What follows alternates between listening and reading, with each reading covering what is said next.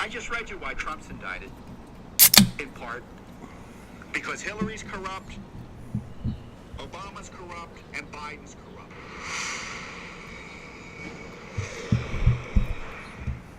One of the ways to understand what's happening is what isn't happening as a result of this targeting of Trump. So, when you have the Justice Department investigating an entire political party in the disputes about the election, doing this massive January 6th jihad against those who were present at the January 6th disturbance of January 6th, and when you have this attack on the president, this arresting of President Trump, that means the All right, we're back. We'll see if this new cord works. New cord, new, what's this called? Mutter. It's a new mutter. Hello, mutter. Hello, father. Here I am at Camp Granada. Hello, mutter. All right, let's see how my first focus today is. Hey, everybody. I just got to make sure this is working. It is. We'll see. Hey, Peter from Wales. From Cardiff. I never went, never been, but I'd like to go. How is it in Wales that at least two men, probably many more, had the great voices? Tom Jones, Richard Burton. It's probably more. And then apparently the coal seams in Wales go under the ocean, or maybe not. Maybe it was when the continents were connected. But it's the same coal seam in Pennsylvania.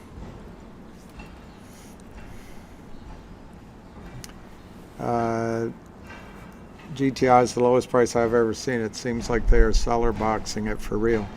Well, I don't recognize ideas matter. I don't recognize that, so I assume you're a bot. Yeah, they're selling it down. It's their only. I mean, ideas. It's the only strategy that these criminals have. Which, I mean, anybody that's been watching it's not new. They sell stock that doesn't exist. They sell the stock lower by flooding the market with non-existent shares. They commit racketeering fraud by bringing their friends in to help them, and they drive it down. It's all fake volume. So that's one. Two, cellar boxing doesn't refer to 70 cents, 60 cents, 50 cents, 40 cents, 30 cents, 20 cents, even 10 cents, even 5 cents. None of that is cellar boxing. And I'm really glad out of the blue you've joined the conversation, and I thank you for your question. Let's go over what cellar boxing is.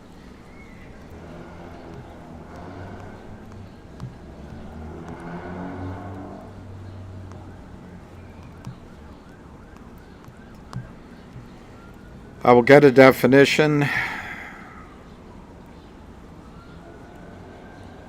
from somewhere, so you don't have to believe me.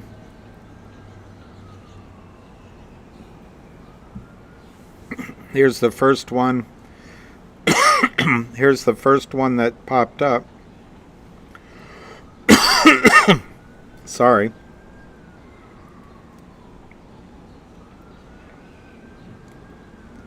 I'm going to not use the first one that popped up. I'm going to use the... I really apologize.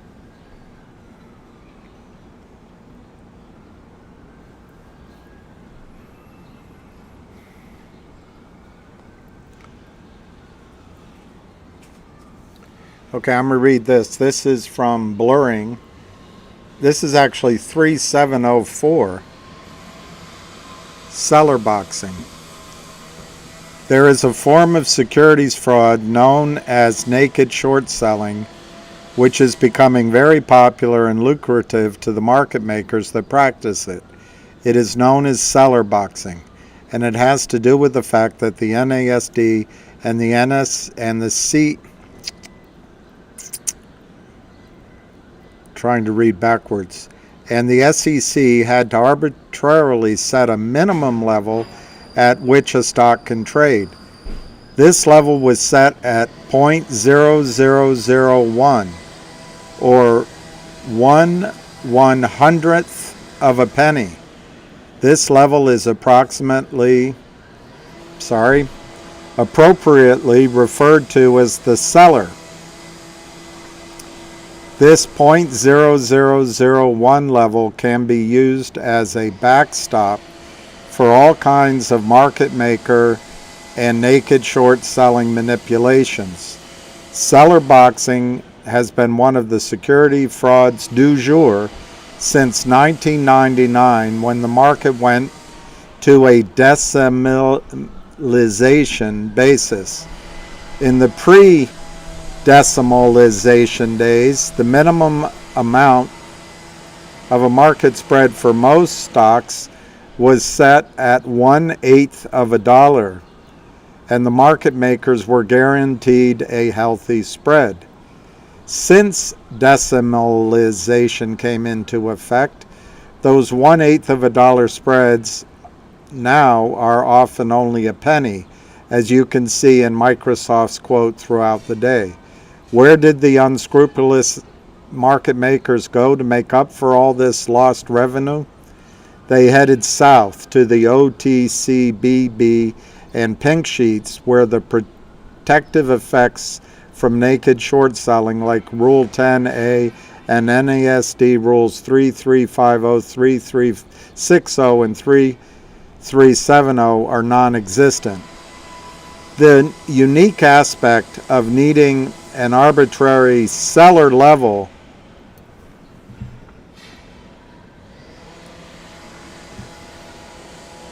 is that the lowest possible incremental gain above the cellar level represents 100% spread available to market makers making a market in these securities. When compared to the typical spread in Microsoft of perhaps 0.4%, this is pretty tempting territory. In fact, when the market is no bid to 0.0001 offer, there is theoretically an infinite spread. Does a certain healthcare company that you were urged to buy come into mind? In order to participate in cellar boxing, the MMs first need to pummel the price per share down to these levels. The lower they can force the share price, the larger are the percentage spreads to feed off. This is easily done via garden variety naked short selling. In fact, if the MM is large enough and has enough visibility of buy and sell orders, as well as order flow, he can simultaneously be acting as the conduit for the sale of non-existent shares through Canadian conspiring broker-dealers and their associates with his right hand, and at the same time, his left hand is naked short selling into every buy order that appears through its own proprietary accounts. The key here is to be a dominant enough of a MM to have visibility of these buy orders. This is referred to as broker-dealer internalization, or naked short selling via desking. Naked short selling via desking, which refers to the market maker's trading desk. While the right hand is busy flooding the victim company's market with counterfeit shares, which can be sold at any instant in time, The left hand is nullifying any upward pressure in the sale price by neutralizing the demand for the securities.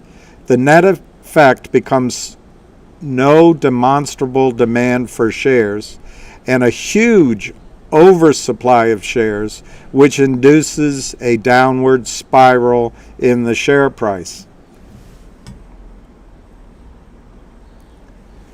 In fact, until the beefed up version of Rule 3370,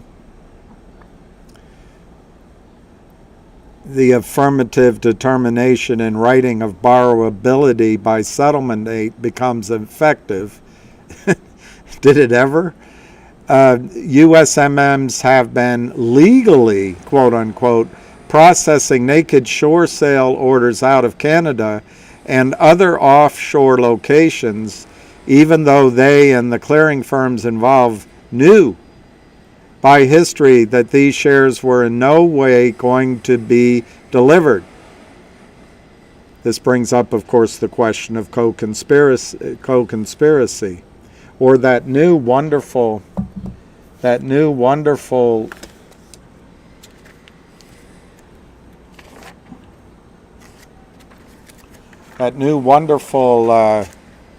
SEC phrase, reckless in not knowing, being reckless in not knowing.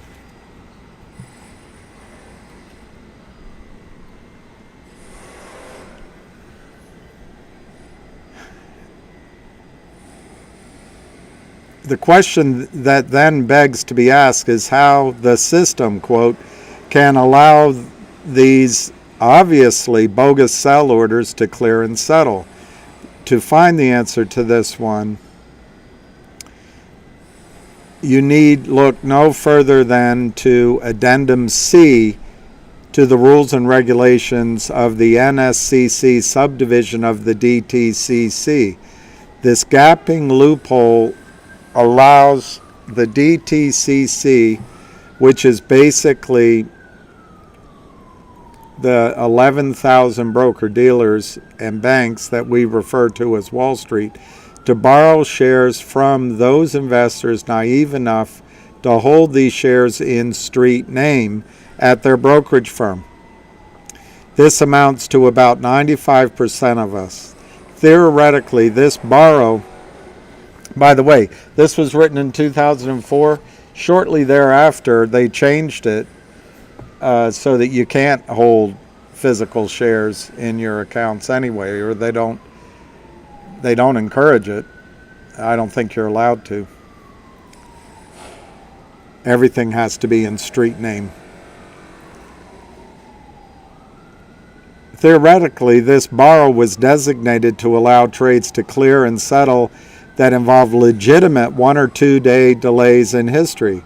This borrow is done unbeknownst to the investor that purchased the shares in question and amounts to probably the largest conflict of interest known to mankind. Other than, well, we'll forget about that. We'll leave out politics. The question becomes, would these investors knowingly loan without compensation their shares to those whose intent is to bankrupt their investment if they knew that the loan process was the key mechanism needed for the naked short sellers to effect their goal? Another question that arises is, should the investors bid who just earned a commission, broker-dealer, should the investor's broker-dealer who just earned a commission and therefore owes its client a fiduciary duty of care be acting as the intermediary in this loan process, keeping in mind that this bid broker-dealer is being paid in cash, the value of the shares being loaned as a means of collateralizing the loan, all unbeknownst to his client, the purchaser. An interesting phenomenon occurs at these seller levels.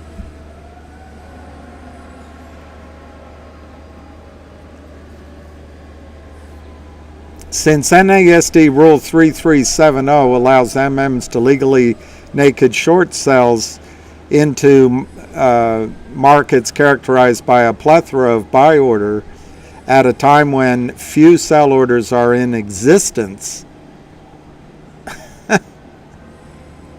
Unbelievable. A market maker can theoretically legally sit at the, and that legally is in quotes, at the 0.0001 level and sell non-existent shares all day long. Does that remind you of a healthcare company you were recommended to invest in? And do you think that there was a lot of money being paid and possibly there was some baksheesh involved? What tends to happen is that every time the share price tries to get off the cellar floor and onto the first step of the stairway at 0.0001, there is somebody there to step on the hands of the victim corporate market.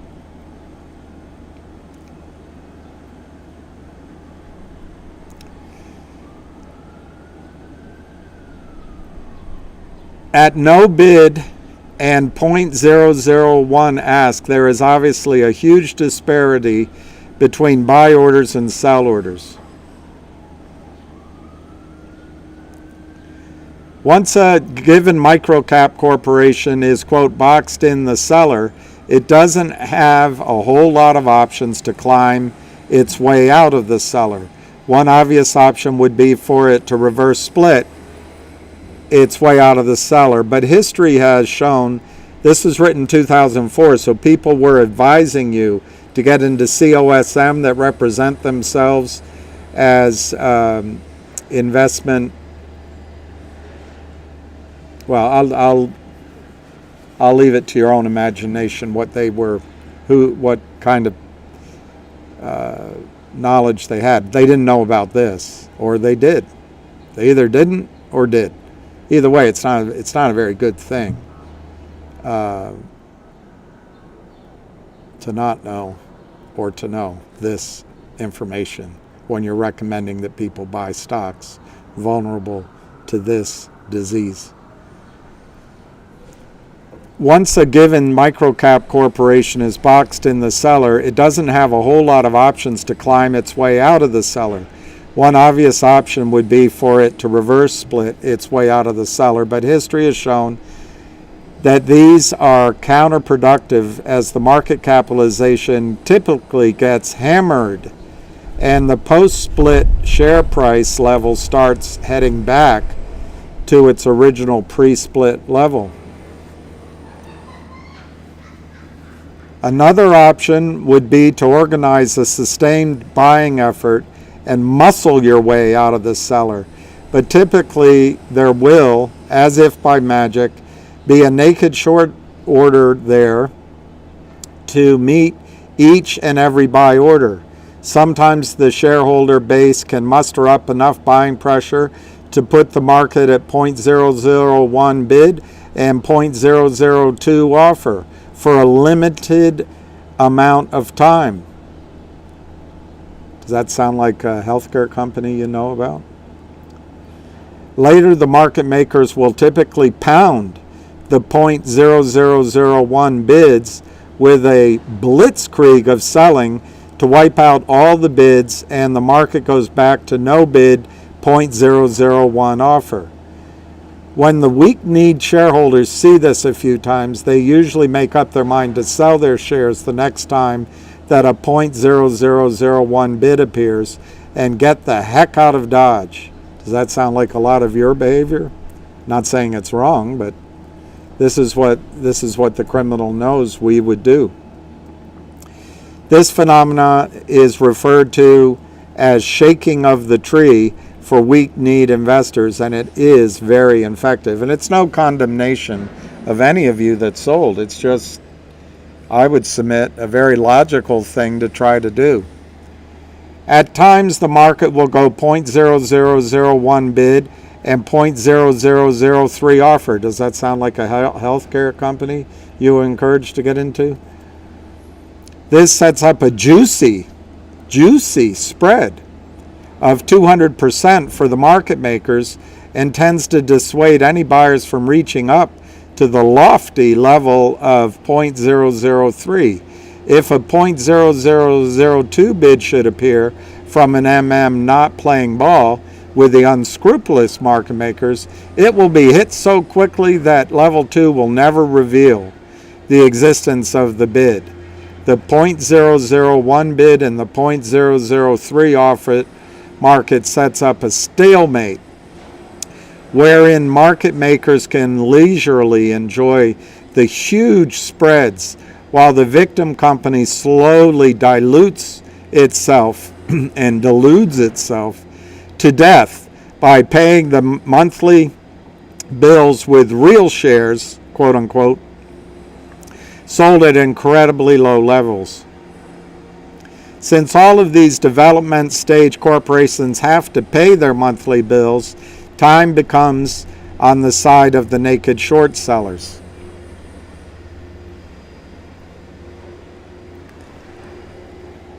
At times, it almost seems that the unscrupulous market makers are not actively trying to kill the victim corporation, but instead want to milk the situation for as long of a period of time as possible and let the corporation die a slow death by dilution. The reality is, it is extremely easy to strip away 99% of a victim company's share price or market cap and to keep the victim corporation boxed in the cellar. But it really is difficult to kill a corporation, especially after management and the shareholder base have figured out their game, which is being played at the shareholders' expense. As the weeks and months go by, the market makers make a fortune. Do you think there was any money exchanging hands with a certain healthcare company? As the weeks and months go by, the market makers make a fortune with these huge percentage spreads, but the net aggregate naked short positions become astronomical from all of this activity. What pops into my mind is DBMM. 2 to 3 billion shares naked short.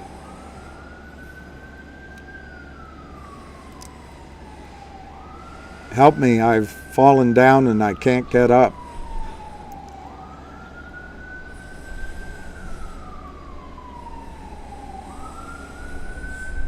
This leads to some apprehension amongst the co-conspiring market makers. That's RICO.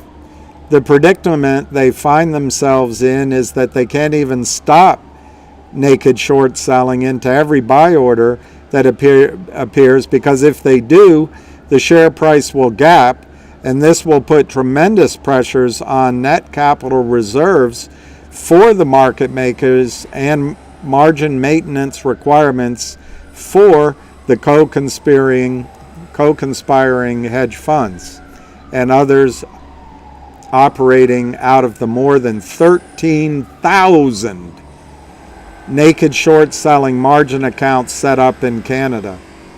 13,000. And of course, covering the naked short position is out of the question, since they can't even stop the day-to-day short selling in the first place. And you can't be covering at the same time you continue to naked short sell. So that's a really bad position for companies, but I see a glimmer of hope in there for DBMM if Alpine gets under pressure. What typically happens in these situations is that the victim company has to massively dilute its share structure from the constant paying of the monthly burn rate. Does that sound like vocal? With money received from the selling of quote-unquote real shares at artificially low levels. Then the goal of the market maker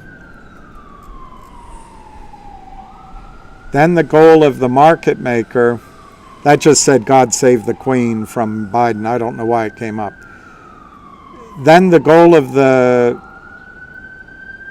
naked short sellers is to point out to investors, usually via paid internet bashers, that with this, let's say 50 billion shares currently issued and outstanding, that this lousy company is not worth the $5 million market cap it is trading at. Does that sound like what they say about GTII all day long?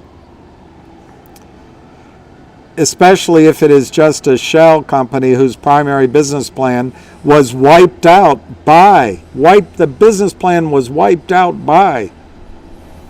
the naked short sellers. Tortuous. That's not torture, although you could read it that way. That is tort law. It's interference. The sellers, tortuous interference earlier on. The truth of the matter is that the single biggest asset of these victim companies often becomes the astronomically large aggregate naked short position that has accumulated throughout the initial bear raid and also during the seller boxing phase. Now we're getting to why we look for some of these companies. The truth of the matter is the single biggest asset of these victim companies often becomes the astronomically large aggregate naked short position which has accumulated throughout the initial bear raid and during this seller boxing phase. The goal of the victim company now becomes to avoid the three main goals of the naked short sellers, namely bankruptcy, a reverse split, or the forced signing of a death spiral convertible note out of desperation. As long as the victim company can continue to pay the monthly burn rate, then the game plan becomes to make some sort of strategic moves, which hundreds of victim companies have been forced into doing, which includes narrative changes, or name changes, CUSIP number changes, cancel and reissue procedures, dividend distributions, amending of bylaws and articles, etc. Nevada domiciled companies usually cancel all of their shares in the system, both real and fake, and force shareholders and their bids to prove the ownership of the old real shares before they get a new real share. Many also file their civil suits at this time also. This indirect forcing of hundreds of U.S. microcap corporations to go through all of these extraneous hoops and hurdles as a mean to survive, whether it be due to regulatory apathy or lack of resources, is probably one of the biggest black eyes in the U.S. financial systems ever sustained. In a perfect world, it would be the regulators who periodically audit the C and D sub-accounts at the DTCC, the proprietary accounts of the market makers, clearing firms, and Canadian broker-dealers, and force the buy-in of counterfeit shares, many of which are hiding behind altered CUSIP numbers. Does that sound like MMTLP? That are detected above the Rule 11830 guidelines for allowable failed deliveries.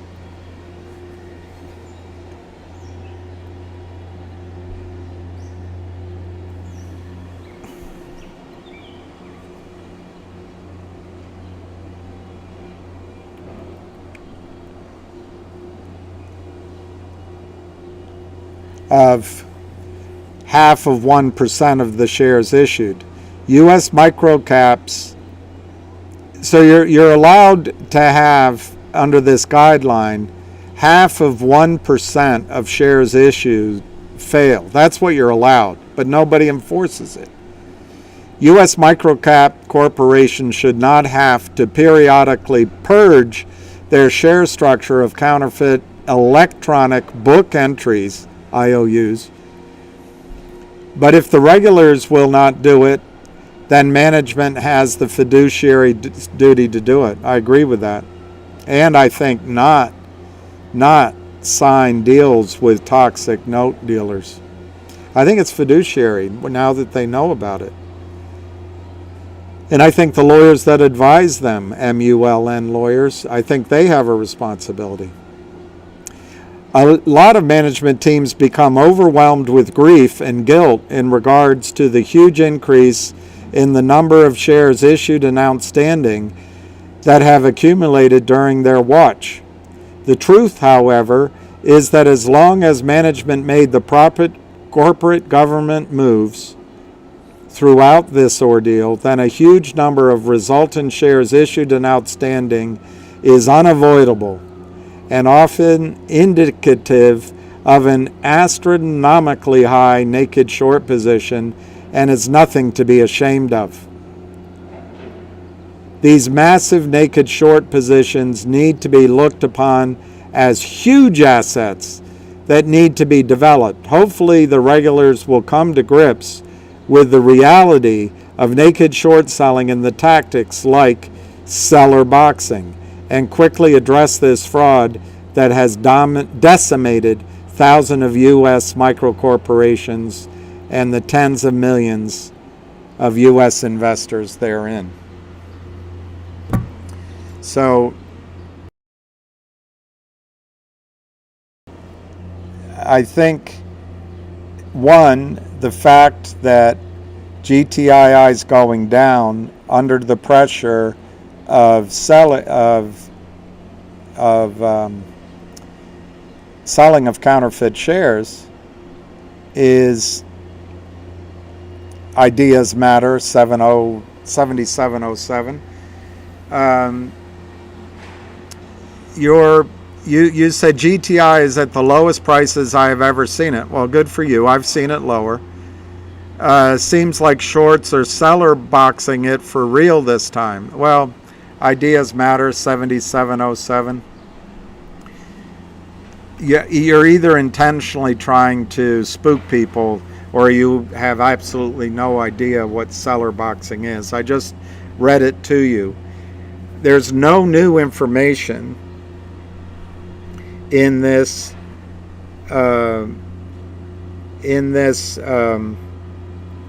ongoing selling of GTII. We all know it. It's the only thing they know how to do. It's the only thing they do. So if you're surprised the stock Ideas Matter 7707, they spoof, they racketeer amongst themselves, they cross trades, they put huge offers out and then pull them away, which is spoofing, and then they cross shares amongst themselves, and it's all fraudulent. It's all non-existent shares. So to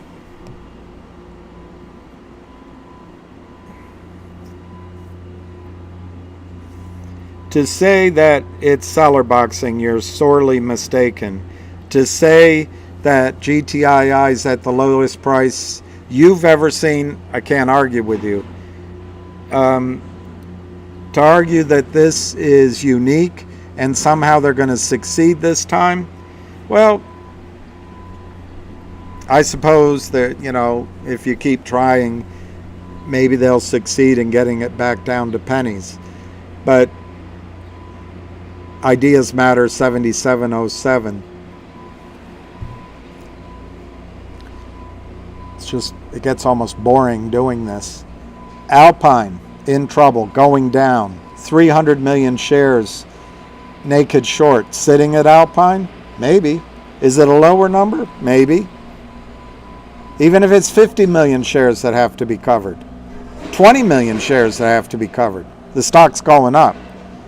Secondly, FBI going after the guy that stiffed the retail firm in California. Someone going to be arrested? Maybe.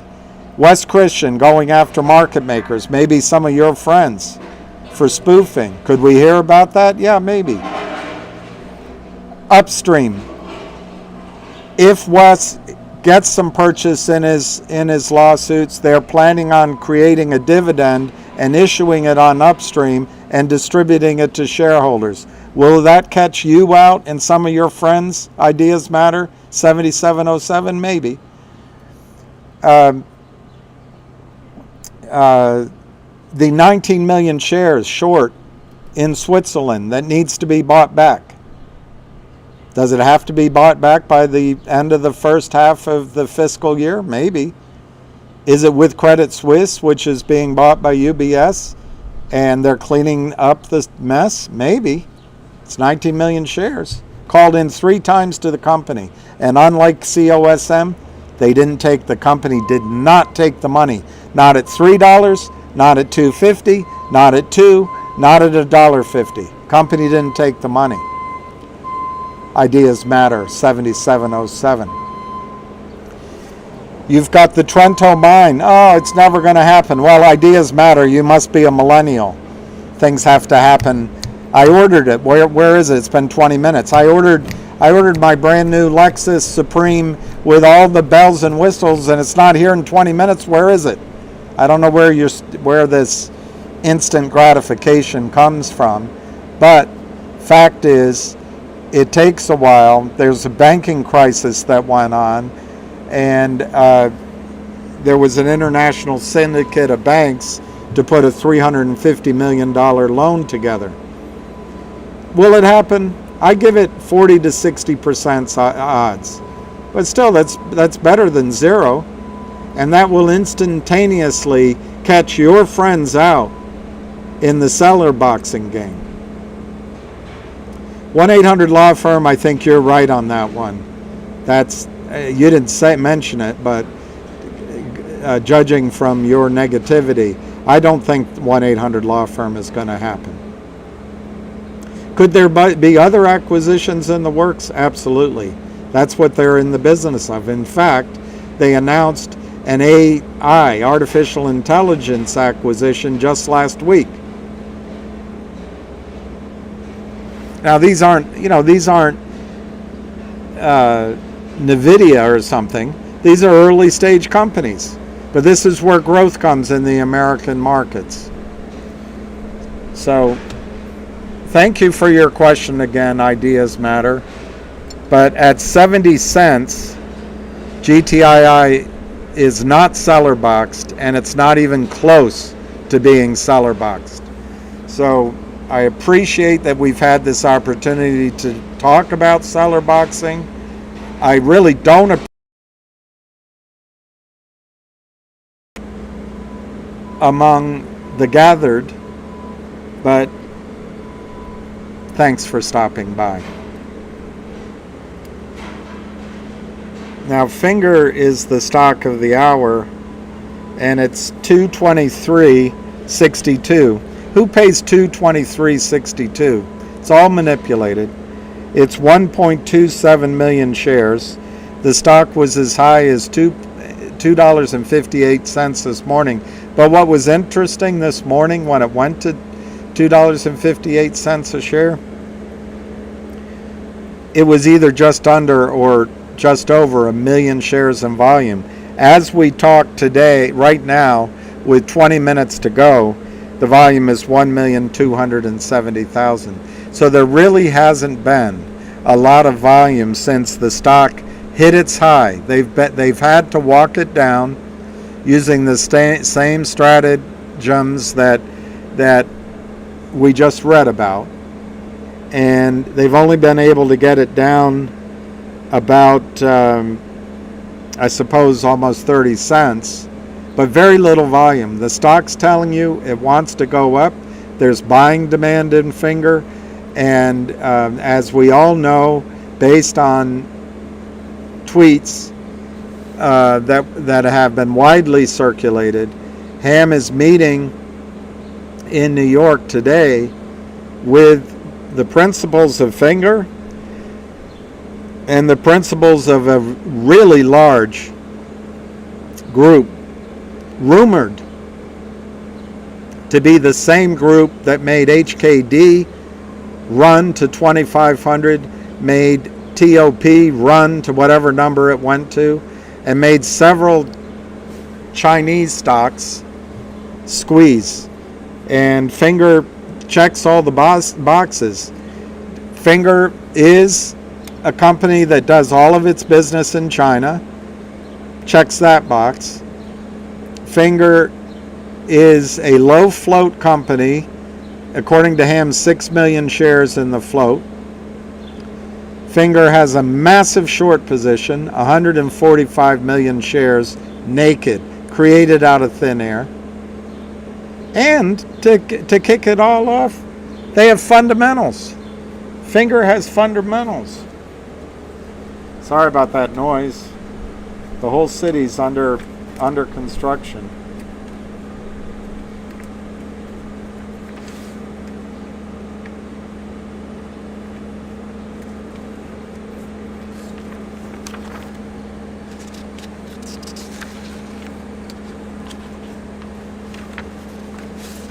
These are Finger's business. By the way, when I talk about stocks, you have to assume I own them. I may be getting paid, I suppose. I don't know.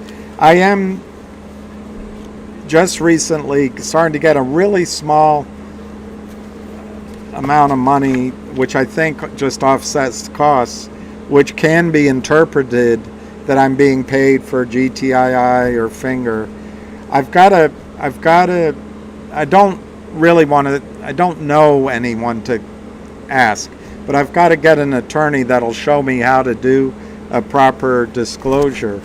But I'm not recommending Finger because my costs are being just last month and this month starting to be offset a little bit. I have no relationship directly with Finger. I don't know. I get confused. I spoke with either Michael Chen or Martin Tang once or twice 5 years ago. I used to own the stock. I've traded the stock, and as you know, I've liked the stock for a long time. So I'm not giving advice because I don't know each of your situations. None of this is advice in terms of financial advice. I guess it's advice in a educational sense.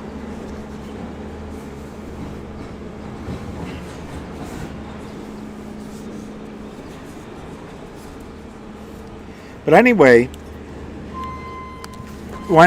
when Ham meets him, he's going to be able to explain that Finger has 4 core businesses, and they just added another one, the Netflix of China, although I think it's outside of China, but it's 100 million users a month.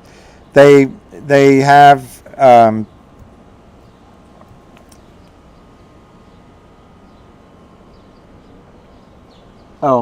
this is their platform.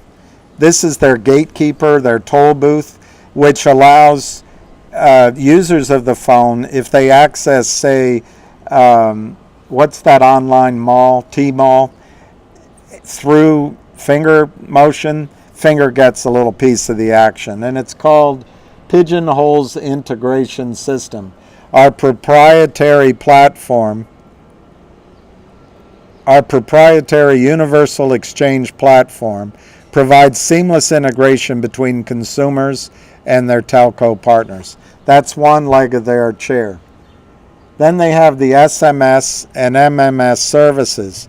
We offer discounted SMS and MMS solutions to our corporate partners with efficient review process. And then their third thing is rich communication services platform. This is proprietary. This is RCS business messaging platform, which takes advantage of the increased bandwidth of 5G. This is big in China because they build out their infrastructure in China rather than bombing deserts in the Middle East or assaulting mountains in Afghanistan, only to abandon those once we get rid of the ogre and put in a peaceful president with the almost like Superman, with the good of all in mind. And then they have big data insights, and they set up Sapientus. And this is, you will remember a company named Snow. The symbol was Snow. It might have been Snowflake, but it was all about data, and it had massive effect. So, in their most recent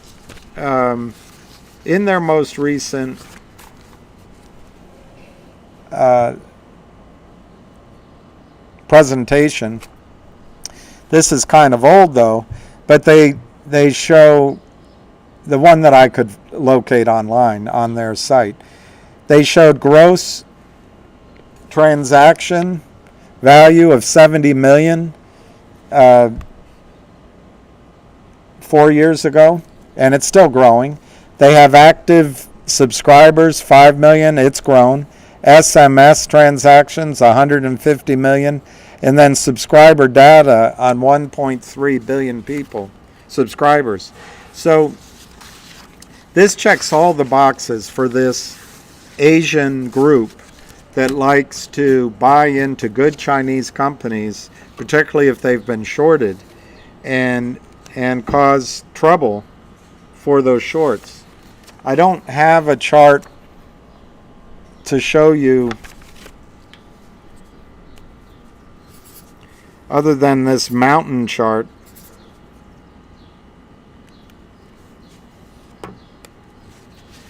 But I just highlight to you before, when the stock rallied, and it doesn't have any numbers here, so I'll see if I printed. I think I printed something else out. But the point is, it went to $16 almost immediately, and then recently it went to $9. So Finger is a stock which could be quite exciting, particularly if this large rumored to be $30 billion group decides to invest. And you heard Ham on his call, and I was on it with him. That's why I know it happened. He said if he were to advise these big guys on how to invest, he'd say he would go bid for 500,000 shares at $2.50. See how many they could buy there, and then raise the bid. Put $1 million out at $3, and then put $5 million out at $5, and then $10 million out at $10. And that, I asked him after the call. I said it seems like the shorts would be dead in a few days. He said days. It would just take 2 or 3 hours. So, yeah, I'm sorry. I thought I printed out another chart. But you've seen the chart on Finger. Maybe I did print it out. And in all of this excitement, I don't remember myself. Did I shoot 5 times or 6?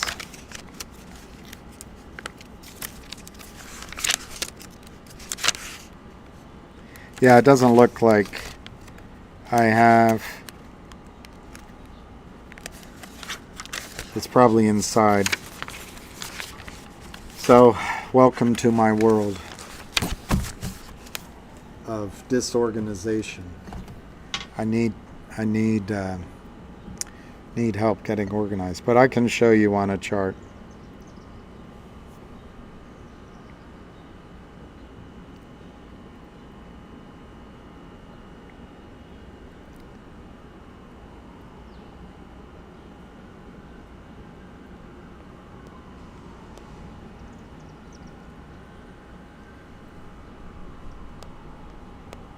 I really thought I had it. It's so annoying. It's annoying. Annoying. All right, so we'll go out 2 years. That might not be enough time. Not really, so I'll go out 3 years.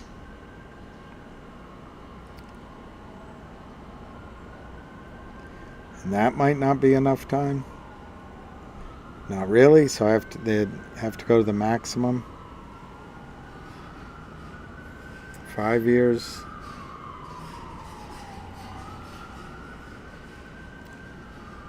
Update. Okay.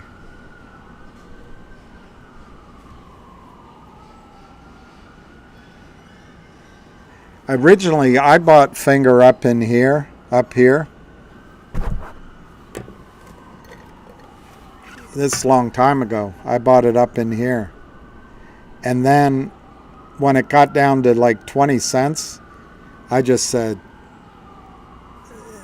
everything looked bleak. And I said, screw it. I'm gonna buy more. And I did. So I remember this vividly. This ran to about 8 or 9. Just look how quickly. And then it got up to $16. And then over here, just recently, I believe this is November, it went from 40 cents all the way up to $10. And now they've just pressed it down and down. And here we are here. And if you could still have a similar move upward. Don't get, I mean, on the one hand, I'm excited that if they could make it squeeze, this could be finally one of the ones we've been waiting for. But I also just emphasize, don't get greedy, take money off the table, which is not financial advice, but it's just use proper money management techniques.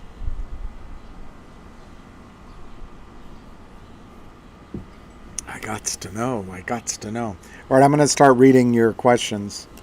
I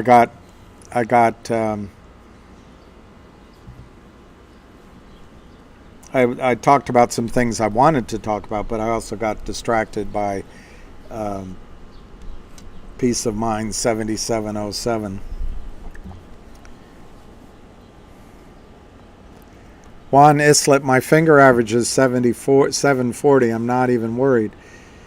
Or June. Well, there's a couple of things. I wouldn't do it now. But after this runs, if you don't sell, or it doesn't run, we can, the one thing you can do is start selling covered calls against it. I mean, right now you could sell the June $3 call, the July $3 calls at, I think it was 25 cents bid.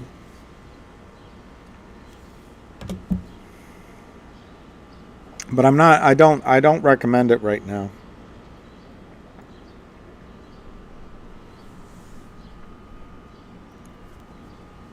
But just as an example, yeah, it's a 25 cents bid, 30-cent ask. So you can sell that and roll it each month. But the problem is then you're committed to selling your stock at $3. So you don't want to do it now. Although I suppose one thing you could do is sell more expensive calls, and buy cheaper calls. You could do something like that. But anyway, I would stay away from all strategies that will limit your upside in Finger. Finger has a chance of going on a bit of walkabout.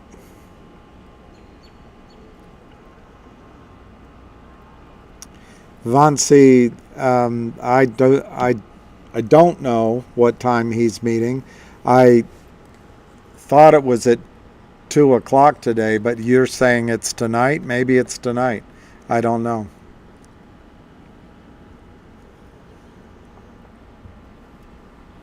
Roscoe, exactly.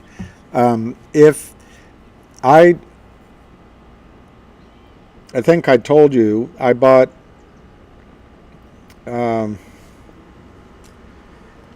either 15 of these calls or 20 of them at either 10 cents or 15 cents. I can't remember. And I had bought a few before. So if Finger goes up, I'll face the same decision as the rest of you. Do you get out early or try to ride it? But I really, if you haven't traded calls before, I don't recommend it because odds are you're going to lose all your money. But I basically have 4 weeks to make that decision, so it's a high leverage, high risk bet. But if it runs and I'm able to get a gain, I'm going to put my money into GTII, just so you know. Hey, Dadif, let me see. I must have missed something. Thanks, Jack Wolf. That was lucky, boy. Just enjoying life.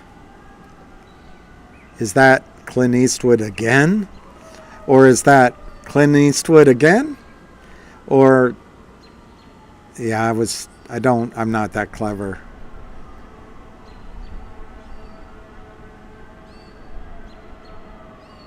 Your mouthwash ain't cutting it. Woody Cardis, I am not diversifying anymore. I'm focusing on GTII. I'm selling 780 shares of AMC soon and buy more GTII. I think that's smart, Woody. The guy that started, I'm trying to remember his name, that started the Investors Daily. I read one of his books a long time ago. And you know, the Wall Street talks to you about diversification, but diversification really works if you're already wealthy. If you want to change your financial situation, sometimes you have to focus on one thing, or maybe just a handful.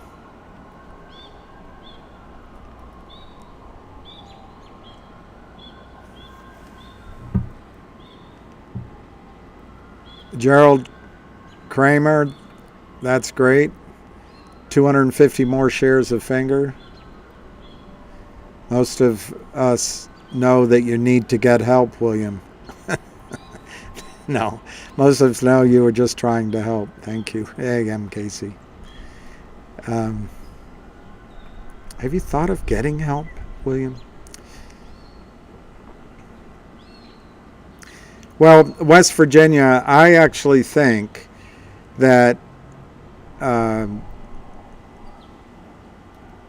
know, there's a lot of assumptions, making an ass out of you and umption going on here. But based on the tweets, Ham is meeting with these guys. I am sure he's going to be a powerful salesman to people that already, and I'm just talking about an idea. He's just presenting an idea as an expert, as a almost a whistleblower. He is, I think, going to be extremely effective at getting the FingerMotion story across. And I guarantee tell you,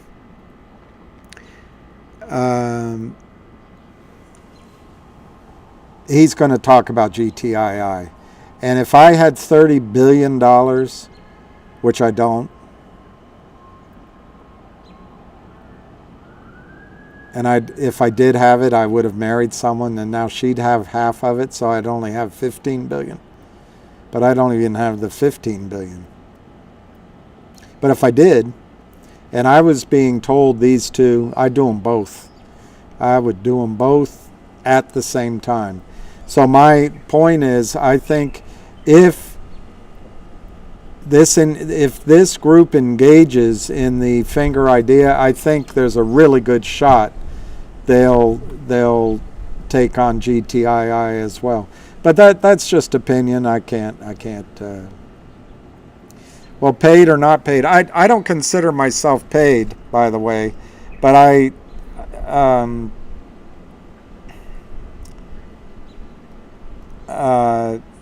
money never sleeps. That is what you just ended that sentence with, the ability to critically think. We're going to need so much of that in the United States. I don't want to make a political assessment of it, but Blinken, the Secretary of State, just gave away Taiwan to China. That's pretty scary. Now, geopolitically and all that, I'll leave all that out. But everything you're touching and reviewing right now, the transistors, the chips, they're all made in Taiwan. All of them. Yeah, I want to buy GoLogic, and the thing is, P-Man, and we probably talked about it a little bit, but GoLogic classifies as, I know, Donna, these are beautiful, but look what happened. GoLogic qualifies as one of these Southeast Asia companies which they could buy into. I don't know if they're going to be talking to them. They're out in New York too. But I'm not as convinced. I was pretty strongly convinced GoLogic could have a squeeze. I'm not as convinced now because they signed and announced a deal to move into recruiter.com. And so I just have a hard time figuring out how the squeeze will happen. Prior to merging into recruiter.com, you had a setup in GoLogic where there's 1,000,001 shares outstanding, between 750 and even as high as 1,050,000 closely held.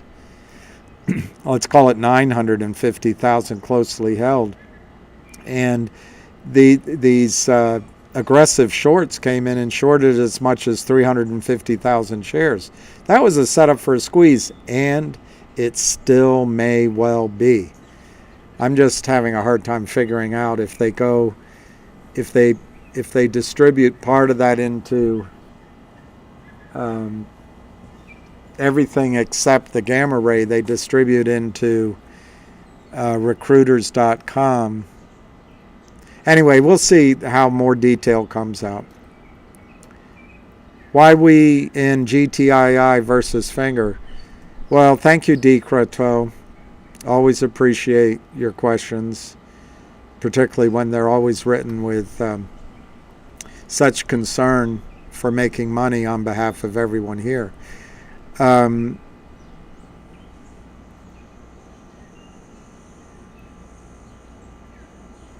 fact, I don't know how I can answer your question. Many people are in both GTII and Finger. I think GTII is the best setup that Ham has ever seen, according to Ham.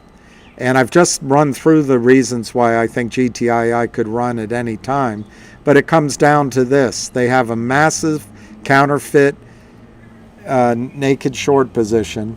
Some people say that it's not 350 million shares. Some people say there's no way at all. But you have one trap short, one corrupt and dying prime broker, and everybody that owns the stock is owning it closely held and not lending out their shares. So that's why GTII. I just gone through Finger. So thank you anyway, D. Croteau. Love your question. Tax 77. The box does not check is that retail is involved. None of the recent squeezes had any retail. Well, I don't think it's true that they didn't have any retail. But I don't know. I didn't own any of those shares.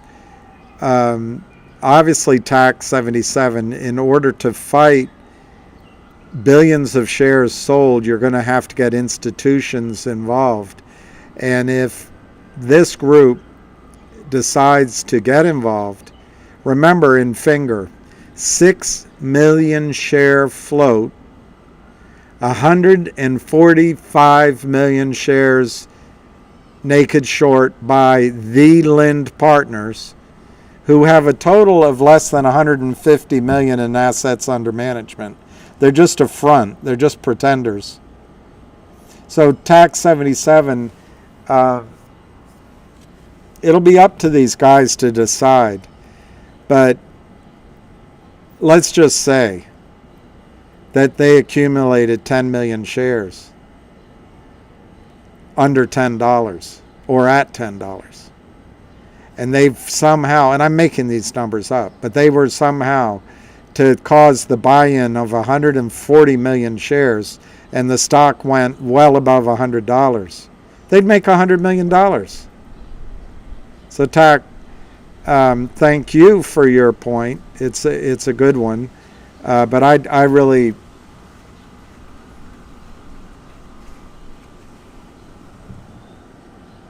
AMC, GME had retail. Volkswagen certainly had retail. Higglety, Pop, whatever it was, that had retail. So squeezes happen with retail in it, tax 77. Is there a ham call tonight? I looked, I didn't see one, but I can look again. Vancy, I think the meeting was in the afternoon, but maybe it's tonight. Does Alpine go under before they find the submarine? I don't know, Chuck. I read that that submarine might have already blown up. Might have already been what's the word? It just might have collapsed on itself already. Sheikh Farhad, are we getting anything from our holding shares of MMTLP? Not yet. Not yet.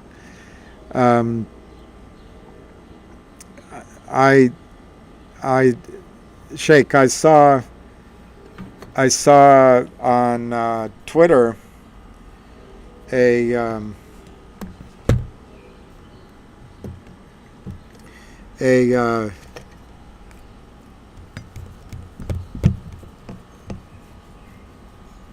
one guy, I think it was called HUD or HURD, HUD or HURD, an AI chat thing, AI. He asked how many shares are failed to deliver in MMTLP. And the answer came back 2.5 billion. I'm not naive enough to believe that AI is going to come up with the correct answer. On the other hand, I think it's quite interesting that it came up with such a high number, 2 billion.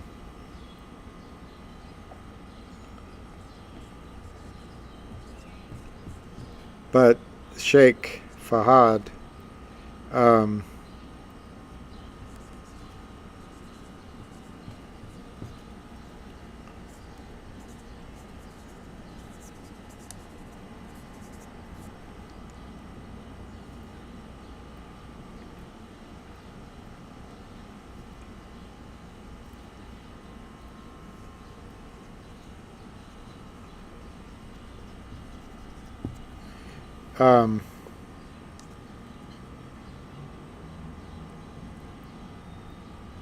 that's not where that should go.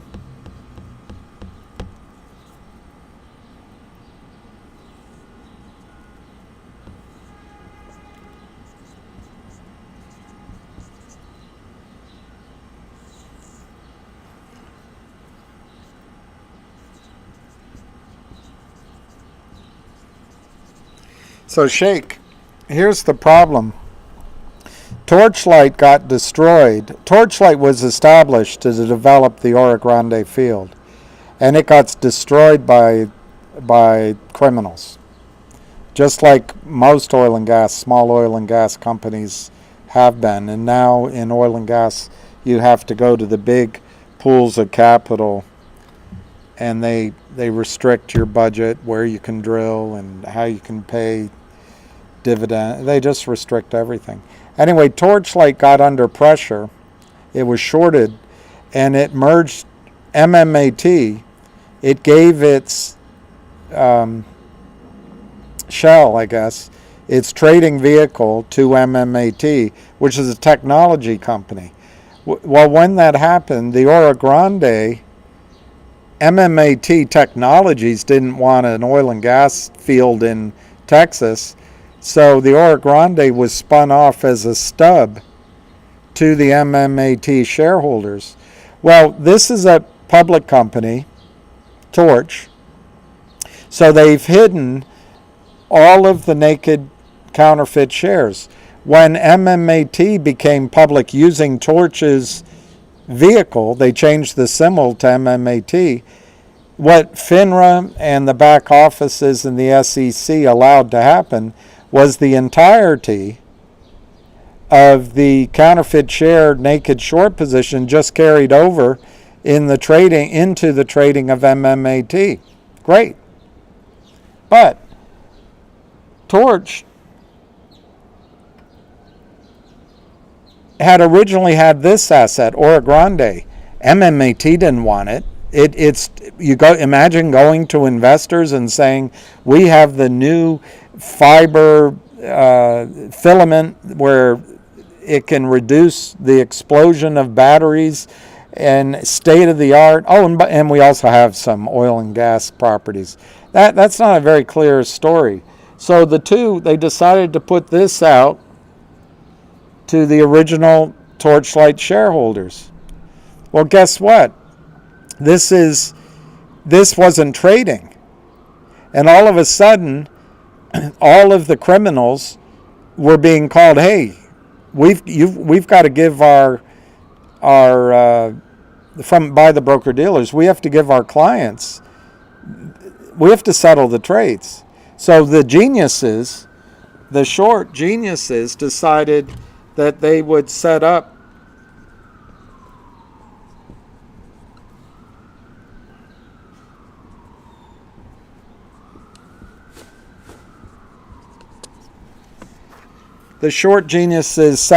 fraudulently the MMTLP ticker to trade. So this stub, which was just sitting in people's accounts as an entry, suddenly started trading.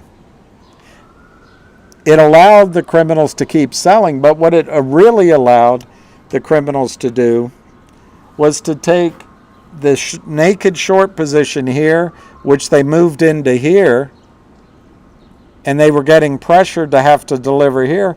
It allowed them to move the naked short position all the way into MMTLP. Now, if that AI is correct, and it's over 2 billion shares, there's nothing to give you, Sheikh Fahad. There's nothing to give you. There's only 165 million real shares of, I didn't put that on here, but there's only 165 million real shares of NextBridge Holding. So there's just nothing to give you, or me. I own it too. And that's what the debate's about right now. What's an equitable gift to you? And I don't think they have a solution. I hear that something's meant to be announced, but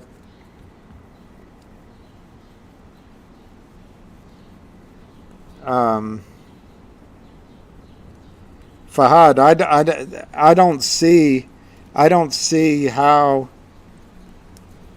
they're going to be able. I just don't see a solution in the short run. They could announce a framework for discussion, but then they're going to have to duke it out.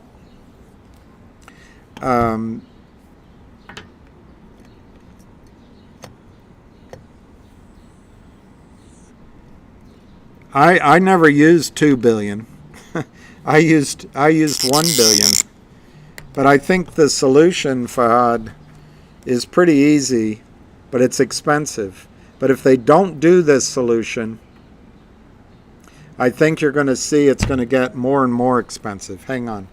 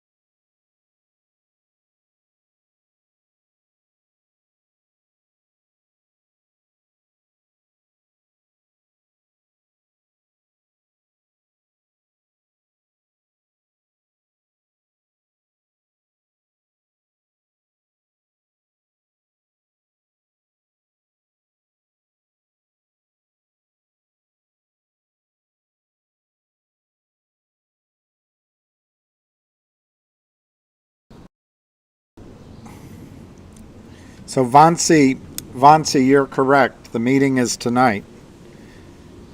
And I don't know when. It'll be this evening. It hasn't happened yet. So anyway, Sheikh Fahad,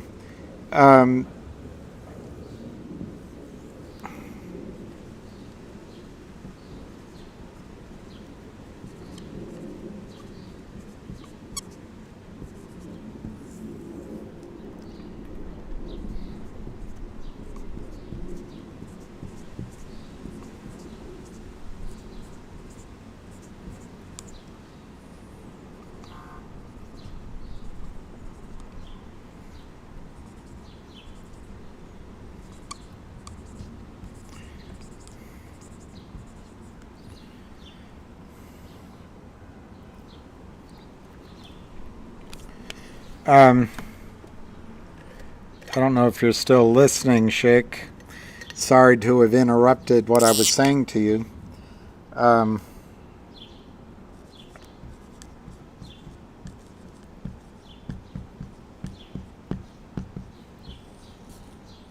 This is how I see MMTLP.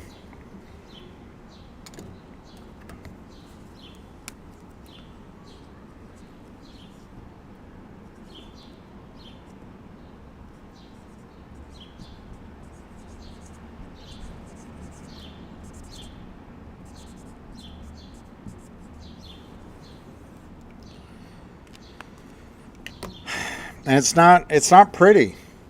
But you're going to get, I think, get well paid.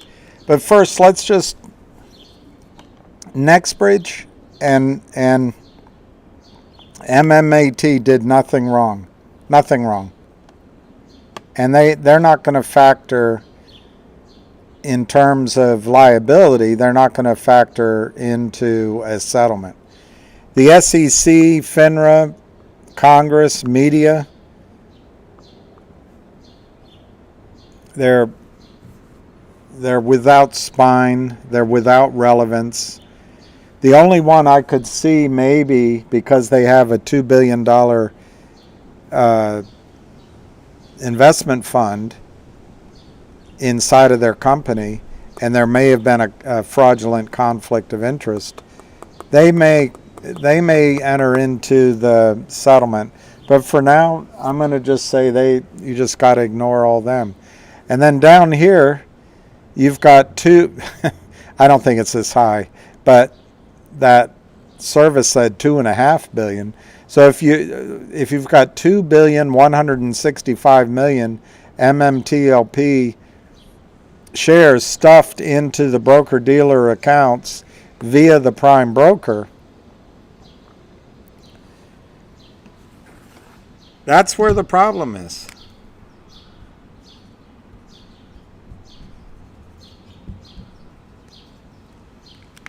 And Nextbridge only has 165 million shares.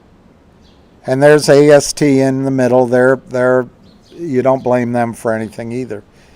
So you've got a bunch of the criminals over here, LLCs, and a bunch of the market makers over here. What's trying to be decided right now, first, the media is trying to convince everyone that it's your fault. It's not my fault. It's not. You didn't do anything wrong either. I didn't do anything wrong either. The criminals, if this number is anywhere near true, flooded the market, destroyed supply and demand by over 2 billion shares. They did that out of greed. They took money out based on a warped supply and demand. And you studied it, I studied it, and said, wait a minute, Nextbridge is worth something.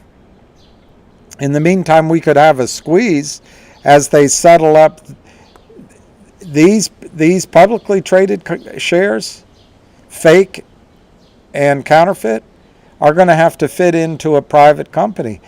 We see a squeeze company. There's nothing wrong with that. Absolutely nothing wrong with that. The media is trying to tell Congress and you that there's something wrong with that. And there isn't. There just isn't. So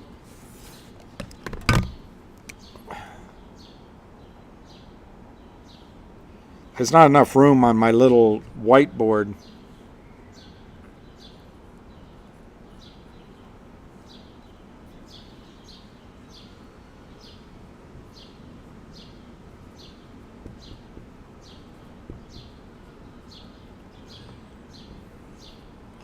But here's the dilemma. Here's the dilemma.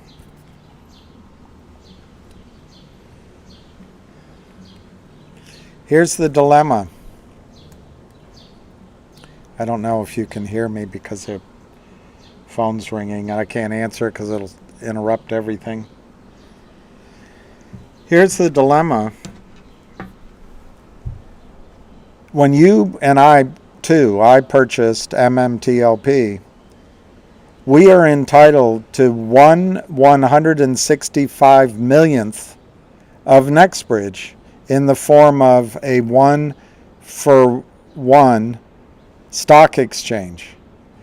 Our public shares of MMTLP, we're supposed to get 1 share of NextBridge at 1/165 millionth of the value. I think NextBridge is worth over $100 a share right now. And my only way to even up this difference is to make the payout over $1,000 a share. The one group I left out of here, every one, MMAT, NextBridge, DTC, all of these people, all of these criminals, criminal, they all have lawyers. You got to pay the lawyers. But I think the settlement is going to have to be over $1,000 a share to make this ratio work and to allow for the fact that they've improved the value of Ora Grande while everyone's futzing around. That's one of the risks. Lawyers are going to say it's worth $287 a share because that's where the last trade's going to come. Other lawyers are going to say the big boys at NBH are going to say, wait a minute. We told you it was worth $600 a share, and we've added oil discoveries in the shallow. We've proven up our zones, whatever they're going to say. I haven't seen that. But it could be worth more than even the numbers I'm saying. Out of, let's say it's $1,000 a share, 1,100. I figure 100 goes to the lawyers. They're all going to get as rich as, because they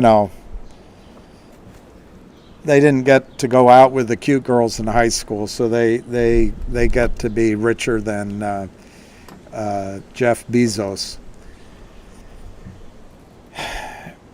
But even if it's $500 a share or $600, if it's 2 billion shares outstanding, you still get to this really big number really quickly.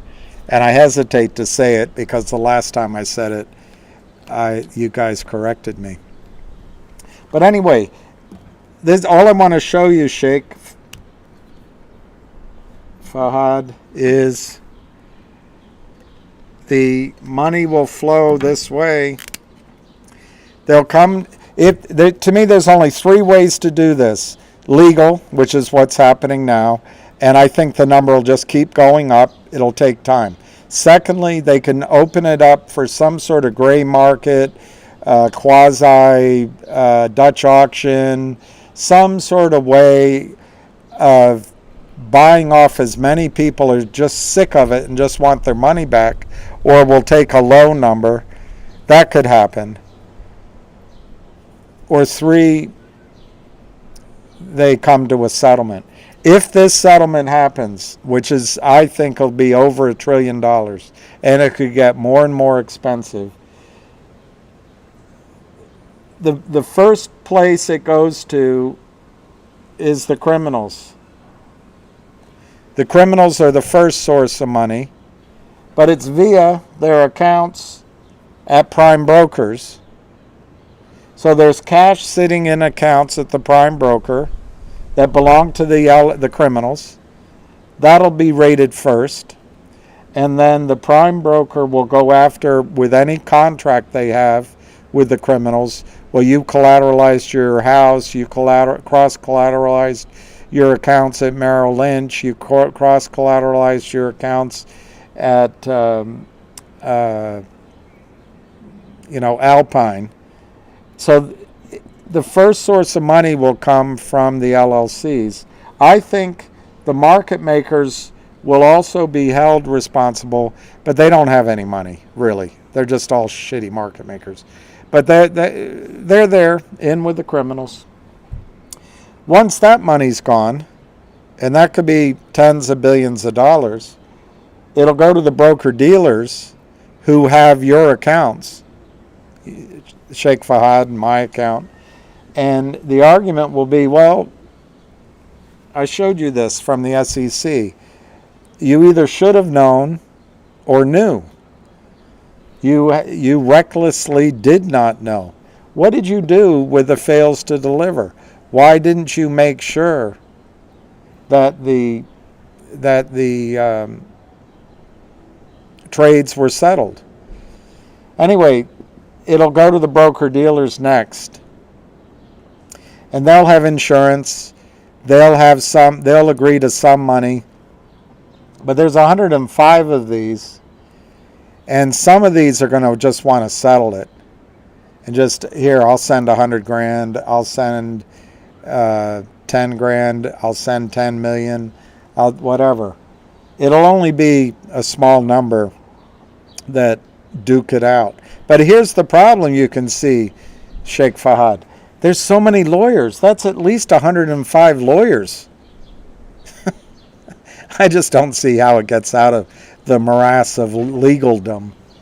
But anyway, if the broker-dealers can't come up with it, it goes to the DTCC. And they're worth 80 trillion to 100 trillion, 120 trillion. That's the number, the value of the assets that they custodial. And ultimately, this is all of the brokerage houses and hedge funds, big hedge funds in the country. If they don't want to settle it, it'll go to the government. But that's what'll happen. And that's not very clear. But the bottom line is, whether this is 500 million or 2.5 billion shares, there's only 165 million seats on the plane.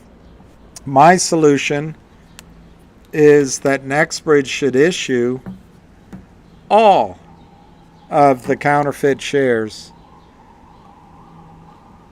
cover every single trade, get an authorization from their shareholders.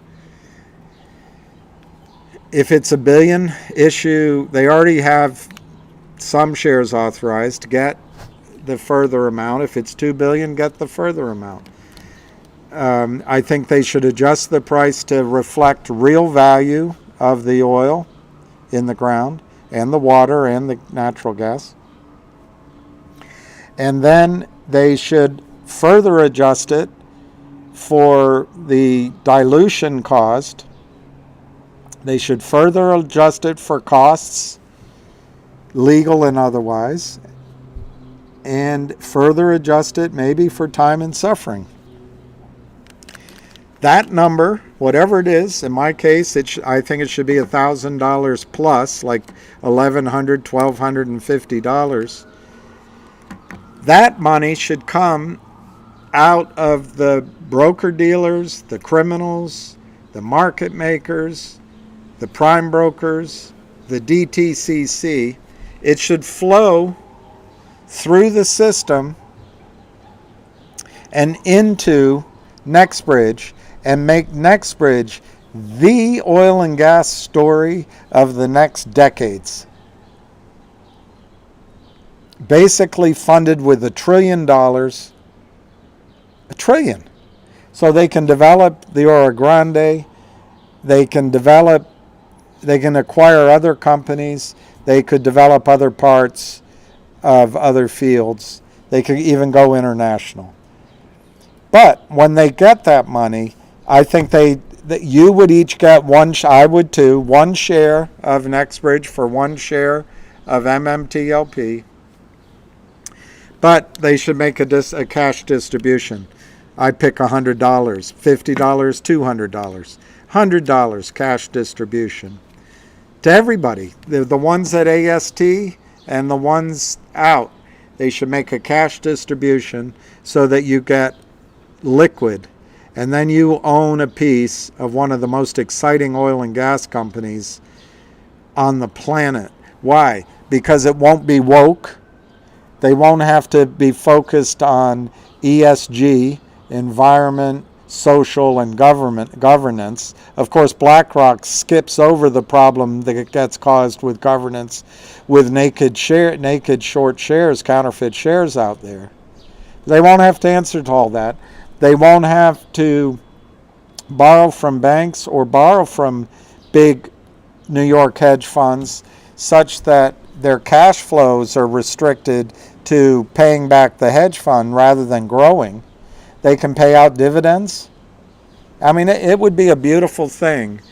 And I think what's in it for NextBridge is to become the oil and gas company on the front page of every magazine in the world.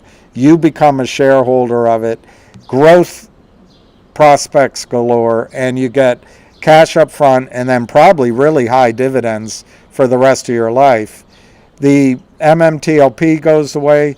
One or two prime brokers will go out of business, but nobody will go to jail. That's what we would have to give up. Broker dealers would get rocked, but they'd survive. No one would go to jail. These guys, NextBridge, I already told you, would be great. MMAT would get its loan paid back. They would probably have a squeeze. They'd be great. DTCC, it'd be a cost of doing business. It'd be like finding Hunter Biden 2 misdemeanors for illegal gun possession and tax fraud. He's a white guy and he's a Democrat and his dad's Joe Biden.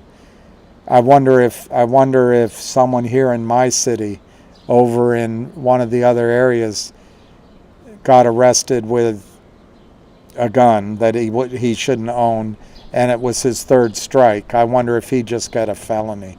But anyway, to the DTCC, it'd just be a slap on the wrist. They get to go on with their business. They get to have their schemes and marry their secretaries, have 5 homes, 2 different families, yachts, summering in the Hamptons, wintering in Stadt. Anyway, they go on with their life. The SEC goes on with their life. FINRA, Congress can get back to doing nothing, and the media can get back to going after Trump and protecting Joe Biden. And then these criminals will probably not go to jail. They may be disbarred from the securities business, but the SEC doesn't enforce that. So they'll probably continue to be able to crime, but they'll have to lose everything they have that is not in their wife's name right now. And then the market makers will just disappear like cockroaches. You might step on one and they'll run under the refrigerator, and then they'll come out under the dishwasher later on down the road. But this solution does not give satisfaction other than in your pocketbook. And I think that's Sheikh Fahad, that's my answer to how this gets solved. But we're not anywhere near there yet. They could do kind of a back-assward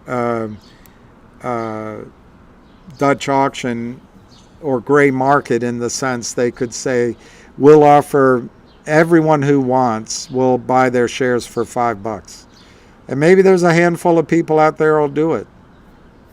And then the dust will settle and they'll come back and say, we'll buy everyone at $15. Dust settles. $25, $75, $100, and on upward. They might do something like that.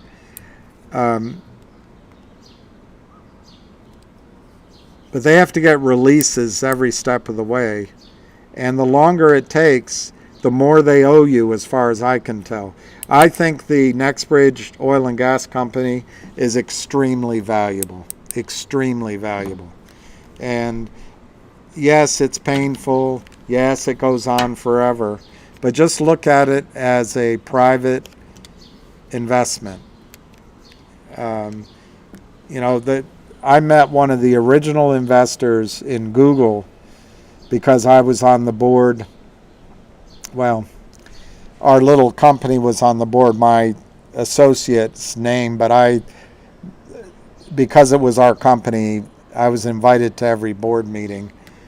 We only had one seat, so we kind of shared it that way. But I met this guy, and he had invested in this company called Google, and no one had ever heard of it. And he showed it to me, and I went back to my friends here in D.C., and I showed it one night. It was beta or whatever they call it, and just how fast it was, the search engine. And but I couldn't invest in it. I wasn't invited in the private rounds. This guy was. And he said it's getting ready to go public. And sure enough, it did. And now look at the story. But I don't know how long he had to wait between the time he put up his money and all of that back office, business planning went on. But it's just a fact. Facebook, when it first came public, went down. Amazon went through stressful periods. And then now it's enough to make 3 people the wealthiest people in the world. MMTLP has morphed into a private investment. The only risk to that strategy is if somehow the media, Jim Cramer and the rest, are able to convince Congress that you shouldn't have bought it. Well, that's not right. That's not right. You bought it after it had been approved. Otherwise, your brokerage firm wouldn't have let you buy it. You put up cash. You deserve the benefit of your purchase. And you'll get it. In my judgment, you'll get it. And I will get it. I also own MMTLP. So,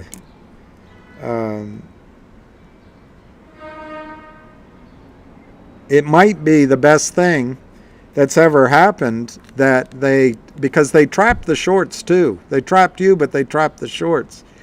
And there's going to be discovery. And there are honest people on Wall Street. So, Nextbridge isn't sitting off on the side doing nothing. They finished drilling last year's lease requirement and I think this year's. They have the money for this year's anyway. They've either drilled 10 or 15 of the deeper wells successfully. And by the way, even a well that's a dry hole can be successful when you're first developing a field because it becomes a science well that you use when you're drilling your next wells. Back then it was 3.5 billion, 4 billion barrels of oil. That number can only have gone up since because they're continuing to work their science. 7 trillion cubic feet of gas, that's gone up. And yes, oil prices are down, but as this takes more time, infrastructure will go in place. The insiders approved the purchase of 100% of Oro Grande. They didn't do that because there's nothing there. So Sheikh Fahad, I'm really quite positive on Nextbridge. But for the people that are in AST, they got, in my opinion, they have the first class ticket here. They're already in. But there's so many lawyers. Lawyers can complicate everything even with that ownership if it all goes to court. So a settlement is going to have to involve all these people I just said. And it has to be fair to everybody. And I think it's going to end up being, the lawyers are being pound foolish and penny smart, or whatever it is. It's going to cost more and more to settle this the more time goes by. And I think it's going to be a massive settlement. I think if they don't pay out to everybody they defrauded, I think it could go on a long time, but I think they're going to lose. So you might look at it as a private investment in NextBridge Holdings and or a private investment in a massive lawsuit that is equivalent to NextBridge Holdings plus penalties, civil penalties, fraud penalties, etc. I don't know if that helped, Sheikh Fahad. T-Strup, I have now 100,000 or 100 stock. I buy stocks every day from Garden Work. That's great, T-Strup. That's what I like to see. And just hold the course. Hold the course.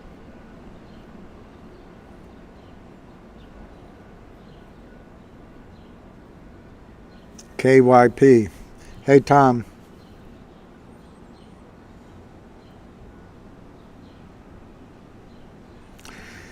Broker-dealers have arbitration clauses, and one of the lawyers here made it clear, I think maybe it was not legal advice, made it clear that fraud doesn't break the walls of the arbitration clause.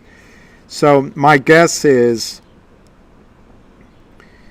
that it's going to be difficult for many of us to win in court because it's got to go to arbitration instead of court, and it's going to be that same way with the broker dealers. However, I think that one of the blessings in the MMTLP situation is the 4, 5, or 6 big whales that have been invested all along. They invested directly. There was no arbitration clause. So a settlement system-wide has to go through these, through John Wayne's door. John Wayne or Arnold Schwarzenegger or Clint Eastwood or you get what I mean. It's got to go through the big guys. And I don't know. Something's gotten in my eyes. So I think these big 4 or 5, 6 people are not going to make a settlement that screws you or me. So, yeah, I think it's possible that the broker-dealers sign something with the prime brokers. But Tom, at some point the broker-dealer has to enforce the law as well. They have to enforce settlement. So, just to shift gears slightly, if you go to GTII in October, November, there's no question in my mind that Fidelity finally saw what was going on with the warrant as a special dividend. They were paying 1,000%. Well, that time, if they had been called into court, they could have argued, well, we didn't know, Your Honor. Our head of operations is 13 years old and just got out of grade school, and our computers are Tron 100s that we have from the days of Space Invaders, and they're not up to it. Our systems didn't process the fact. Well, are you telling me that when these trades didn't settle, You didn't call the other side? Well, no, our computers didn't bring up any problem with it. So the first time, I think they can get away with that. The first time, they can get away with saying we didn't know. And remember, they're mostly white collar, probably mostly white, maybe not all white, and they're bankers, so they're not going to go to jail. This kind of behavior in the real world, you go to jail. But the second and third time, you can't say, well, we didn't know. The I don't know excuse, I didn't see it excuse goes out of the wayside. So, yeah, Tom, I think there might be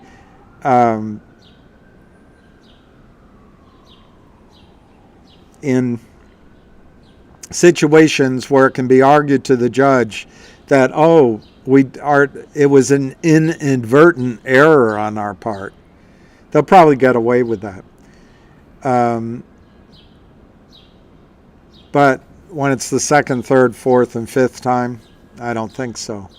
And I think in that case fraud does prevail, because they are charged with enforcing the securities laws, and if they want to keep their license to do business, I think it would bite.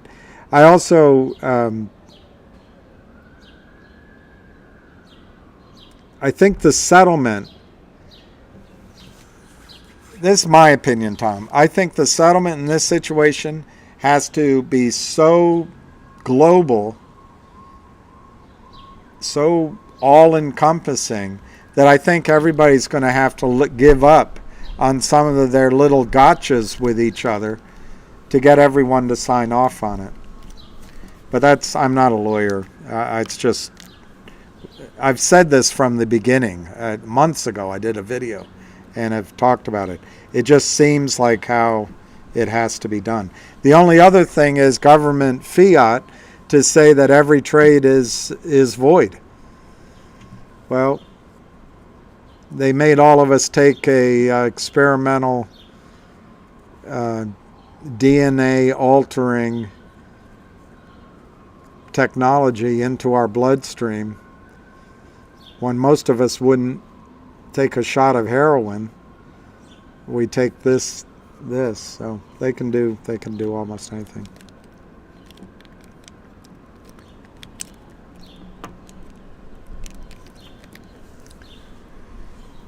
Well, KYP, I agree. I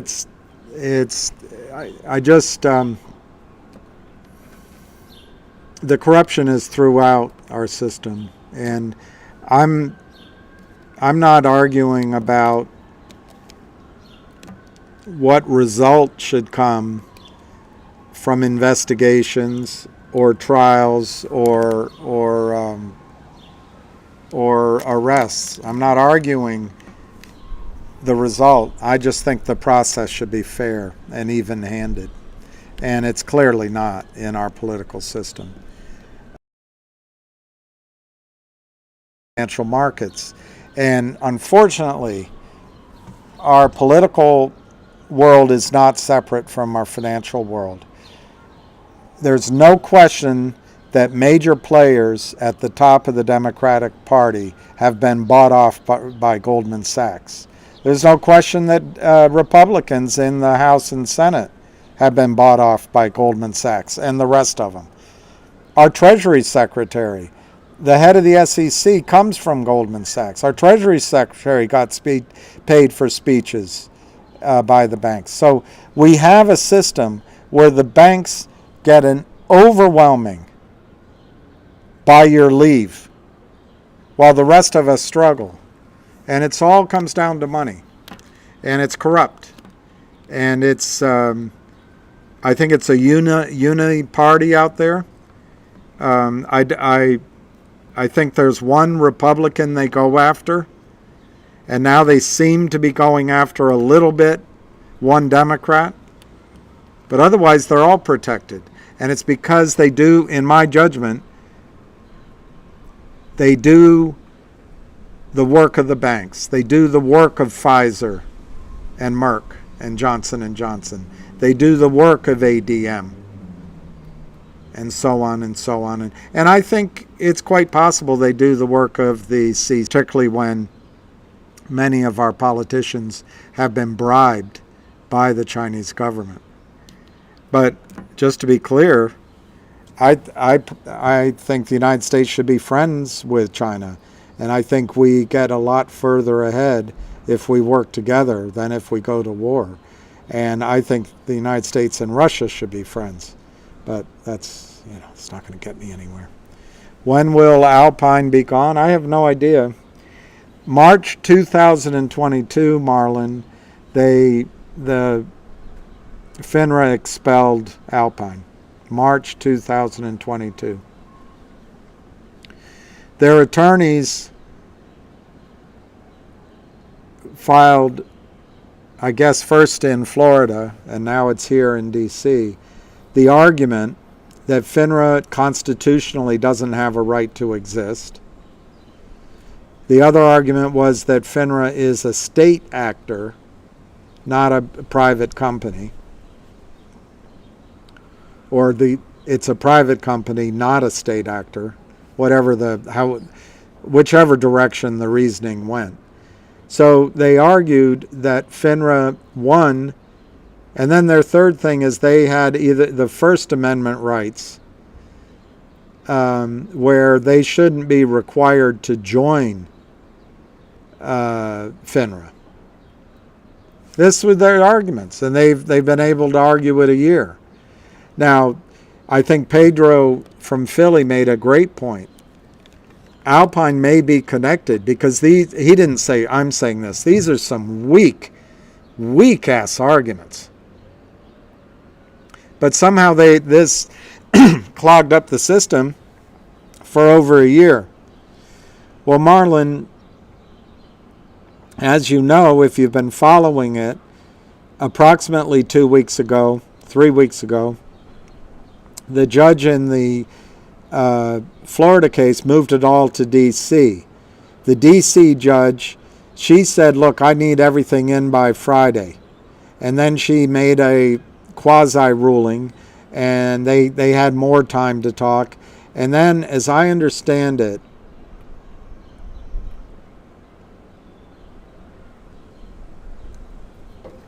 they appealed.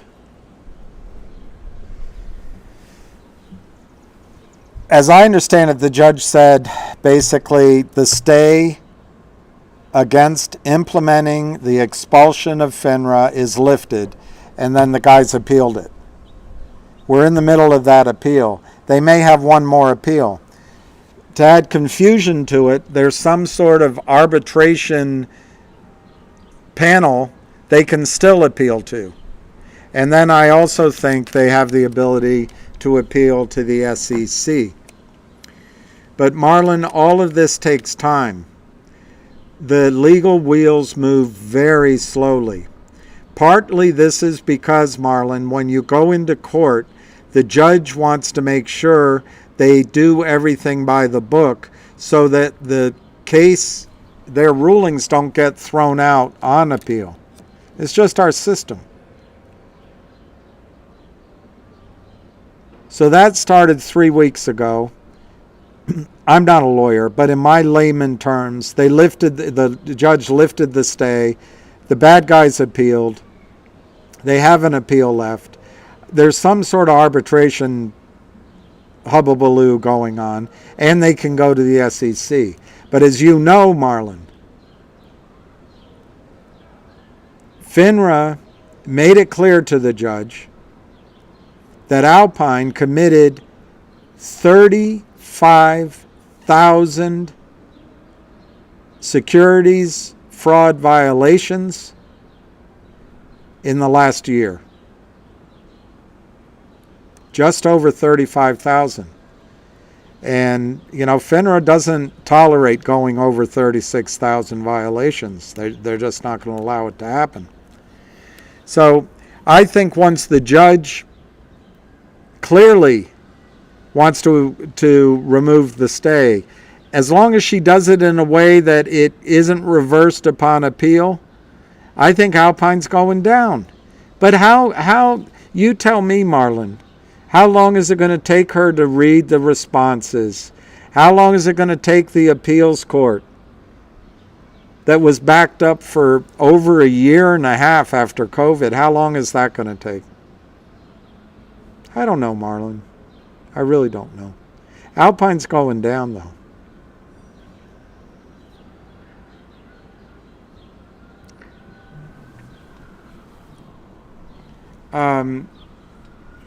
I don't know what message is you're getting. Mixed messages on moving to AST. I will strongly encourage, if just call your brokerage firm. If they haven't, I think it's hard for people to understand. If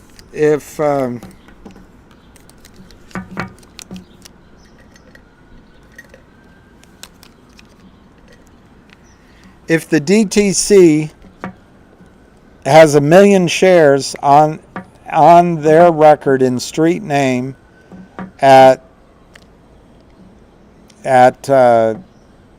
Charles Schwab, the DTC shows 1 million, but Charles Schwab shows 6 million or 5 or 6 million on its books. The issue is in Schwab, there's 4 or 5 million fake shares. That's the issue. That's the issue. And Schwab has gotten 1 million shares from the DTC to allocate among 6 million shares on its books. If they haven't finished making that decision, maybe you can get some of them. It's just, Studio 51, not everybody could get in. It's just who was standing with the prettiest girl, or who were the youngest girls, or who was wealthy. I don't know how they made their decisions. When I was training at Merrill Lynch, the only way I got in is if I went with this Australian girl. I always got in when she and I went together. Not legal advice. I can't move mine because I'm in arbitration. Well, can't get right. I don't think... I didn't know Taiwan had biolabs just like Ukraine. All I know is Taiwan has all of our chips that make our computers and it's kind of frightening. But anyway, we'll just have to get used to, we're going to be Australia. China's going to be number one. They're going to have industry. They're going to make the steel and have the infrastructure and have the weaponry. And we're going to have a bunch of financial types and flip burgers. But at least Trump won't be president, and we won't argue with each other. China own our farmland. I mean, it's a great strategy that's set up. Too many francs, not enough buns at Studio 54. That's there's a restaurant here, Cafe Milano, that I love, and used to be when it was smaller and the Gypsy Kings would play there. You would go, my friend and I would go, we'd sit on the bar have wine, and it was amazing. Just amazing how many people would come, but how many women, and the ratio was more women than men. But now it's like you say,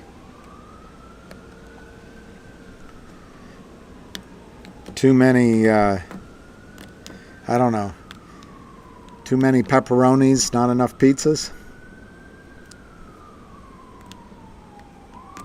Hey, Linda Tully. Studio 54. All right, Charlie Mack.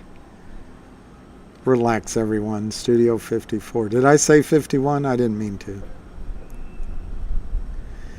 Well, we can keep calling them. I think I think there's so many lawyers involved, and there's such big investors involved that it almost doesn't matter. I don't see a way out in this for the system. This is going to be $1 trillion settlement or more, in my opinion. The only way it wouldn't be is if the media can convince Congress and whoever is in the White House making decisions that for some reason we all bought it. And I warned you of this. They are going to make us look like we're Bernie Brothers or Reddit boys, that we're 600-pound computer technicians in our basement, wantonly speculating on the market. Well, that's what the big boys do. They speculate on the market.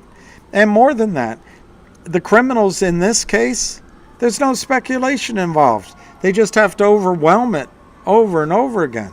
So no, I think MMTLP has already gone on for 6 months. They're trying to buy time so we forget about it. But I don't think anyone in this group's going to forget. I really don't.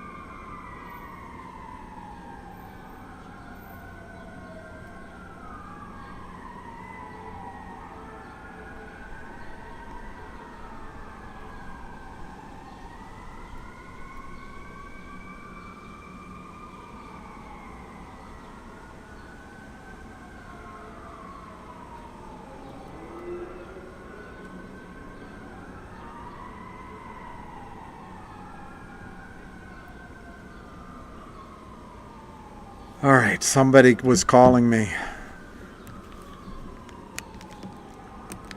Well, exactly, David, and that's why I love KYP, so I didn't mean to criticize her at all. I hope I didn't come across that way. But a lot of the tactics that the media is using in politics, they're using against us. And I just don't think it's right. So I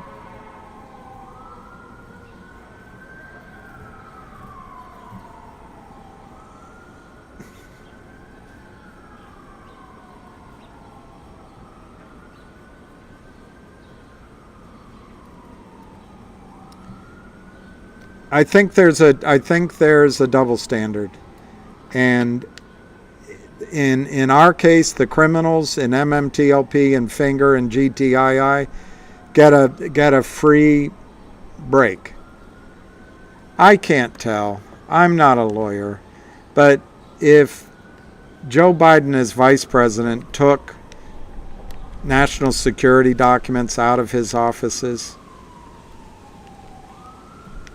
and if Donald Trump took those same kind of things out, it can't be that one we trust and therefore it's all okay, and the other we arrest.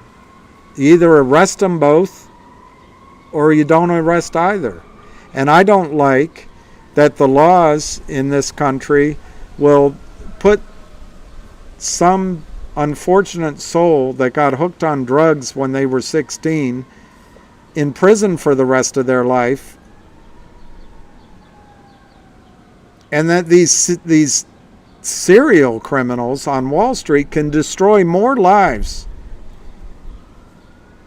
and just do it for 2 decades, and they get an inadvertently, and then they pay parking tickets. So yeah, I do mix them together a little bit, but it is to show that the same tactics can be used against us. You did nothing wrong buying these stocks in any of these companies. Other than, I would suggest, if one of these works, you consider just buying T-bills at 5% directly from the government and never getting involved in the United States fraud markets again. You know?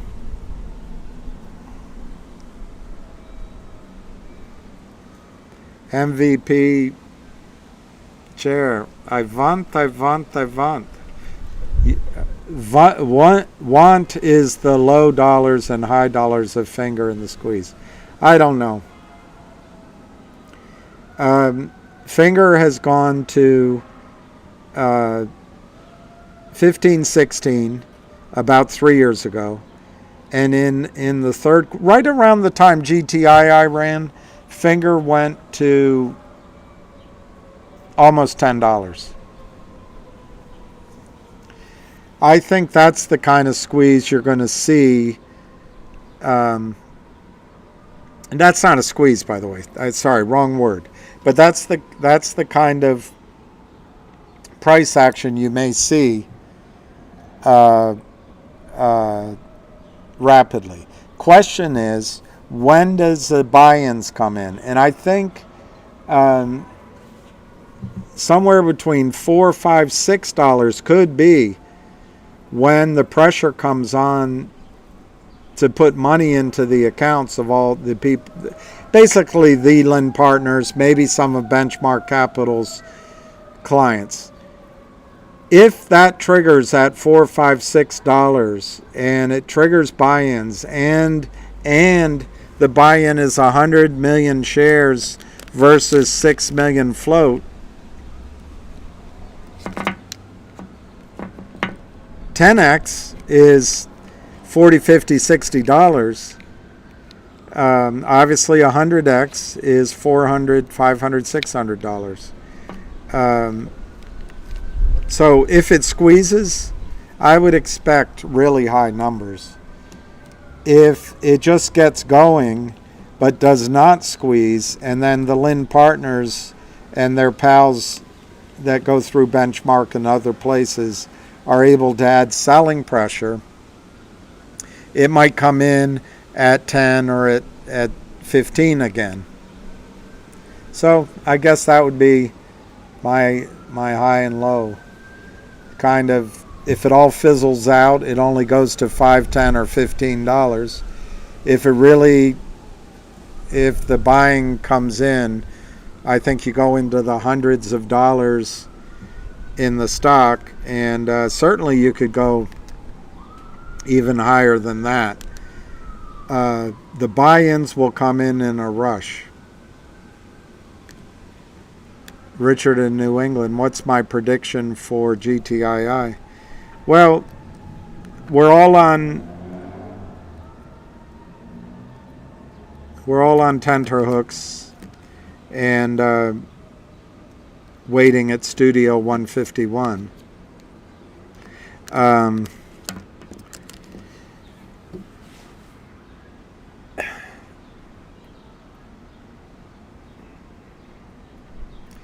My prediction for GTII is they're going to still keep trying to drive it downward because that's what they know how to do.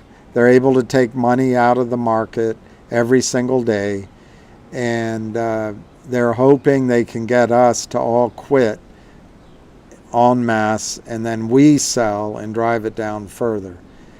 It's all fake volume, all fake shares, but we closed at what, 70 cents? In retrospect, at $1.40, should have sold everything. You could buy your original position back now and keep the change. Can that happen again? Could it go to 35 cents? I don't know. But they are going to keep the pressure on selling counterfeit shares. And for all you know, Kurt Kramer could be one of the 38 cases that the SEC dismissed 3 weeks ago because of inadvertent access given to one side of their team to the other through a Chinese wall. If Finger starts to go up, if this reported $30 billion group says, you know, we focus on Chinese stocks that we can make squeeze, and sure enough, we're the institution, so then TAC 77 can say, well, Finger actually was made to squeeze because of an institution. We'll be that institution. The only float in it is 6 million shares. So by definition, the short position has been created by criminal institutions. So it's an institutional trade. So that if that's an important thing, that checks that box. They have fundamentals. They have a massive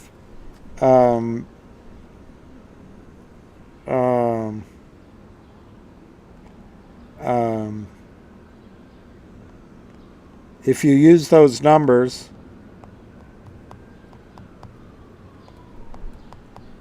and no one knows the exact numbers, but they have a short position equivalent to 24 times the float, based on the numbers Tom Ronk gave and the float that Ham has quoted. Could the float be higher? Yes. Could the number be lower? Yes. But the point is, it's a massive short. So if they start getting Finger rolling, and remember what Ham said. Ham said he's going to recommend. Right now it's bidding 220 by 222. Go in, bid $500,000 at 250. See how many you buy. Let it sit there, and then bid $1 million at $3. Then bid $5 million at $5. Go for $10 million at $10. If they even approximate that strategy, Finger's going up. So my prediction for GTII in that environment is that GTII will start going up as well. And unless there's other crooked prime brokers, and I'm sure there are, like Alpine out there, maybe this one Visionaire or whatever it's called up in Connecticut, unless there are others, the pressure point at GTII is going to happen at Alpine. And to get this stock downward, they've had to sell it down.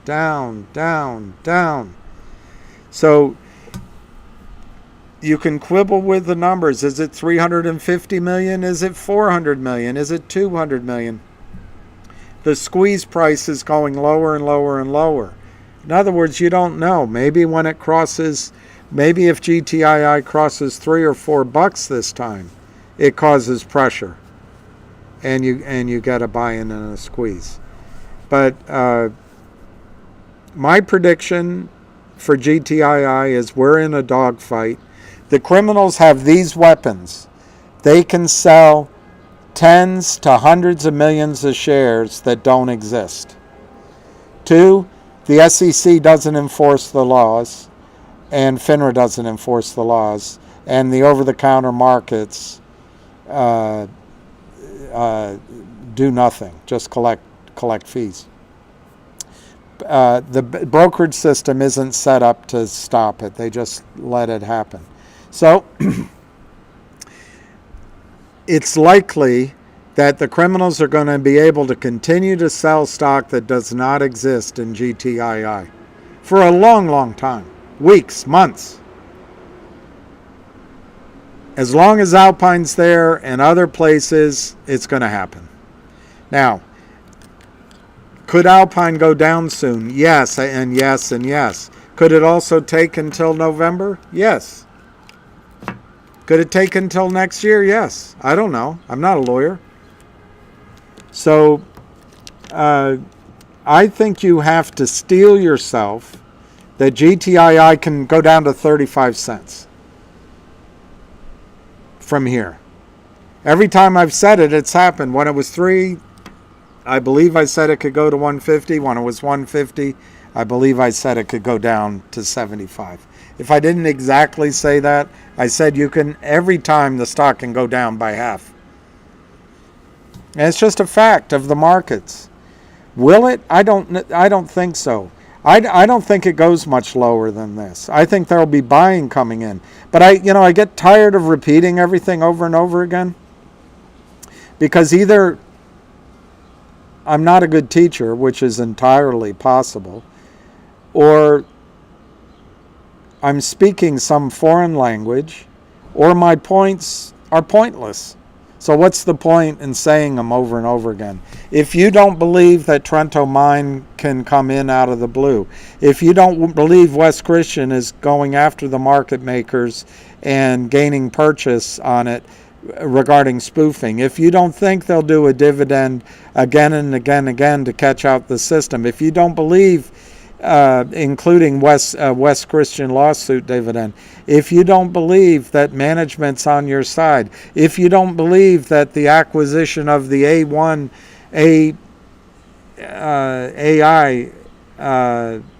intelligence company might work, if you don't believe the distribution of restricted shares is going to work, if you don't believe that the FBI going after whoever was selling the stock to PacWest, if you don't believe that the 19 million shares that were called into the company directly, sell us shares, they cried from Switzerland.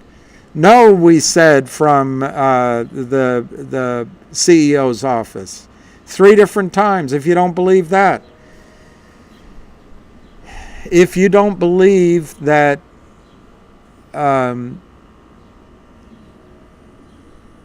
there's one other one I can't remember right now, that Alpine's ever going to go down. If you don't believe any of these things, you shouldn't be in the stock. But you have to know that GTII has all of those setups, which makes it Ham's favorite that he's seen in his lifetime of doing this. But you also have to know on the other side, you've got criminals who are stupid, crafty maybe, but stupid. They only know one thing: selling the stock. So here's my prediction on GTII. In return for the risk at 70 cents, your risk is 35 cents to the downside. Your upside is $700 conservatively in a short squeeze. But if it doesn't squeeze, your upside is $4, $5, $6, $7. So you risk 35 cents right now. It doesn't expire. I think there'll be a run in the stock, whether it goes to $3.50, $7.50, $10.50. That'll come. If Alpine goes down, you could get a short squeeze, and you're going to see hundreds of dollars a share, in my opinion, if there's a short squeeze. That's my prediction for GTII.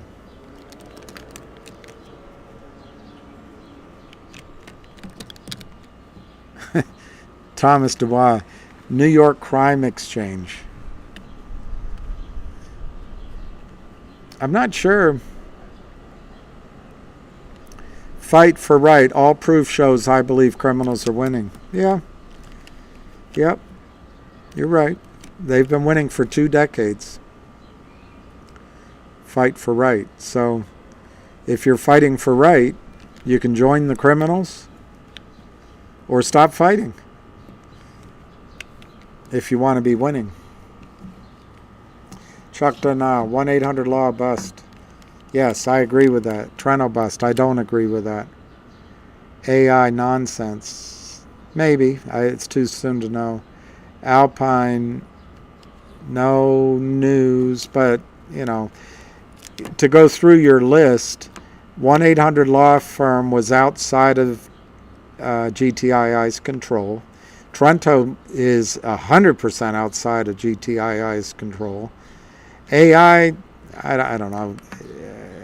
AI, I'm not a techie. Alpine is completely out of GTII's control.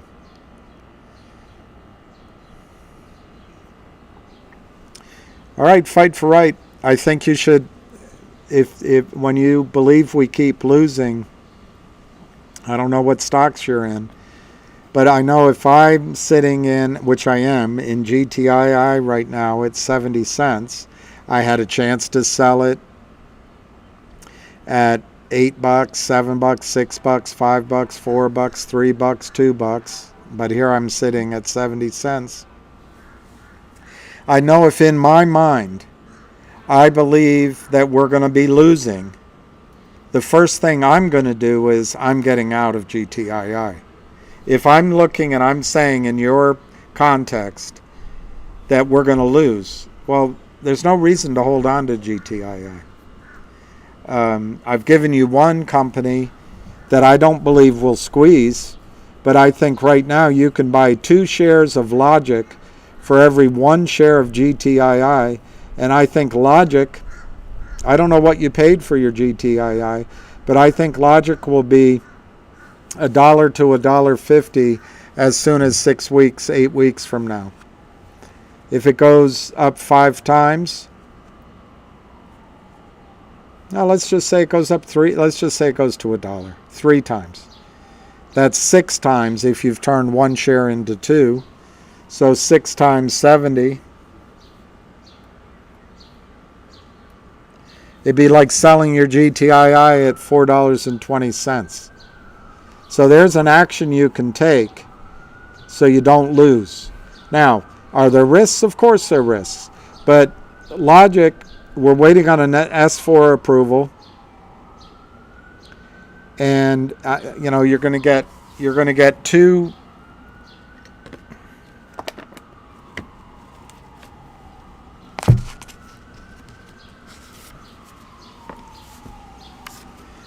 Logic's trading for 30 cents. They're going to distribute the data logic into the SPAC, which will be de-SPACed. There's more than this deal. There's other deals they're working on.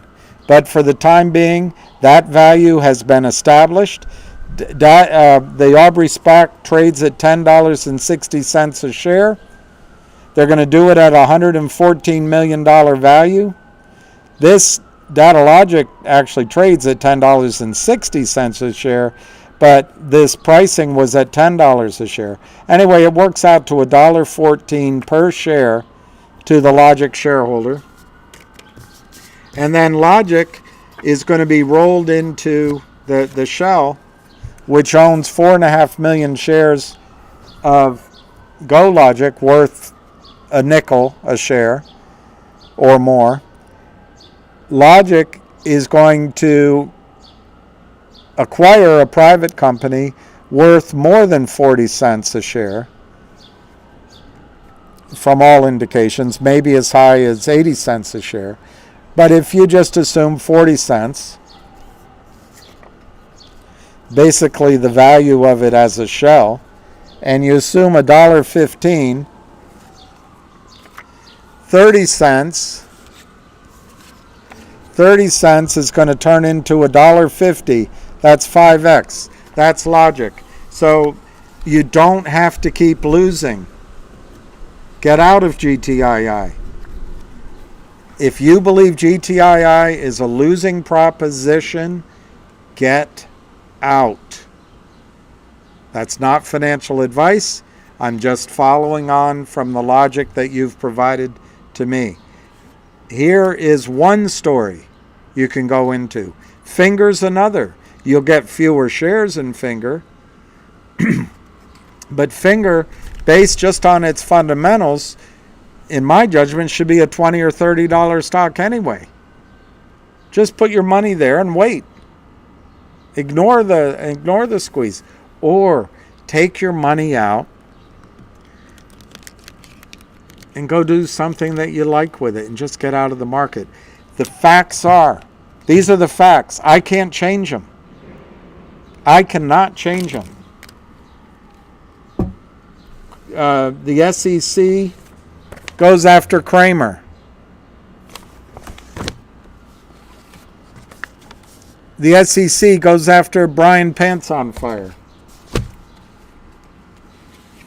The SEC goes after Hal Mintz and Crappy Management LLC.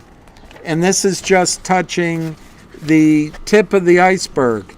So the facts are, you're going to keep losing if you invest in COSM and MULN and other companies that either intentionally or ignorantly take deals from short sellers. They see the smiling faces and they take the deal.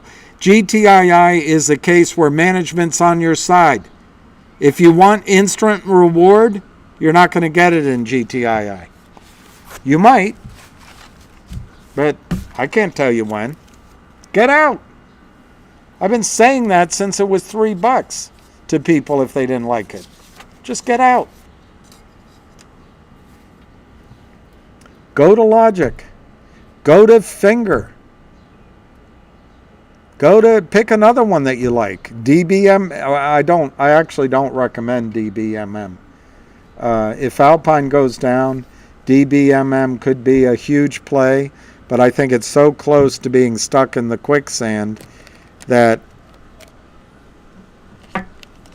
I'd be cautious. I would just dip my toe in rather than betting at all. But anyway, that's my feelings on that. Hey, Daily Jillian.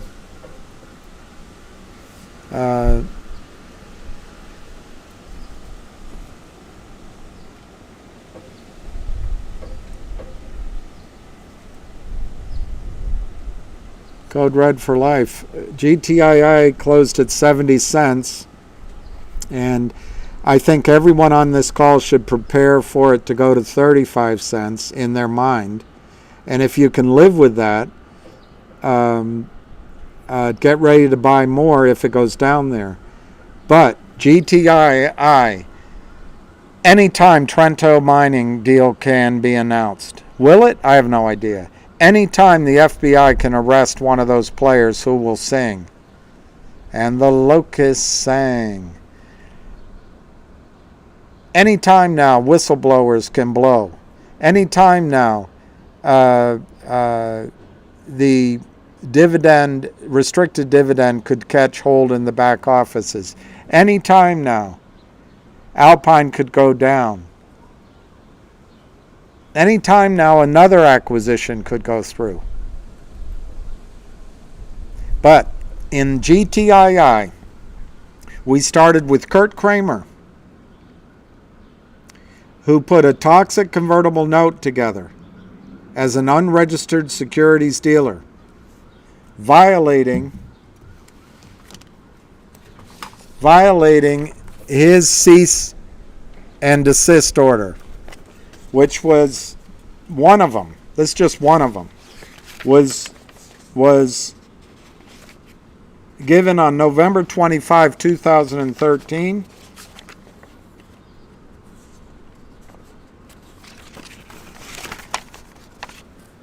Pursuant to Sections 8A of the Act, respondents cease and desist from committing or causing any violations and any future violations. But guess what?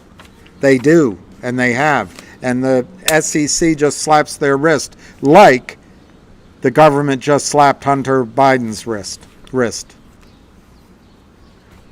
And if you think it's fair,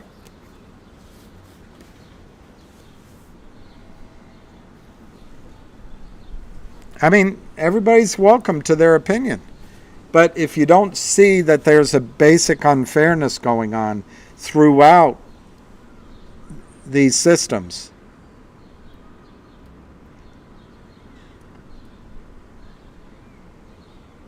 Kurt Kramer, Alpine, and their racketeering friends are going to continue selling stock that does not exist in GTII.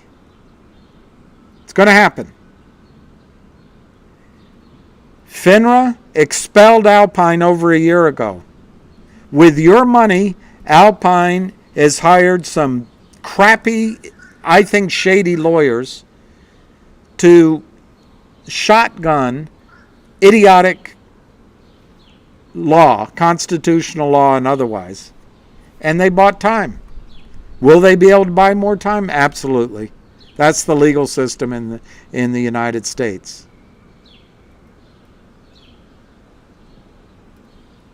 Will the Kramers, Alpine, and their racketeering friends continue every day to cross, to spoof, to sell stock that doesn't exist, to move trades from LLCs to LLCs, in short, to commit securities fraud? Yes. Does Gary Gensler care? No.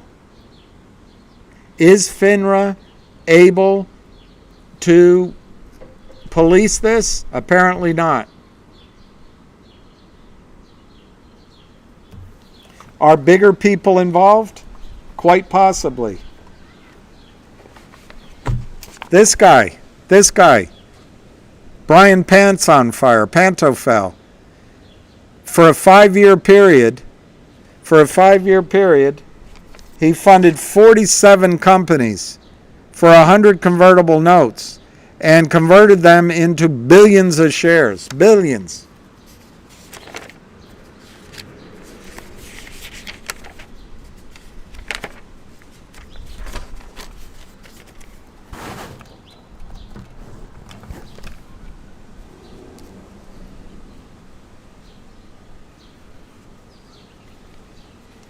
He's been doing it for at least 5 years. And he's 29 years old. 29 years old. So you think that he just figured this out on his own? They taught it to him at his college when he studied economics? Or do you think some big boys said, hey, here's what we're going to do. We're going to give you the money. We're going to show you how to do it. And here's 10 million. Go destroy 10 companies. Arm's length. We're putting up the money. We get 65% of the return. Call Billy Bob Ray on the payphone over at Harry's Bar, 4 o'clock Saturdays. And then we'll set up a meet. If you get in trouble, we'll bail you out, as long as you're honest. That could be going on. Absolutely. Absolutely. But the reason some people are in the GTII trade is because it could lead to life-changing returns. What do you give up for that? Uncertainty, time. Let me put it this way. If I knew tomorrow it was going to squeeze, that means Ham would know. That means dozens of large pools of money on Wall Street would know. The stock would already be up in price.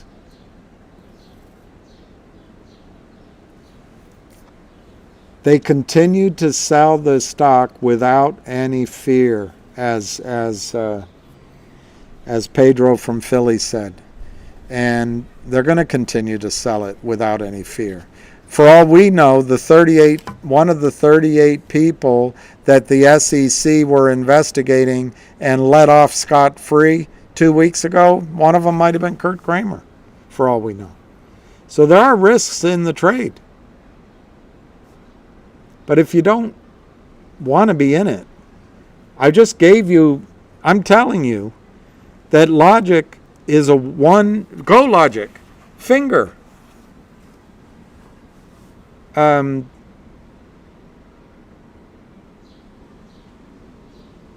there's a couple of others that you could buy and take your loss in GTII if you have a loss. And when the other position gets back to break even, take your money off the table and don't trade in the markets anymore. It is not fun. We're fighting an implacable foe, and they have made money for 2 decades.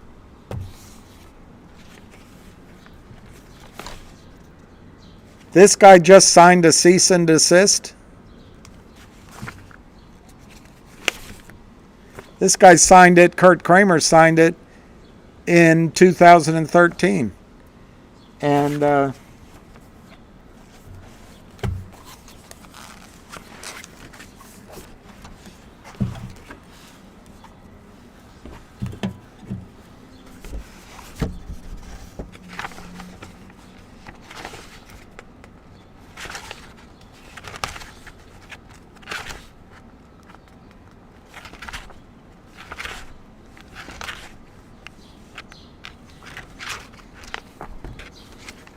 They sued Vanu sued Kurt Kramer. Mark Belial did it. Acting as a dealer.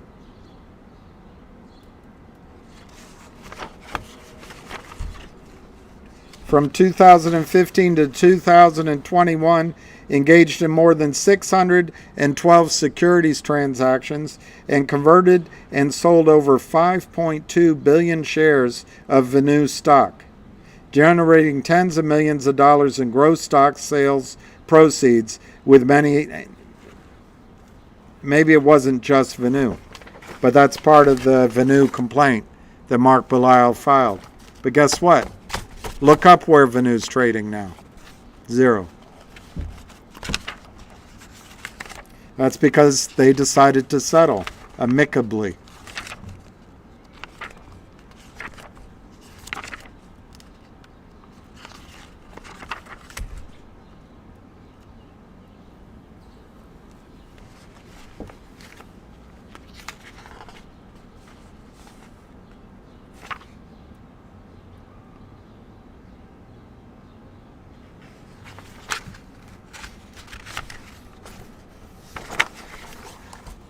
In June of 22, a year ago, Global Tech Industries cautions shareholders regarding recent social media misinformation.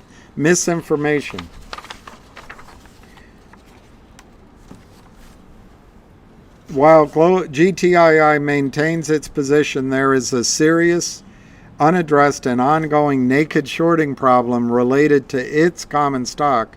Recent postings on various social media platforms have suggested that the problem is, at least in part, due to the actions of Mr. Kurt Kramer, Mr. Seth Kramer, their firm Power Up Lending Group, and their related parties, including Geneva Roth Remark Holdings. At this time, the company has no specific evidence of any kind of a particular broker, bank, institution, individual, including Mr. Kurt Kramer, Mr. Seth Kramer, Power Up Lending Group, or Geneva Roth. There's a missing paragraph.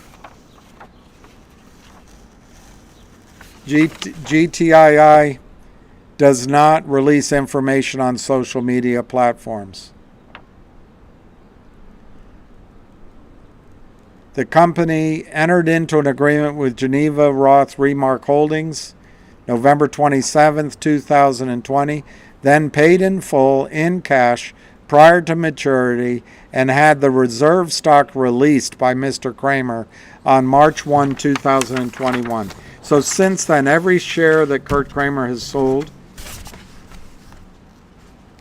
there's no shares that he's going to get.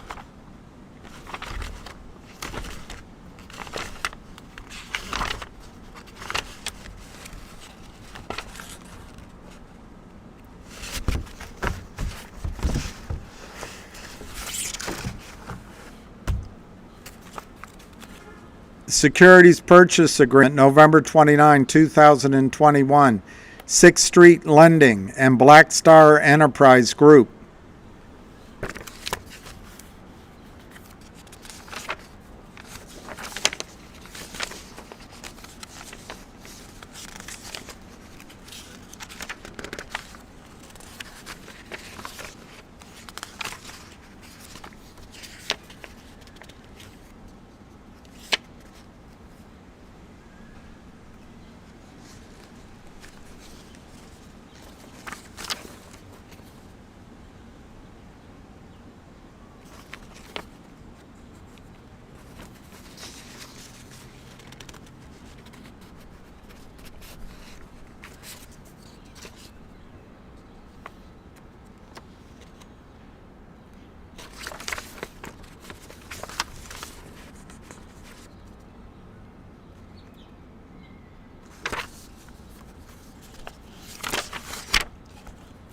Sixth Street Lending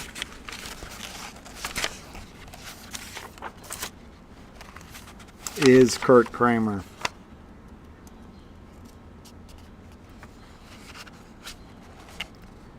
I just can't prove it to you right away because I've mixed up the papers here.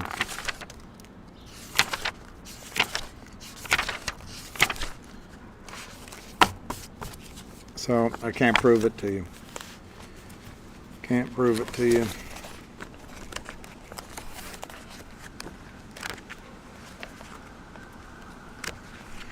Point is,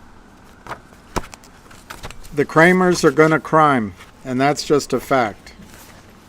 And they're going to do it until GTII goes down to your pain point, and they're going to keep doing it. And the company has to follow the rules. The Kramers do not. And they have lawyers to make sure that they do not have to follow the rules. And I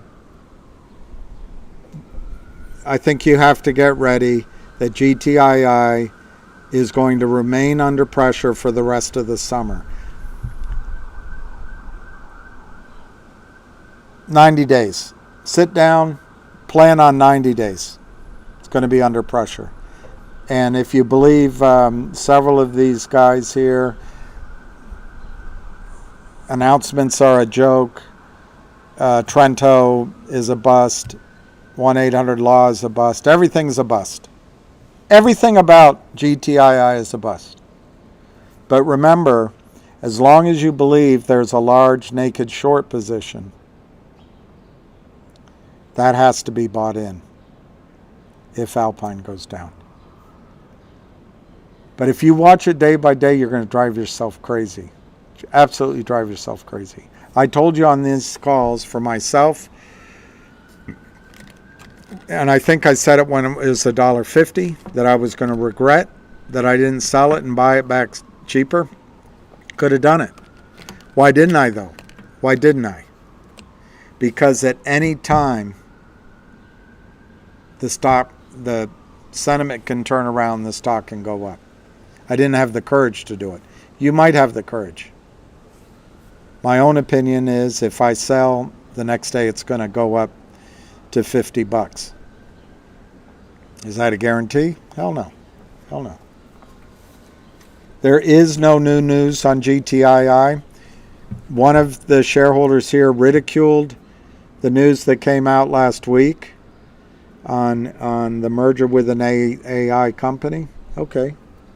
There's no new news on GTII.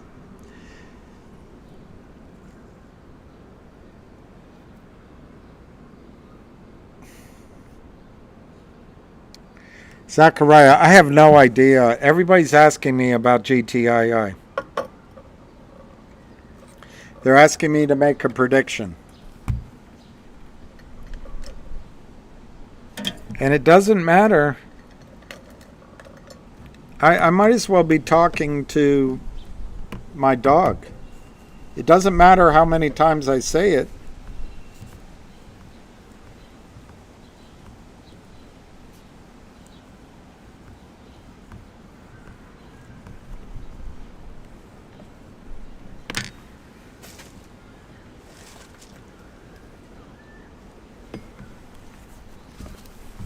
Gotta say it again.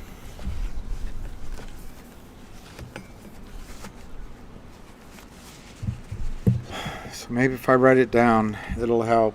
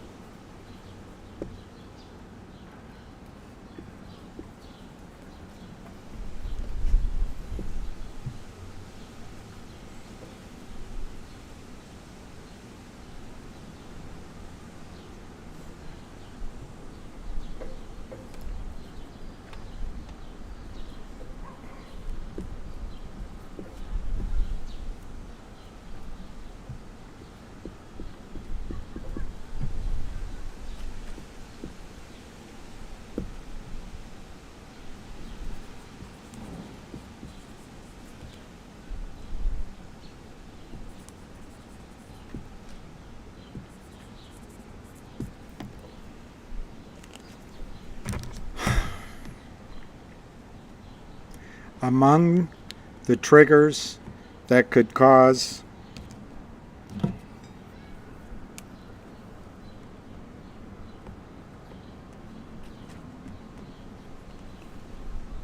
a buy-in of GTII,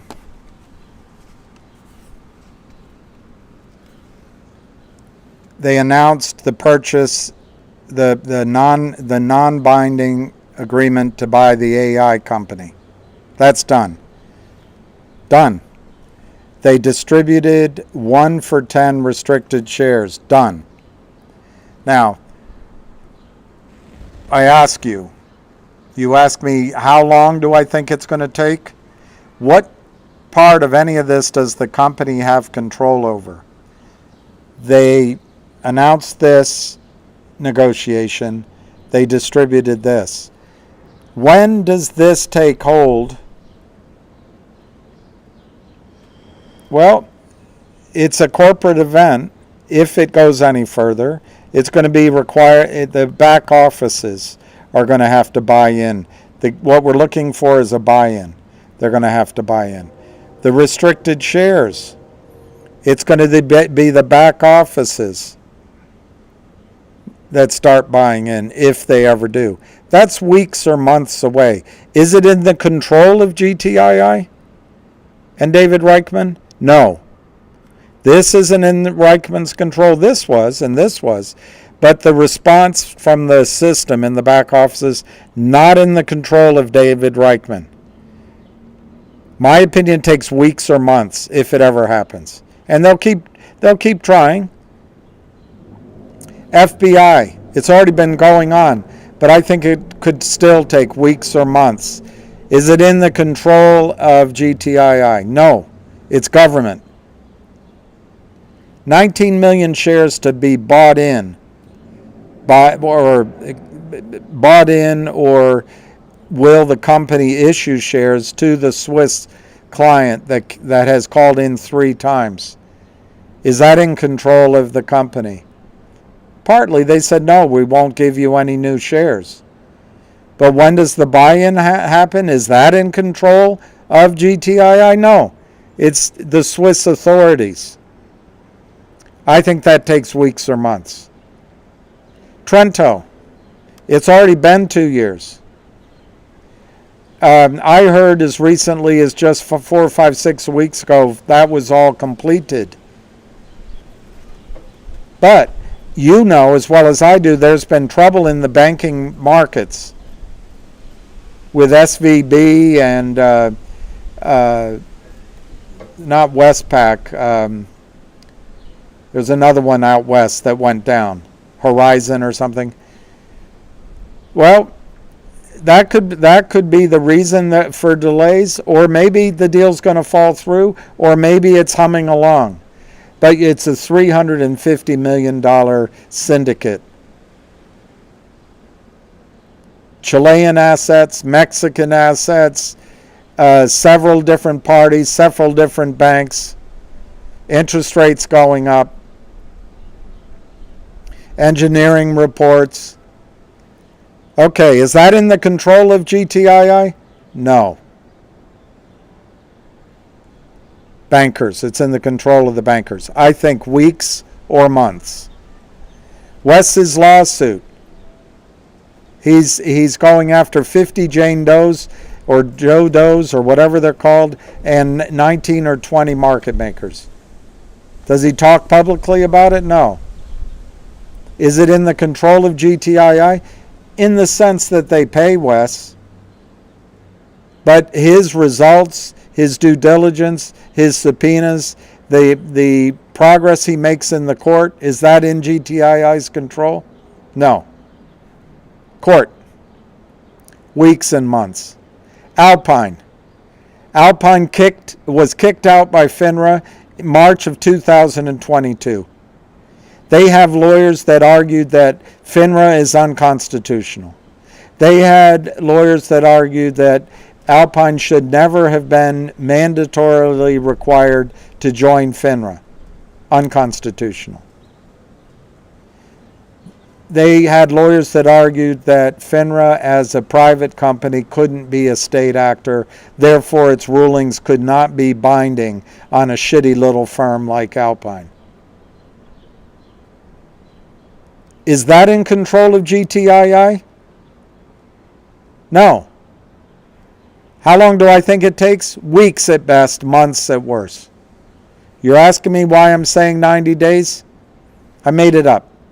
But everything on this list takes weeks or months. Unless Alpine suddenly gets shut down and we get a ray of sunshine, plan on weeks or months. West lawsuit. Something could happen, but plan on weeks or months. Trento Mine. It's been going on forever, but plan on weeks or months. 19 million shares. The stock's down now. Do the Swiss regulatory bodies put the same pressure on? I have no idea. Count on weeks or months. FBI. Count on weeks or months. The tightening up in the back offices, they cannot stuff your account with restricted shares as an IOU. Is that going to ever bite and take hold? I have no idea. Count on weeks or months. this AI company that they just entered into negotiations with. Count on weeks or months. It adds up to me weeks or months before an event could cause a buy-in. But does that mean that GTII couldn't turn around on a dime in the middle now? No. It could happen anytime. It could happen tomorrow. If Finger goes to $10, GTII could be $6. But you're asking me to predict? You're asking me to say what I think? I think you better get ready to wait 3 more months for GTII. I think you have to plan on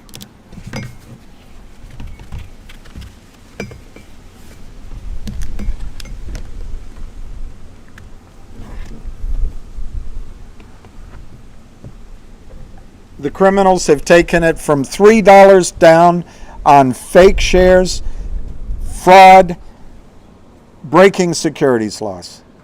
Are they going to stop to help you out? No, they're not going to stop. It's 70 cents. This has taken them since the beginning of the year. This is where we are right now. This is what I think you should plan on. I think you should plan on holding until September, October, and I think you should plan on seeing the stock at 35 cents. Plan on that. This means this is going to be 90 days, 4 months. Plan on your portfolio going down by 50%. Plan on it. If you can accept that as the worst thing that can happen, doesn't mean this is, I'm not, neither of these are a guarantee. Neither are a guarantee. Or both. But in your head, okay, I'm probably going to have to wait 90 days, 4 months. In your head, okay, they're going to drive it down further. If you can live with that, stay in the stock. If you can't, you have to make a different decision maybe. I just went through the events that could make the stock go up. What else can make the stock go up? What else can make the stock up?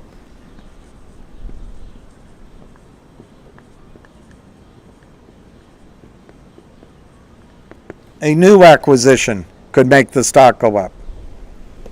A new one.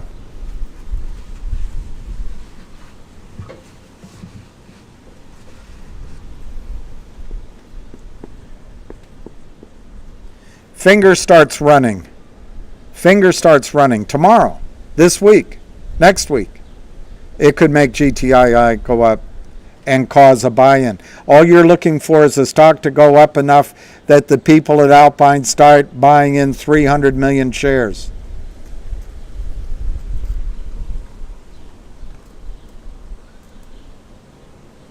An arrest. An arrest could make Finger go up.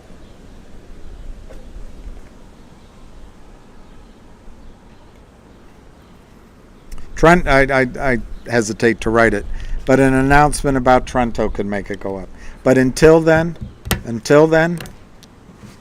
now if you have faith in your convictions that it's some of you that it's going to lose and it's going to go down, you should sell now, buy it back at 35 cents.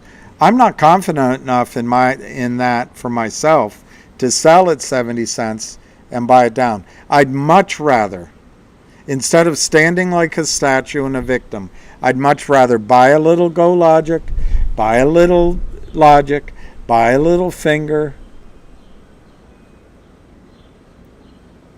trade maybe 1 or 2 other little stocks. If they go up, I have a profit, I'll put it in GTII. Then I feel like I'm doing something. Otherwise, what am I waiting for? I'm waiting for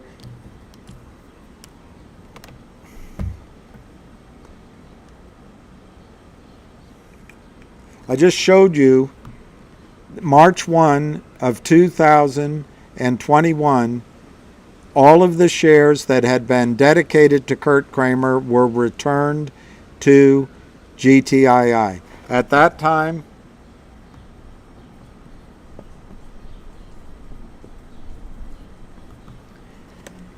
He was down 50 million shares of GTII, March of 21. Could it have been 40? Could it have been 60? Sure. No one knows the exact number. Since March of 21, that's at March, since March of 21, it's been 22, 23, that's 2 years. 24 months, if we assume 10 or 20 million a month shorted on average. Let's just call it 10 a month shorted on average. So from that March, he sold another 240 million. That got us to March. Then we have April, May, June.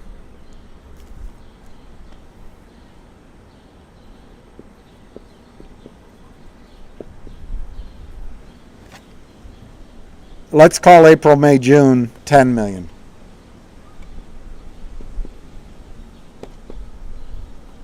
$300 million shares short. And he can keep doing it. He can keep selling. That might go to 400, 500. But that's where it is right now. And they issued a 10% dividend, so that's 330. 330. This is a ticking time bomb. Ticking time bomb. And as long as they are driving it downward, you're seeing it as they are winning. When maybe they are. Maybe they are. I see it as a sign of weakness. They can't let it go up because they don't have the money to let it go up.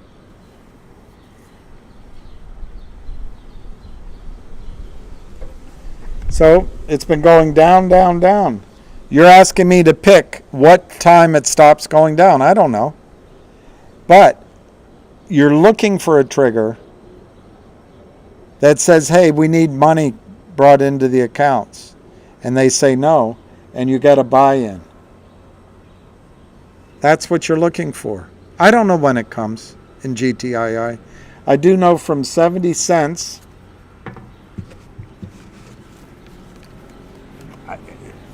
I don't think it's going to go down from 70 cents. I think this is just about as low as the stock is going to go. When it was $1.50, I thought there was a little bit of a gap that I showed it on one video. I hated to see it at 74 cents. And I figured that's where it could go. And I think we did it. I don't think it's going any lower.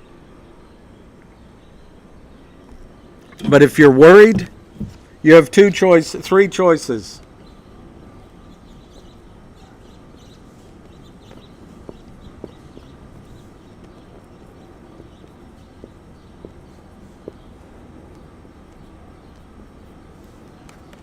Those are your three choices. Sell, sit, or buy more. And if you decide to sit, like I have, you miss out on an opportunity to get out at $1.50, buy it back at 75 cents. And maybe you could get out at 70 cents and buy it back at 35 cents. I don't think you're going to get that opportunity.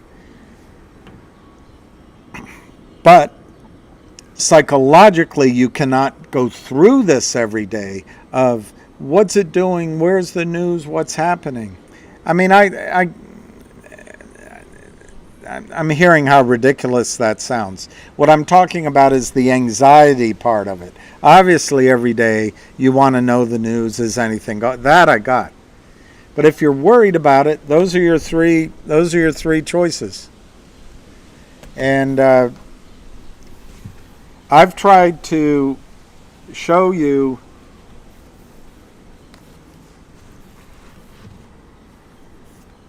two or three, and Avid Trader has two, I know, other stocks that you could play on the margin while you're waiting for this. But make no mistake about it. I'm not a cop. I'm not a regulator. I'm not a back office person. I can't make this happen. But I remain convinced that when a buy-in comes for GTII, the move to the upside is going to be explosive. Now, I got to put a caution in. They have been really successful in killing the mood, killing the buzz, destroying the stock, issuing counterfeit shares. There are people out there. One gentleman worked on an exchange in the senior parts of an exchange. He doesn't believe there's anywhere near these amount of shares short. Nowhere near. So you got to factor that in. He feels that way about Finger as well. I happen to think he's wrong because in the case of GTII, the major shareholders are not lending out their stock. So his argument that stock's been lent out, I think, is wrong. It's correct to ask about it, but I think it's wrong. Secondly, he thinks they can use dark pools and move this all around, so you're only seeing the sell, the naked shorting, you're not seeing the buybacks. I don't think that's the case in GTII. If it is, this is far deeper than this conspiracy is far deeper than anything that even an exchange can follow. And I don't think it's happening in GTII. This is just one. It's Kurt Kramer. The only other thing is he argues, well, you don't know if they've bought back the shares. Well, you would see the buybacks in the price. You haven't seen it at all. But you got to factor all that in. That maybe they're going to get away with it. I don't think so. But since we're talking about GTII, let's talk all sides of the risk.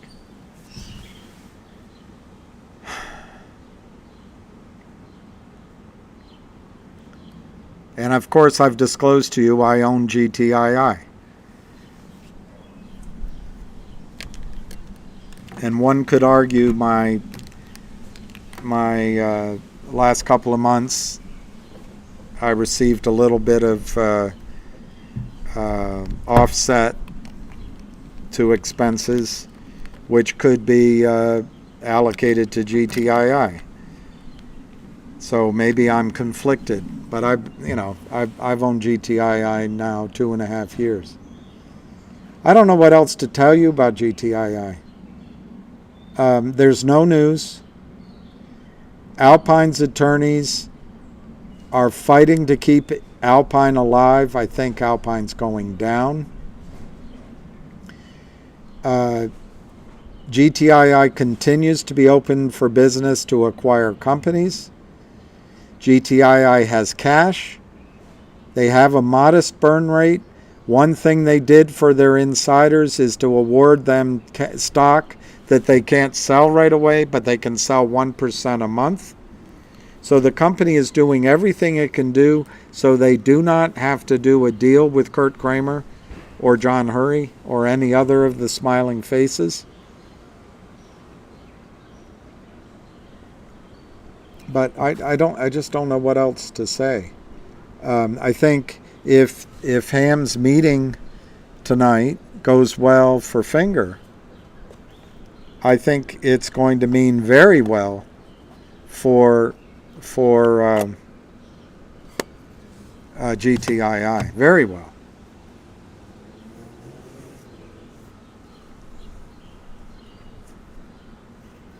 So for me to summarize, I do not think you should sell GTII.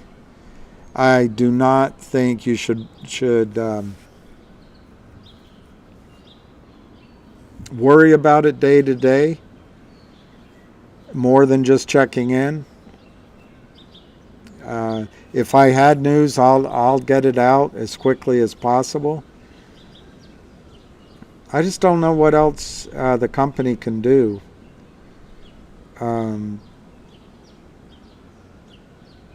GTII has the strength of management that is trying to cause traps, if you want to call that, to catch out the system, to cause a reckoning of real shares versus fake, to settle the trades, which really is the job of Gary Gensler. They've been doing it consistently for over 2 years. They also have not accepted money. Charlie Mayo called GTII. Hey, Reiki, this is Charlie. Chucky Wucky. I had a talk with the boys. We've worked through some numbers. Give me a call. Reichman didn't take the deal. They were in trouble then. You have Alpine's lawsuit.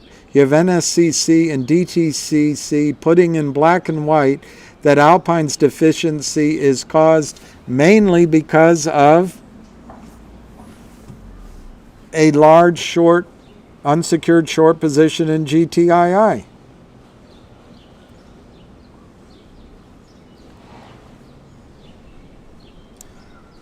Until one of these things reverses the trend, Kurt Kramer, who might be out of the trade by now, the racketeering shorts that are with him, Alpine or any of Alpine's friends may continue to short it for their own reasons. If a swarm of short sellers attack a company, knowing that the rest of the swarm is there to protect them from it exploding to the upside, they can use it as an ATM day after day after day, taking money out of the market. Ultimately, it hurts the prime broker, but the prime broker's already going down. So they figure our money is in the prime broker. Let's try to get our money out. Of course, the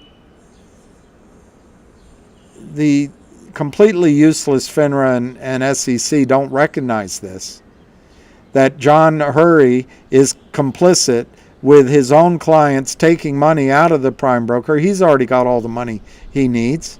He's probably getting paid by them to do it. But they can do it every day, every day, every day. If they can get it down 2 cents on 100,000 shares,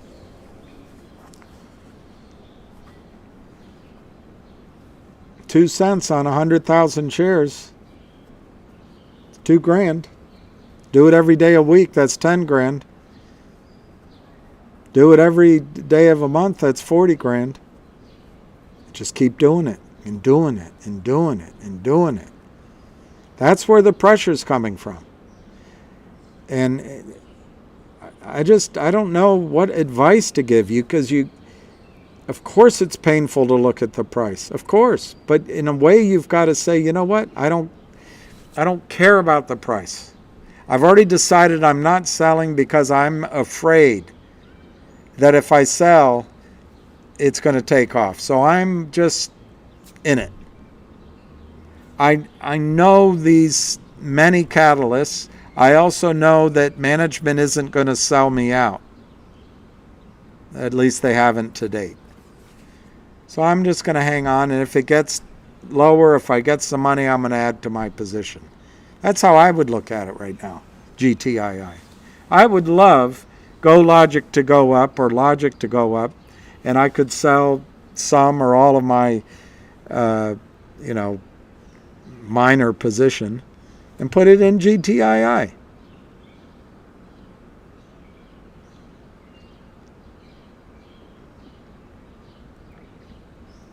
Anyway, I've just about said everything I can think of on GTII.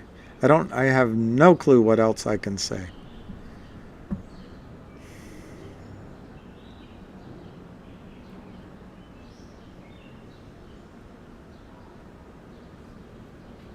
Not so average honesty in the something torch filings. They put 10% aside for legal purposes. 10% of any sale is a ton of dollars. This won't get settled until the Justice Department is able to get every dollar they can. They're not going to sell Nextbridge. They're not going to sell Nextbridge. Yeah, Paulie, I heard from him. He's on his way into New York City. I was wrong, Paulie. I said that he was meeting him at 2 o'clock. It turns out Vansi was correct. It's this evening. So I was wrong. He hasn't met with him yet. So yes, I heard from him, but I don't know what happened with Finger. I'm really excited about the potential of a finger run.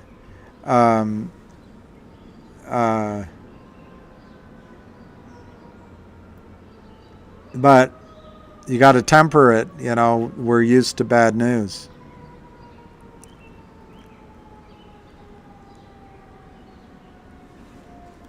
Let me see.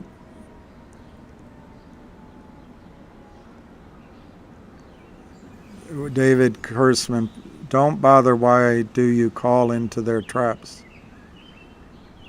Fall into their traps. I don't know. I didn't realize it was. No, Paulie, his meeting's this evening. All right, here's John Smith Doe. Summary today. Bullish demand zone 59 cents to 70 cents on GTII. 59.87 critical level, needs to hold on downside. If it doesn't hold, then 43 cents. RSI at 27.41 now. Arca Bulls video today. He has a 2-hour video. That sounds like one of mine. Husker Power, you don't have to stop paying attention, but yeah, check in. I don't know. I mean, in retrospect, I should have told everyone to sell and buy back at these prices, but I didn't know. Deacon Blues, describe the massive upside of a double squeeze first finger that move. Well, I think Deacon Blues. Well, AMA, I agree with that. I'm not even sure if dark pools are available for OTC. I agree with that 100%.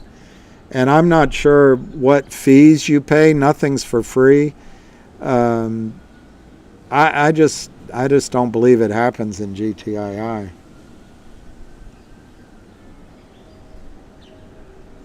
That's it. Why would DTC show Alpine as a concentration of short? Exactly, AMA.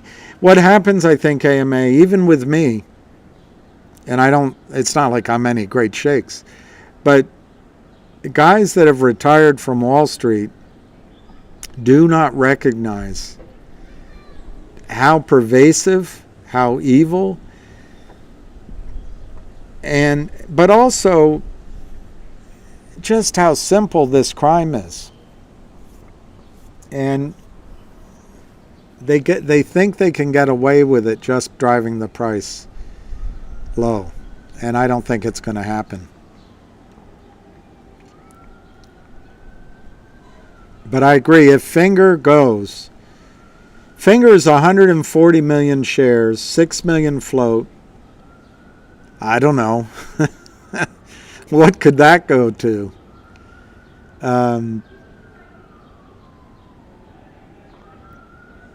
Do you understand what Ham's going to propose to him? Do you understand it? If the bid right now is 220,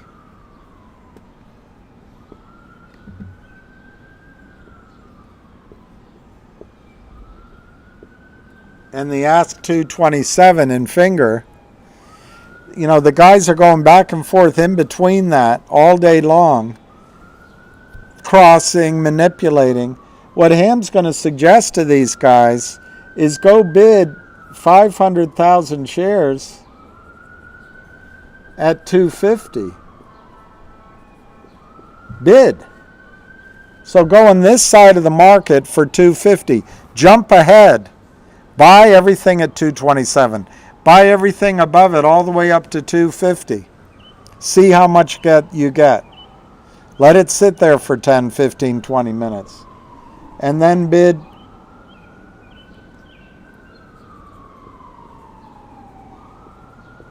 Bid, not ask. Bid 1 million shares at $3. Go above this. So this would change.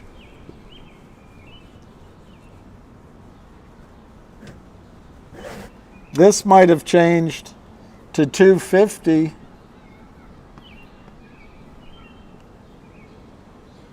$255. Because the criminals are trying to keep it down. They can't let it go up. So then he's going to say, go bid $1 million at $3. So all of a sudden,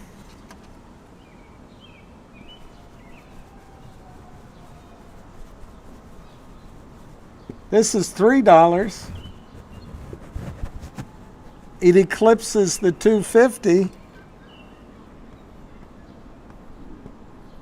And they might, for 1 million shares, they might try to hit that. This might go to 315. And then he's going to tell them 15, 20 minutes, half hour later,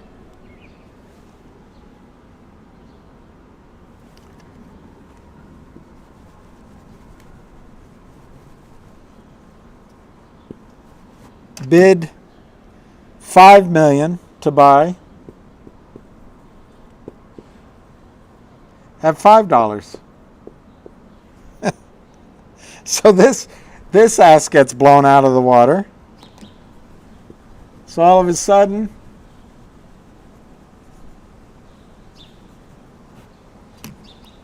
this is $5. This might be $5.25.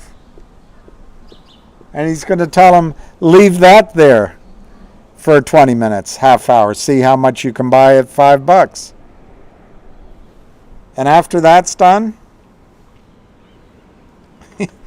this is what he said on the call.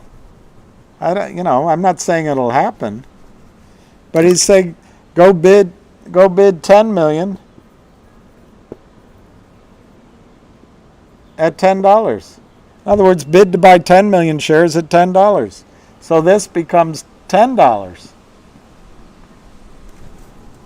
And if the Kramers at all are still selling, maybe this is $10.50. And then the next time you bid 15 million at $15 or 20 million at $20. That's how they want to break. Ham's going to recommend they break the back of Finger. And if that happens, if that causes, because what you're looking for is capitulation, you're looking for a buy-in. If that happens, the money's going to flow to GTII. And Kurt Kramer either doesn't have or doesn't want to put money back in to protect his accounts at Alpine. I don't even think John Hurry wants to protect his accounts his own accounts at Alpine. So if Finger starts to run, I think two things. If these guys start buying Finger, they may start buying GTII simultaneously. But certainly if people start making money in Finger, they're going to buy GTII. So, in a lot of ways, it's not the fundamentals, it's the price, which sounds silly. But if the price goes above the comfort level of broker dealers and Alpine, they're going to start buying in, and that's what we want.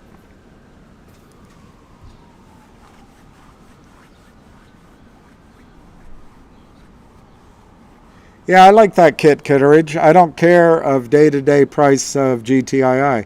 We don't know when, but we know how.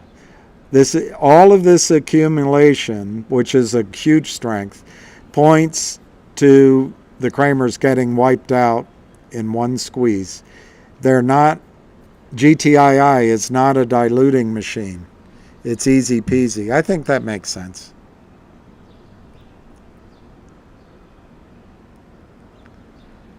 Arca videos, Toestones, and he's been wrong for so long. I haven't watched any of his videos. I did watch them quite a bit, but I'm actually not. I don't know what I mean. I obviously I look at charts and I have my own way of reading them, but I get a little bored with the technical analysis. Because I'm not a trader. I don't trade off of the technicals. Maybe if this works, I'll set aside some money and I'll trade Arca or trade Avid Trader ideas. But I think GTII and Finger, look at Finger. Tremendous fundamentals in Finger. And they're just able to drive it down, down, down, down. They being the Lynn partners or associates. I mean, it might be like a rugby game. They handed the ball off to someone else.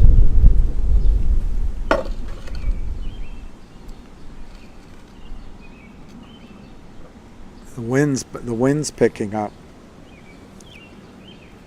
Yes, exactly, Deacon Booz. He's selling them on huge gaps up, but it's also to take out all the selling. But further, Deacon, it's an attempt, because when you see the bid and the ask, it's all fake. They're spoofing, and it's an attempt to call their bluff. That's what it is. It's a call their bluff. They don't want to sell you shares. Kurt Kramer, Alpine, and their racketeering friends do not want to sell you shares at 70 cents. They don't want to. Pete Tong, if GTI starts to run, who can make Alpine close?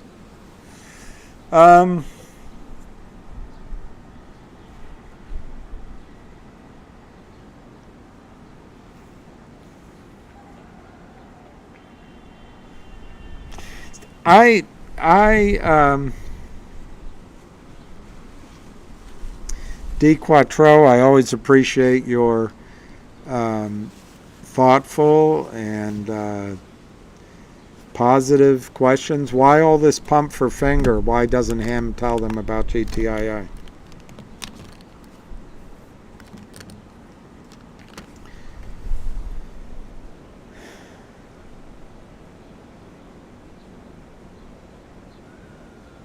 D. Quattro, they asked Ham about Finger. They asked him about Finger. A Chinese squeeze group / Chinese company investor is interested in a Chinese company, Finger. GTI isn't a Chinese company.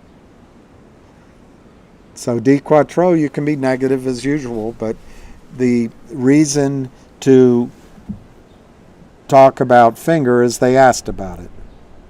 And as you're talking about it, oh, by the way, this is 145 million shares counterfeit.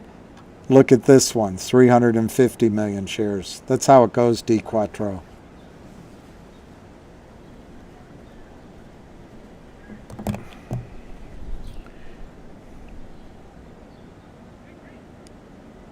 So Pete Tong, I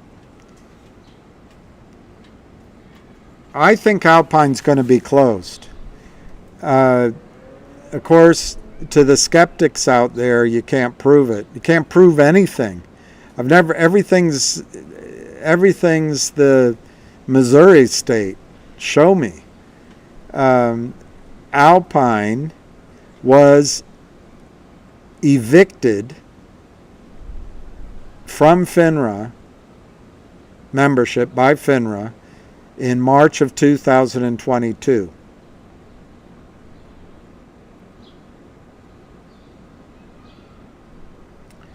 Alpine's attorneys made 3 really ridiculous arguments, all basically on constitutional grounds, and bought over a year in the Florida courts. I think at the last minute they changed venue to D.C. to buy more time. I don't have them in front of me. I've read them.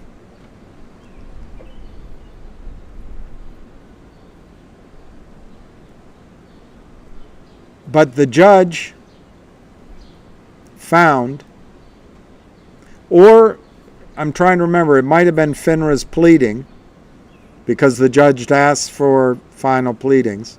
In any event, in the court record, it says that Alpine violated the cease and desist order of FINRA from March of 2022 until now. That's from the eviction notice and the cease and desist notice of a little over a year ago. While the lawyers were fighting in court, while the lawyers were fighting the eviction, the cease and desist order was in effect. In the document that FINRA writes, FINRA says that Alpine violated the cease and desist order 35,000 times. They ask for an emergency injunction to stop this. The judge made her ruling, which, if I can summarize it, I don't have it right. I've read it out before. You can look it up. Basically said, enough. I'm lifting the stay on expulsion from FINRA. The lawyer, that was a Tuesday or a Wednesday. The lawyers immediately filed for an appeal on Alpine's behalf. We are now in the middle of that appeal. How long does that take? I don't know. But I will tell you this. During this appeal, FINRA hasn't changed their mind. Alpine still committed 35 to 36,000 further crimes. There's some sort of adjudication thing that gets all complicated. I don't understand. It's a different track. But my point is, FINRA hasn't changed their mind on their expulsion of over a year ago. So in my judgment, Pete, FINRA is going to be expelled from, Alpine is going to be expelled from FINRA. The judge wants it. FINRA wants it. Maybe there's some weird arbitration thing they might do, but I can't imagine a group of arbitrators are going to side on the side of somebody that violated a cease and desist in the FINRA order over just the last 12, 14 months, 36,000 times. So I don't see that working. Then the only thing that's left is they have yet one more appeal in the court process. I don't know, is it to the Supreme Court? Do you think the Supreme Court is going to find validity in the argument that FINRA doesn't have the right to regulate its members? Do you think the Supreme Court is going to find validity in FINRA not requiring broker-dealers to join FINRA? Do you think FINRA is going to find validity, the Supreme Court is going to find validity in the argument that as a public company, FINRA can't be a state actor as it applies to enforcing the securities laws that the SEC has given FINRA the mandate to do? I don't think so. But that's an appeal. So that delay,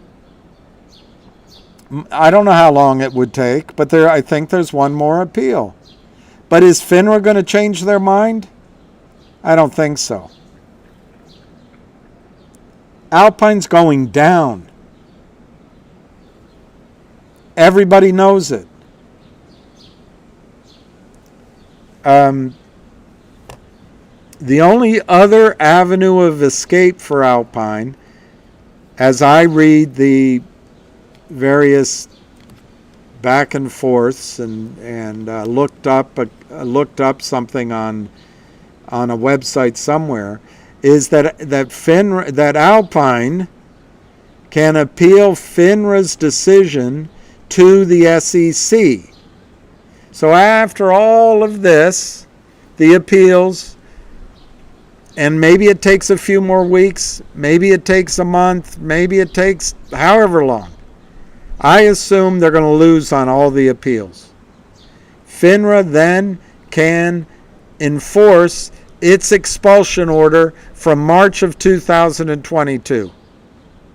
But my understanding is the Alpine brokers then can go to the SEC and say, hey, we just argued that it's all unconstitutional, but now we want your protection as an SRO. Anyway, they can go to the SEC. So, Pete, I ask you this. Could the SEC possibly find merit in those three arguments that I don't think the Supreme Court's going to find, if they even listen to the case? But could the SEC possibly find a way to excuse the violation of securities laws that the SEC has mandated FINRA enforce on broker-dealer members to the tune of 36,000 times in 1 year? I don't see it. Alpine is going down. It's going down. But that's the first part of your question, Pete. The second part I like better, because I've all along said this. I continue to say it. The only way to get these bullies to lose is beat them at their own game, which is what GTII is trying to do. And I'll tell you what, Ham is going into New York, even though he'd rather probably play pickleball somewhere. It's to cause them to lose money. And the Lynn Partners is not well financed. They have this guy, John Hancock, the 20th wealthiest man out of Australia, because he inherited it from his father or his mother. His mother's the wealthiest person in Australia. He's the senior advisor to Lynn Partners. And then you've got these doofuses, Philip Vallier, who couldn't make it at Morgan Stanley if he ever worked there, and Jeff Easton, who couldn't sweep the floors at Goldman Sachs. But they're managing directors because they're Benchmark sends business their way and they get these contracts signed. They're obviously taught about it by someone on Wall Street. But I don't think they have the money to support Finger going even from $2 to $5. They just don't have it. So Pete, I really think what's gonna put, and I know it's not your question, but I think what's gonna put Lind Partners down and their brokers down is a squeeze and finger is going to hurt them where it counts. And I think Lind Partners is going to be shut down all over the street. And I think they won't have the money to meet the margin calls. And I think it's going to really be, it's probably going to shut a prime broker down or two. But why I bring up Finger, Pete, is I think that's going to flow over to GTII. Now the question comes, is the gentleman that constantly tells me there's no way there's any short position of size in GTII, you can't believe your eyes, you can't believe the FINRA numbers, you can't believe the daily following of the stock, you can't believe talking to insiders, you can't believe what you see, there just isn't a short position. Well, I don't know how to respond to that. I guess that's always a risk. I believe there's a massive short position in GTII. Whether it's 350 million shares or 20 million shares, it's going to cause the stock to skyrocket, I guess, to different levels. Obviously, if it's a smaller amount, maybe it's only in tens of numbers. But when you combine it with the prime broker not being able to sell, the stock goes up. So anyway,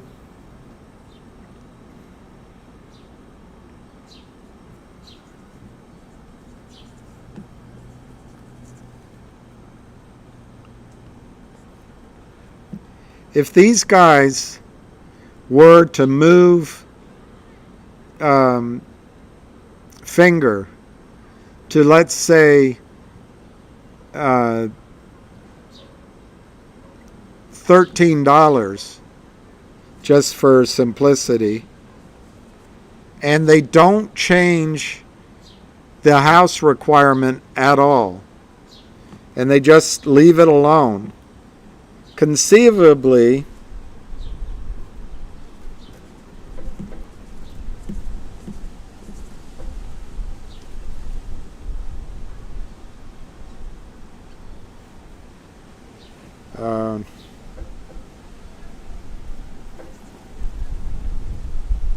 what am I trying to do?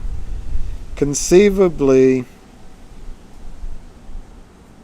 I know what I'm trying to do. I know what I'm trying to do. Takes me a while sometimes with arithmetic. So, for every dollar increase above where they are, let's say $2.50, that's probably the amount of money let me just say, in a standard situation, you'd have to have $2.50 against every stock you hadn't delivered. It might be they have some other contract. But whatever they have right now with Finger, there's an equilibrium. As soon as it starts going up, every dollar a share that it goes up, they're going to ask the Lind Partners for $140 million, $1 a share for the house call. So let's say it goes up $2, they get it to $5, it goes up $3. I just don't see.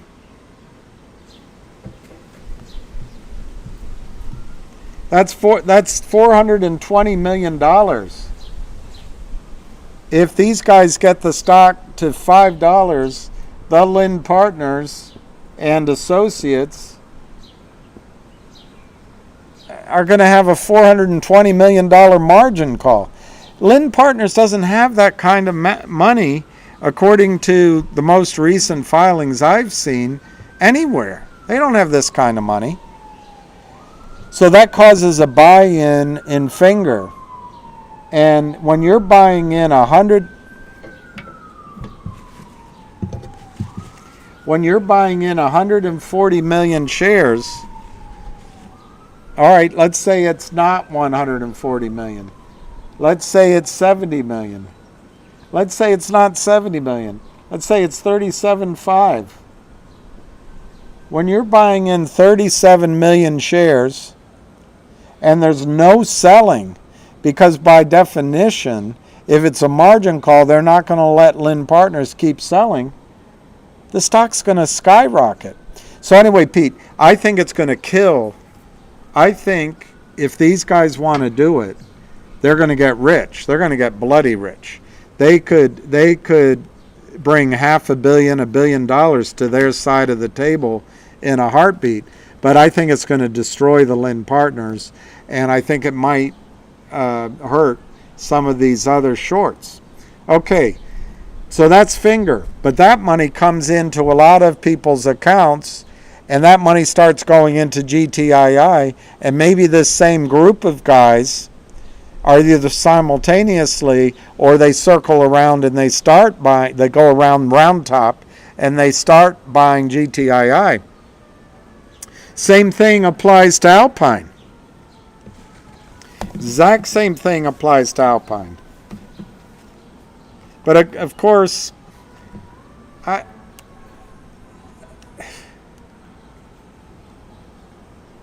just don't know how much credence I have to give to the negativity, because I just showed you there were 50 million shares of GTII approximately naked after Reichman bought back all of the shares that Kramer had. Kramer could have covered then, but he didn't. I think because he didn't have the money. He probably didn't want to burn his clients. And he only knows one thing: selling. We've followed the stock, and at least 200 million more shares, 300 million more shares, maybe more, have been sold over that time, according to FINRA's data. You can question FINRA's data. I don't know, endlessly. I could question if this wind means a storm's coming or not, or this umbrella might get blown away, or tonight it's going to get dark, tomorrow the sun's going to come up. I don't know, we can endlessly question our senses, but we've been following GTII for 2.5 years. Ham follows it every day, but it's not just Ham. It's 20, 30 people. So I think 300 million is the number, plus they gave out one restricted share for every 10. That makes it 330 million. I just don't know. Let's just start with 300 million. And we know that because of the warrant, there was pressure on the system, but I think that warrant has expired. We know $9, they didn't want it to go over. They didn't like it at 8 and 7 and 6. But I think since I added it up with the FINRA numbers, I think since the move from GTII over to COSM time frame, I believe 150 million shares were shorted in GTII. So half this number has happened since September of last year. So is it correct? There's only one person that could tell us, and that's Gary Gensler, and he's not going to do it. So anyway, my point is on GTII, $9, $8.97 for one day. It hit $8.97 for one day. That did not trigger a buy-in. It triggered more selling. $8 didn't trigger a buy-in. 7, 6 didn't, and certainly when everybody ran over to COSM, there was no buy-in coming. But since then, in my opinion, they've doubled the number of shares that they have to cover. So 9 didn't do it on one day. 8 didn't do it. 7 didn't do it.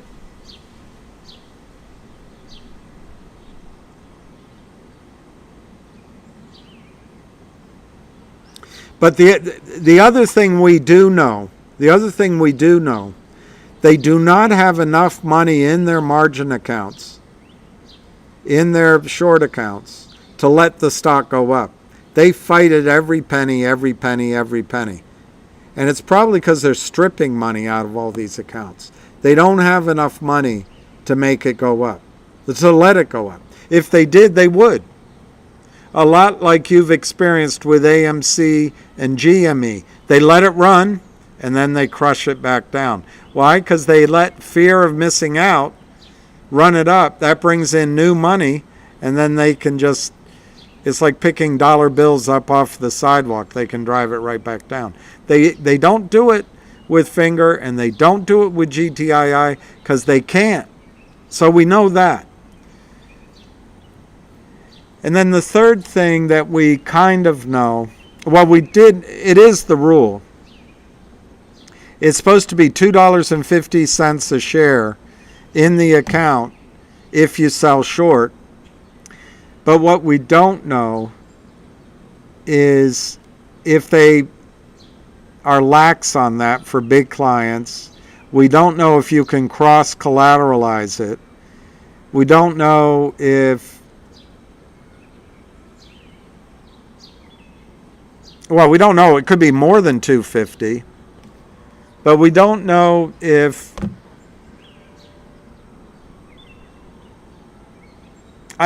I think we can be pretty safe in knowing that it's $2.50 a share in the accounts by now because of the risk.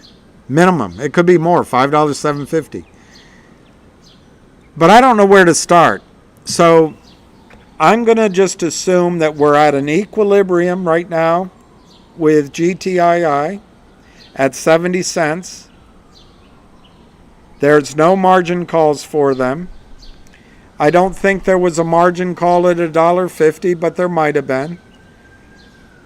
But I'm going to use $2.50 as where they have to start putting money back in. But right now there's 300 million shares in GTII, naked short. You can cut this number in half or by a quarter or 10%. If these guys do Finger and then Finger works and some of us comes in, and if GTII goes to $1.70 or it goes to $2 or it goes to $3, let's say it goes to $2.70. That's $2 a share. That means $600 million.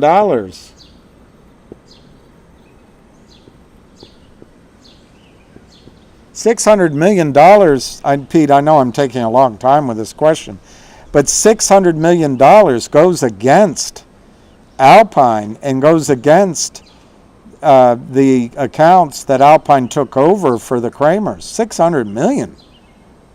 That's if it goes up $2. What if they get GTII? Remember, once it starts going up, they're going to be less able to sell it down. What if they get it up to $5.70? $5 on 300 million.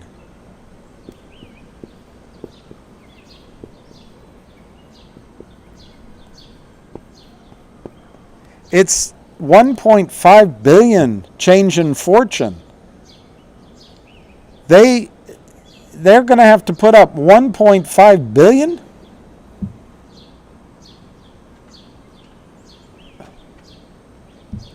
More? It's not happening.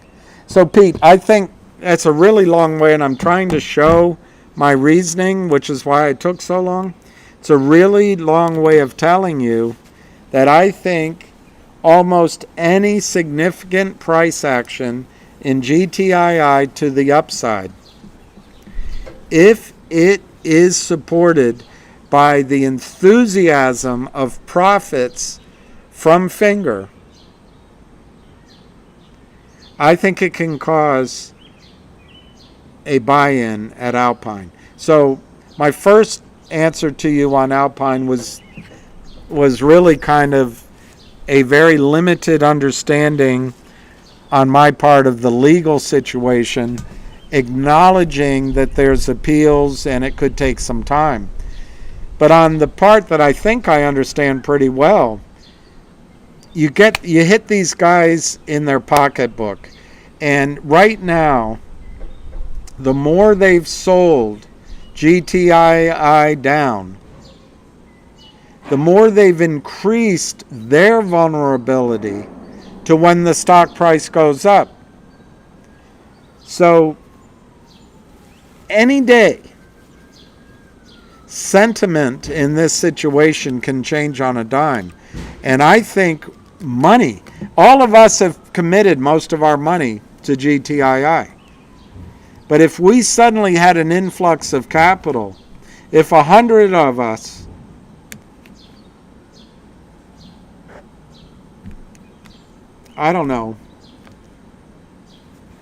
if 100 of us each had $5,000 that we made on Finger, I don't know. I don't know what number is a reasonable average. We would have up to $5 million to put into GTII. And that's why I think GTII, the more they press it down, the more they manipulate it, the more they crush it, I see it as a sign of tremendous weakness. The fact that we're weak because we feel trapped, we're disheartened, we're depressed. Oh, they're always going to win. Oh, we have all that. I have it. I get upset. Can't believe the SEC, Gensler doesn't do anything about it. But the more they just dig their grave deeper. And Pete, I don't think anyone rescues Alpine. I don't see anybody rescuing Alpine. I just showed you if it's 300 million shares, and it could be 330 million. It could be 450 million, according to one guy. But at 300 million shares, if the stock goes up $5, Alpine has to ask its clients to come up with $1.5 billion. How likely is that? I don't think it's very likely at all. And would Alpine be willing to accept further sell orders?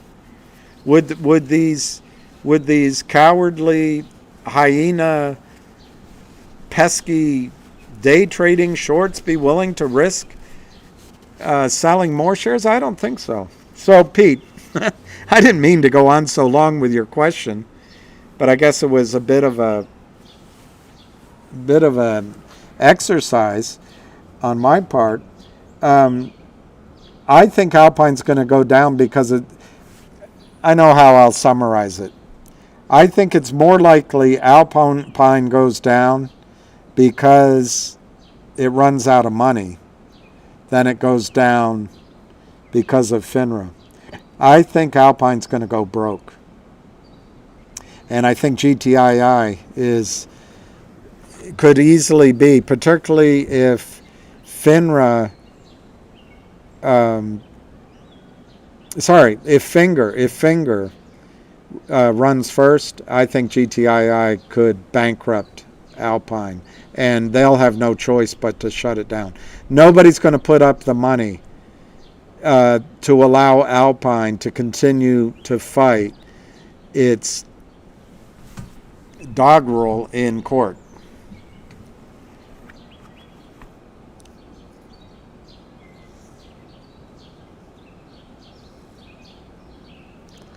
Fahad, I think something big is going to happen with Finger. One thing is, Ham doesn't get as frustrated as I do. I wish Ham did. Well, he does. Actually, he does. But in short doses, he doesn't. He can get pretty sarcastic and dismissive. But what I mean, Fahad, is when he sits down with these guys, I don't know who's going to the meeting, but I imagine it'll be the top people at Finger, maybe some investors, maybe Ham,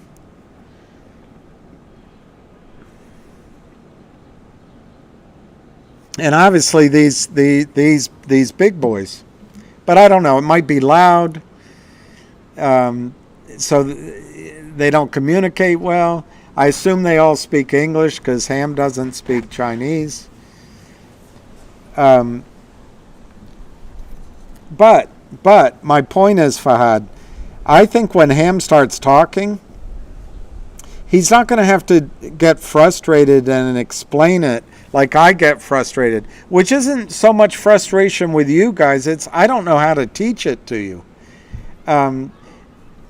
There's an aspect of trading in these markets for 45 years and advising that I'm not saying making money is second nature. I'm not saying that. But a lot of the language and thought processes are second nature. And it's hard to teach it. And it's because I don't know how to do that. But my point is, Fahad, when Ham sits down with these guys and he gets going and he starts talking about like what I just said, if he just said, look, establish a position of 10 million shares and they don't care if they pay $5 or $10 or $30, they don't care because they have the money. So if they just established 10 million share position in Finger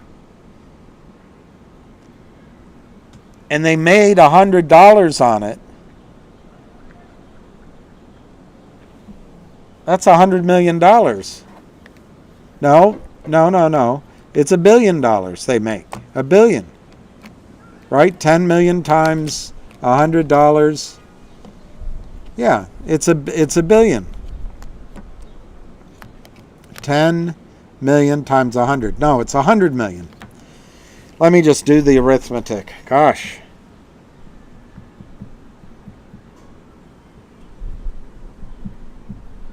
Yeah, no, it's $1 billion. I can't turn my phone. It's 1E9, but if I turn my phone, it doesn't tell me. So it's 1E9. So $1 billion. So anyway, if Ham gets going, Fahad, I just think these guys don't need to be educated. They already talk his language. They already understand it.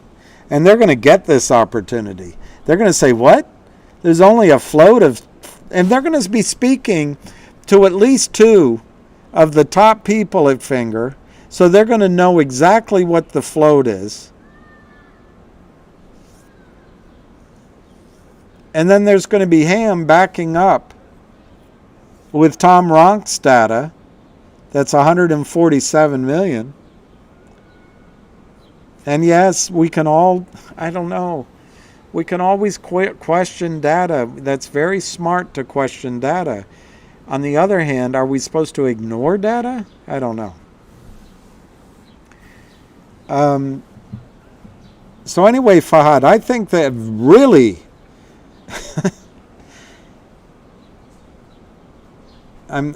I would be so disappointed if he comes away and they decide not to do it.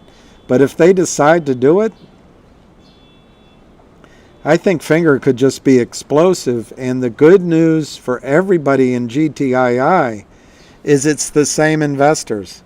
Ham only follows two stocks, GTII and Finger. For now, anyway. He talks about others, like Wolf and anyway, he's talked about others. So Fahad, I think good things are going to happen. Ham speaks Hamanese.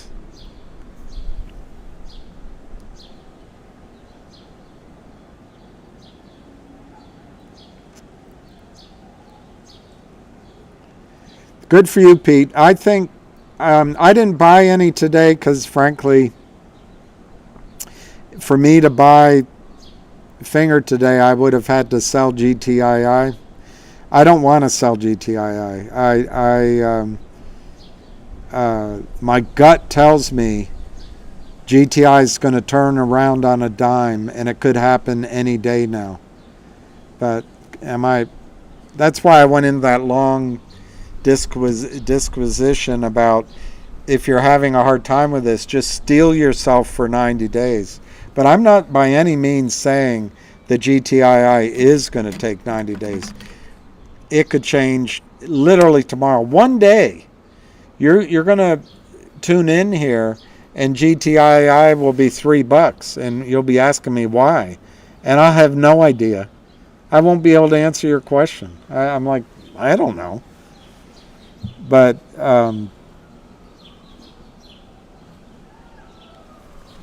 the biggest strength in Finger and GTII, Ham, I think management's a better strength in GTII in the sense that they are acting against the shorts. However, I think management in Finger is better in the sense that they truly have at least 5 pistons, maybe 6 pistons in their engine, and they're firing on all cylinders. And management's been really good about that. So, but then the other thing each one has is these trap shorts that can't let the stock price goes up, and they just get in worse and worse and worser. So I think it can go. Was today the third day Finger was above 2? Let me look. I think so. I thought, Coda, I thought I had printed out a chart, but I just can't find it. So let me just pull it up on my phone.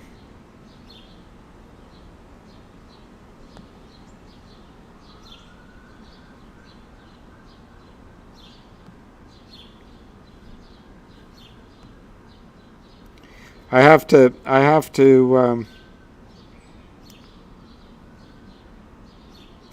make the range smaller.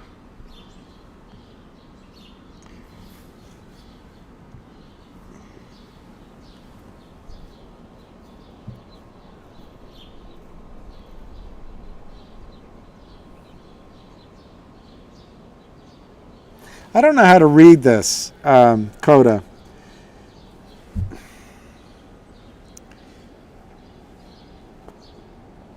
So if I'm wrong, it just shows my lack of knowledge. But I think if the thing is white, it means it closed at the top of that candle, not the wick, but the candle itself. If it's red, it closed at the bottom of the candle. That's how I think it means. So I think this is the third day it closed above $2. So that's pretty good.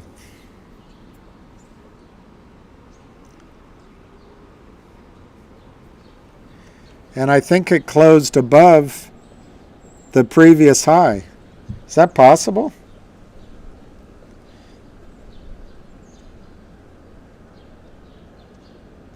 Is that possible?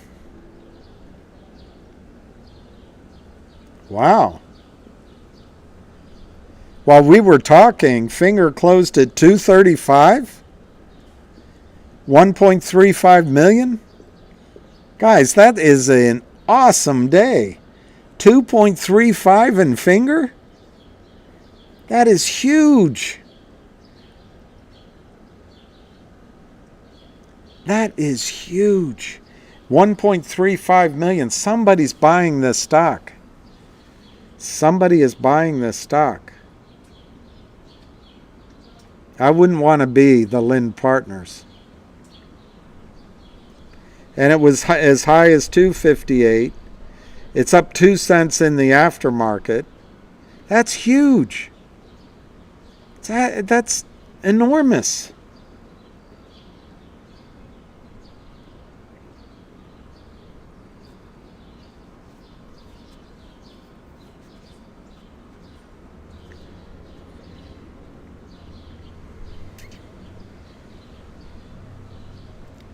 I can barely see. It's so small. But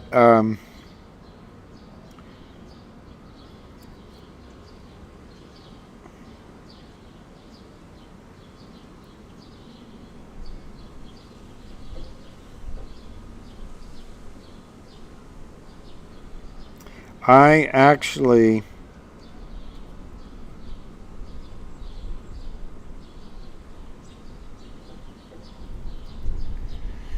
think I bought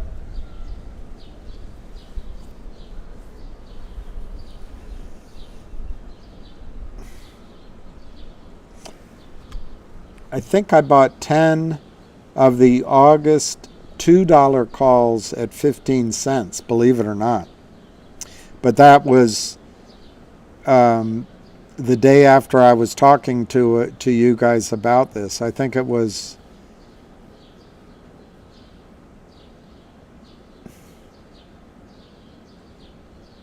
what's today? Today is Tuesday. I think it was Friday that I did it somehow. But anyway, look at those. They closed at 60 cents. And that's tough. It's a tough call, so to speak. Because my instinct is going to be able to just hold it.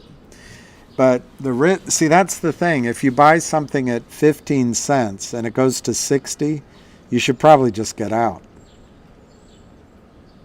Anyway, I didn't notice it. Google iPhone screen lock. Turn off your screen lock in your calculator. Turn off my screen lock.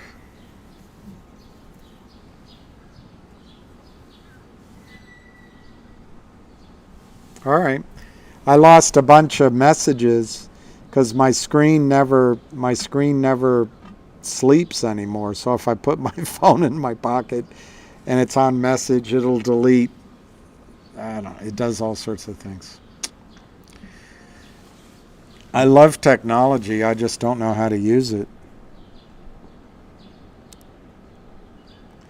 Coda Campo? Was it him that said if we... You know, Coda Campo, I can't resist telling you this. My sister would correct you. I'm not correcting you. How do I know? Because she always corrected me.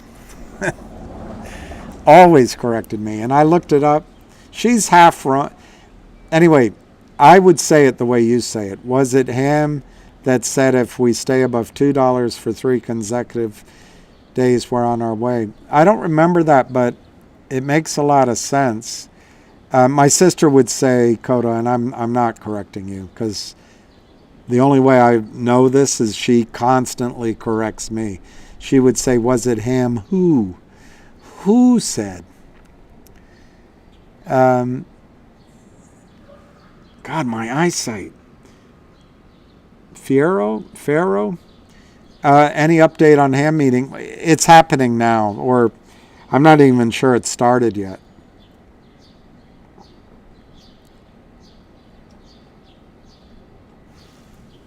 I thought I had my glasses out here.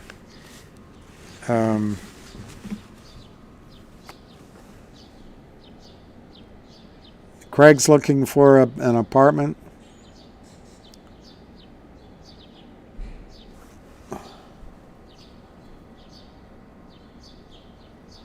David Kurtzman, after listening to what you just said, they could go back and forth and figure, then sell and take profit. Absolutely. But David, what I'm counting on is 30 billion.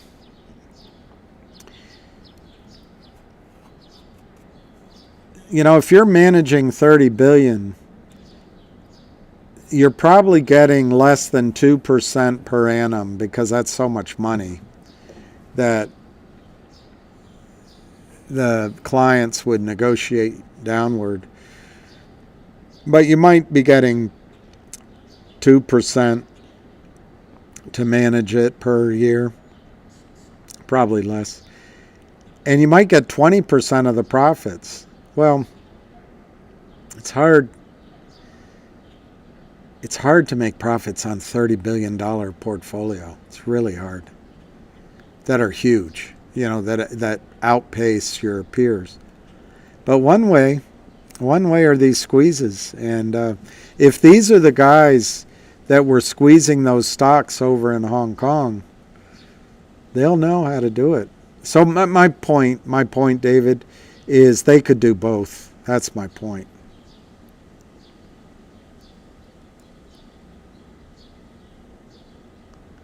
M. Casey, I didn't hear that.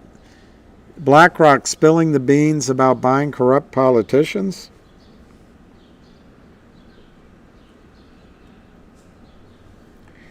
I think KYP's correct.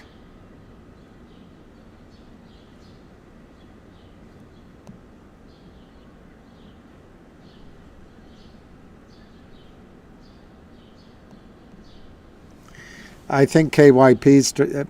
See, here's your biggest... For you guys younger than I am, Qatar is signing a 27-year deal to supply LNG to China. The only thing China doesn't have is plentiful energy supplies.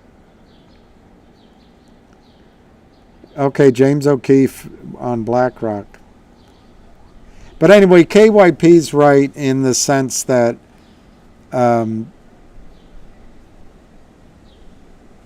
everybody sees their political views from their own perspective. Not that it's wrong. And it's probably best that I don't talk about those things. But the corruption is everywhere. Thank you, one Fix-It Man. Yeah, GTI ran actually, Will Barksdale. You could look it up. It ran to 897 in my memory.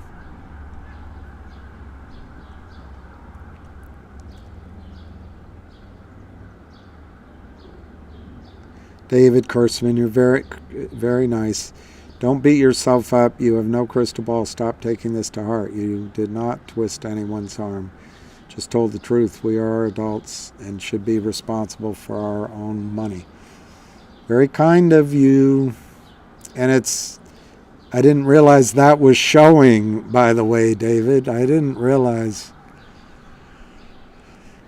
Not so average honesty. Does that mean you're not as average as the rest of us, or more honest than the rest of us? MMTLP will get concluded around September. The only winner will be the government, and they will want all of the legal money and tax money from as many short-term holders as possible. I could see that. That's what I'm afraid of, not so average honesty. I'm afraid they're going to define us into a corner that we were just being greedy and we were just trying to get a short squeeze. And therefore, we don't deserve it. That's the Jim Cramer caveat emptor. But that's so unfair. The criminals sold, if this chat AI source can be believed, over 2 billion shares over several years, taking that money out of the market. They were greedy. They were greedy.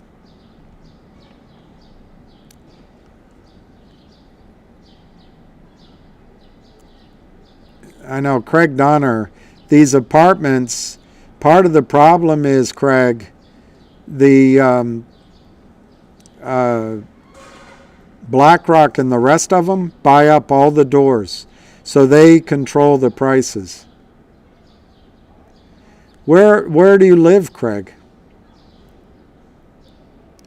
All right, Deacon Blues, if Finger or GTI runs hard and the criminals are underwater more and more, does the prime broker just start liquidating the... Yes, yes, yes, Dinkin. The first part of your sentence doesn't even cross their mind to the prime broker. Just think of a guy in the movies asking for their money on a bet or on a one of those loans, a bookie. The prime broker will call Deacon if Finger were to go. I'm trying to remember from what I saw. I think the squeeze price was $5.63.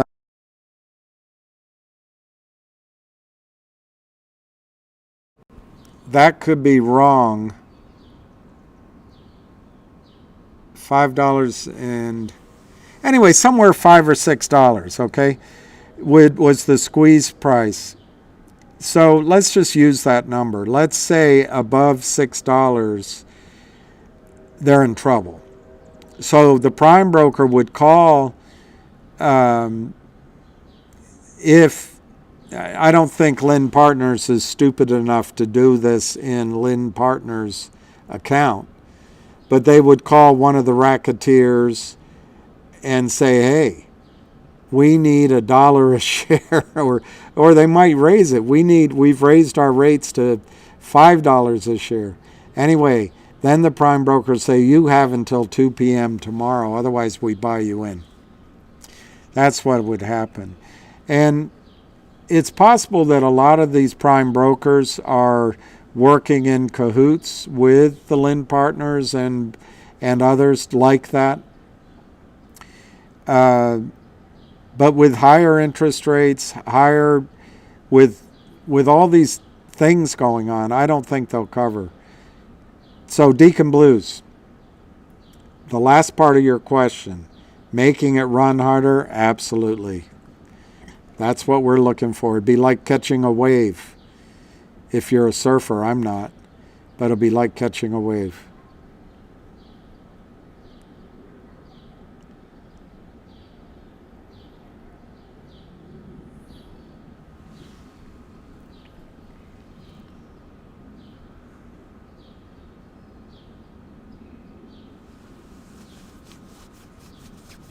Yes, Red Hook Texan.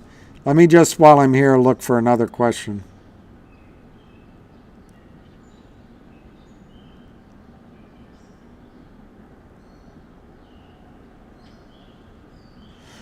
All right, I'll answer those two. What's this?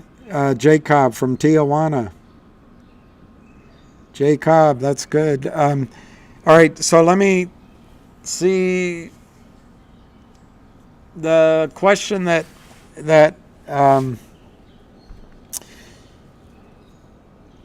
you say the OG, I don't know what OG stands for, original gorillas or something, holders in MMTLP should get the money first.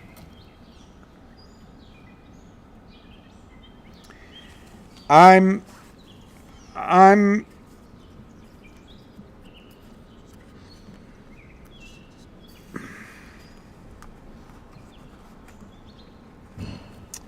the original holders should get the money first, or get the shares first.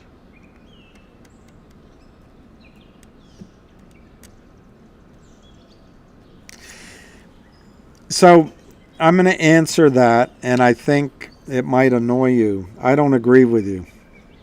And the reason why is, how do you know you had original shares? How do you know you had original shares?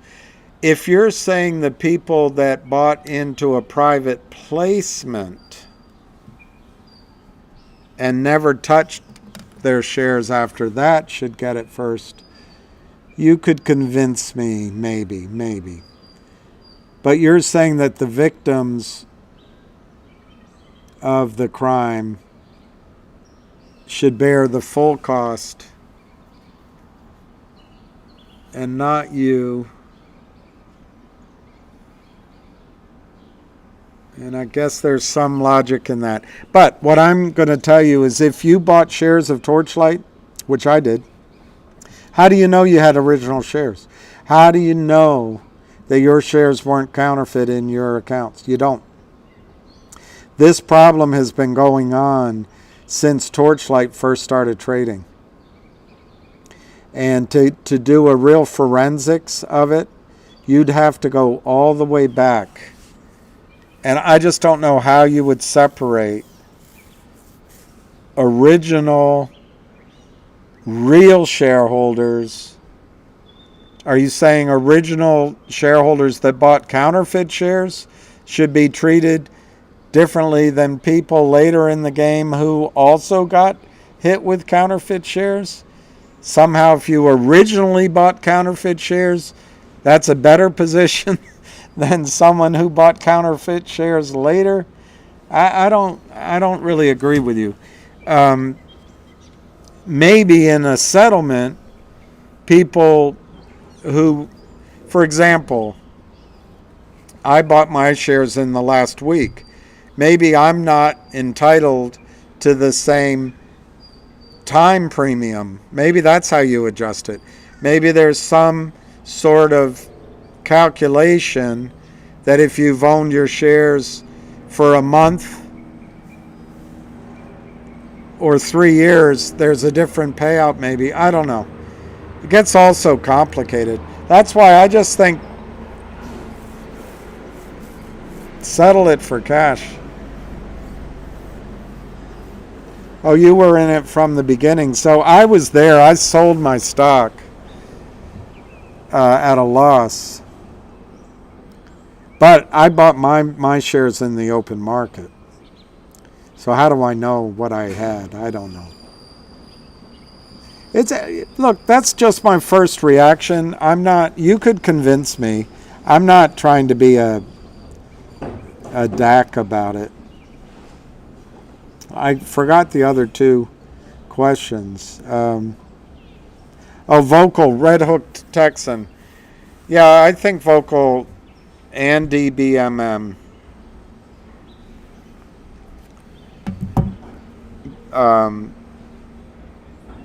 Both with CEOs that one I've never met or spoken with.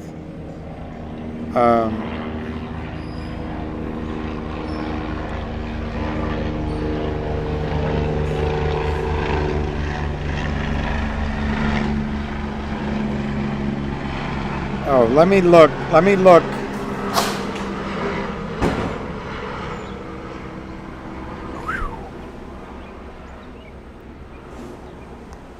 I don't know why that scared me, but that scared me. Maybe it's because the helicopter simultaneously was going over. All right, so RNVA. Remember Lou was saying it could go to... Anyway, that's 0.000001. I think we all can agree that one is cellar boxed.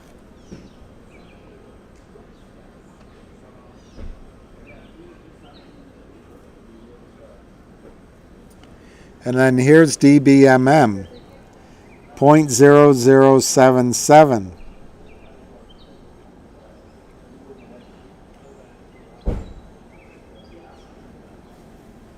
It's not cellar boxed yet by their definition, but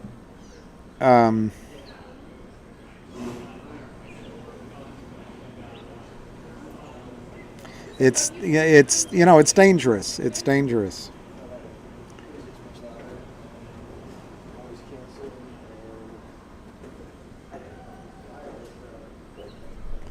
And here's Vocal. It actually closed up at 0.04. And it didn't really go down to 3 cents today. It went just under 4 cents. I don't think Vocal is seller boxed.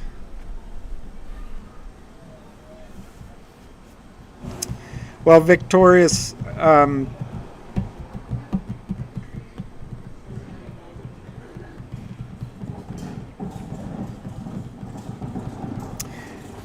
I think DBMM does run if Alpine goes down and they have to buy in everything.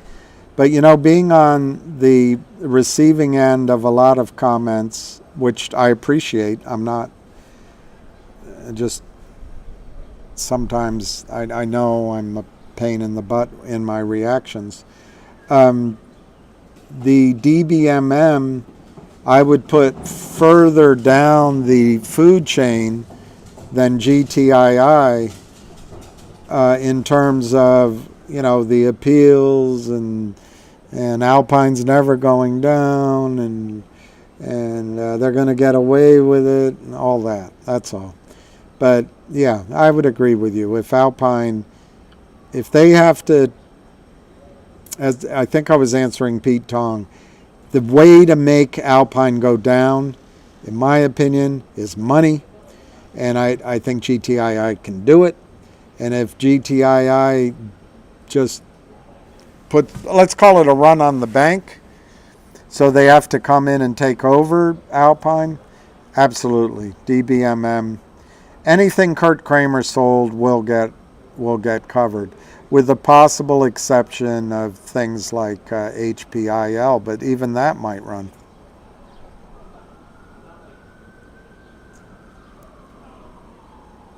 Well, that's it, Kit Kitterers. One share is one right to one share.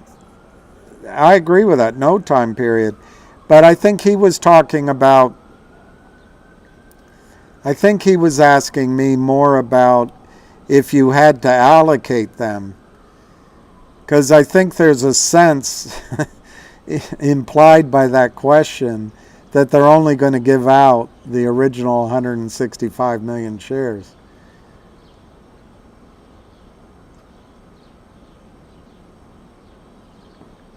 And then you're going to be glad there's lawyers fighting. I think I don't think FINRA has a winnable case. I don't think the SEC has a defensible position. I think as long as people are confused, the media can confuse them. But it's really simple. It's like Wes Christian says. Down in Texas, we call it stealing. And that's what the criminals did. They stole from you. And whether they did it directly or they did it indirectly through the taxpayer system, they stole from you.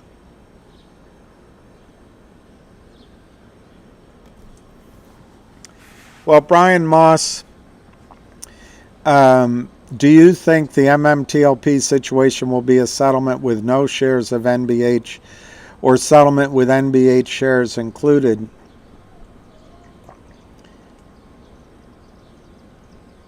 I think right now, if it had to settle right now, I don't think NBH shares would necessarily be included.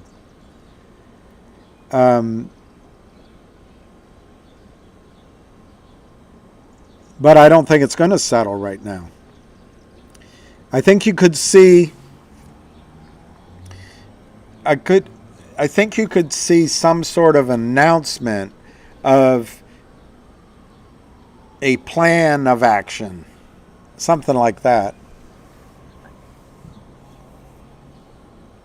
But anyway, Brian, the reason I created my idea, and I've shared it with John Berta over the phone, so maybe it's out there with other people too, and not that it's, to me it's just so blazingly obvious that, it's hard for anyone to credit. But Larry King used to say, No one thought about freeze-dried coffee until someone did.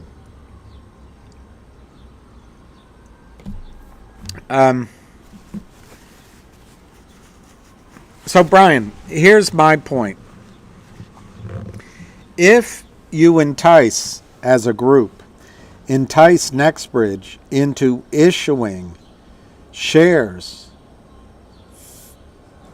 in a massive quantity, in other words, to cover whatever the number is that's counterfeit, if you entice NextBridge into doing that by giving them a huge amount of money, one, and you give them freedom to be their own actors, they don't have to go to BlackRock, and then two, you entice shareholders to agree the deal because they get shares of NextBridge and a cash dividend. Everybody, original, everybody gets that. And then three, you get the I don't know what to call them, the criminals to agree to it, to disgorge all of their money and maybe more because they don't go to prison. And then you get the system, whether it's prime broker, broker-dealer, shady market makers, DTCC, to agree to fill out the rest, and none of them go to jail or even get a mark on their resume. And you get FINRA and the SEC to go along with it, unless FINRA committed fraud. That would be my one exemption. Then FINRA should put their $2 billion up too. But you might not. In other words, you got to let go of all the righteousness. Take a deep breath. Everybody gets away with everything. Everybody gets away with it, except they got to give over the money. The criminals got to give everything they have to the point they have to live in a Red Roof Inn. The market makers go out of business, and maybe worse. The prime brokers, one or two, might go down. Broker dealers really feel the sting. They rock at their foundations. But ultimately, the DTCC, maybe the Treasury, maybe the Fed comes in and supports it, the payout. But no one goes to jail. And that's a hard pill to swallow unless, as shareholders, we get shares in a really valuable company and a cash distribution. Then we got. But the only way, Brian, to my way of thinking, the only way to get NextBridge to go, NextBridge did nothing wrong. They're completely absolved. They're separate from this. But the only way to me to get NextBridge to go along with this big albatross, I'll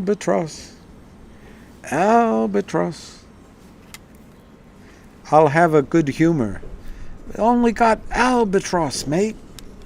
Albatross. The only way to get NextBridge to go along with it, Brian, in my opinion, is make them the best funded North American oil and gas company, and possibly one of the best funded oil and gas companies in the world, and I think they deserve it. And I think you deserve it. And I think if it takes down a crooked prime broker, fine.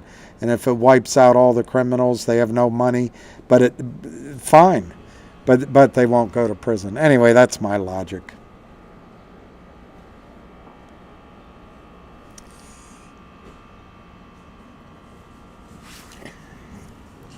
I hate these glasses, but I'm having... All right, I can read it now. If they get finger to squeeze, judging on the past squeeze, it could go to 16 next week. Well, Chris Daniel, look at this. I wish I had my printout.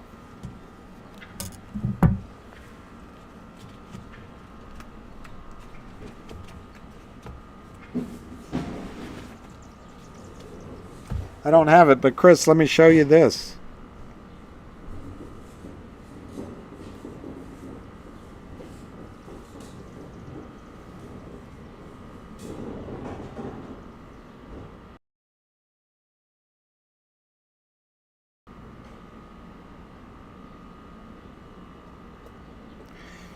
Yeah.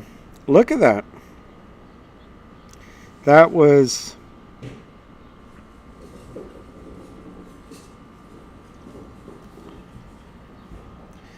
I mean, it took longer than you're saying.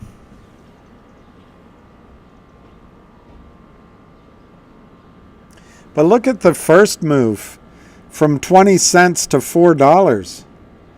That took all of a month or less. But then it went to 16. But here's the one I want to show you. I think you might have picked the wrong one to look at. Because Lynn Partners wasn't involved back then. At least not to my knowledge. But look at this one where it went from, and look at the volume right under it. It went from about 40 cents, 43 cents to $10. Look at that. That was vertical. That was in October of last year. Look at that. I think that happened in 1-2 days. So it went from 43 cents or so, call it 50 cents if you want, to $10. I mean, that's amazing. So I agree with you. I totally agree with you. It will be a sight to behold.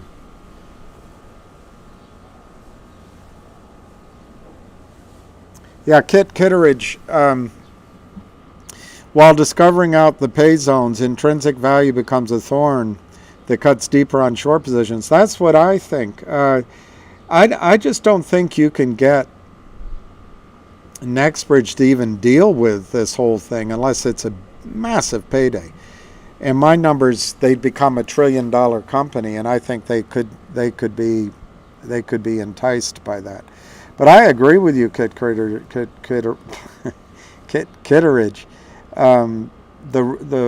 The risk the lawyers run is the more going back and forth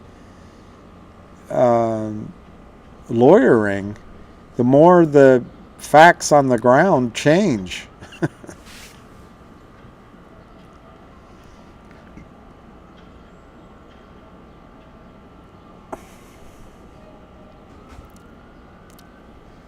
I can't read. Quintainment. All right, quintainment.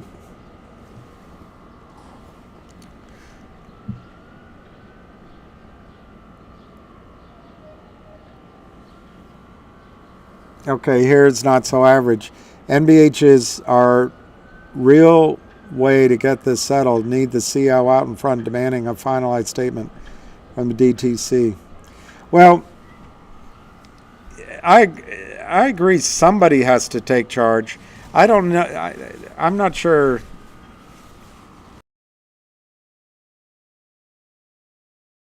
That's interesting. Should it be he? It's not his problem. If FINRA is trying to get him to trade his stock publicly, which he should not, yet anyway, then maybe he can ask. But I don't think he's the one.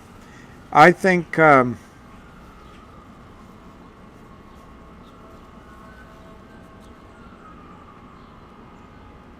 I think the ideal person to take charge would be one of the larger investment banks. Like if the prime broker at Bank of America is in trouble, then maybe one of the overpaid wankers at Merrill Lynch investment banking could organize it. But that doesn't give me a good feeling. Maybe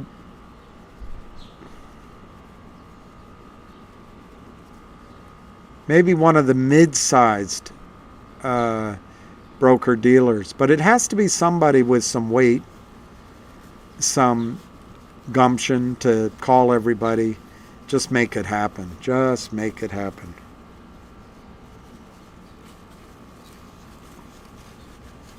Chris Daniel, finger on balance volume is a straight line since October 2022. That is saying volumes for a short squeeze.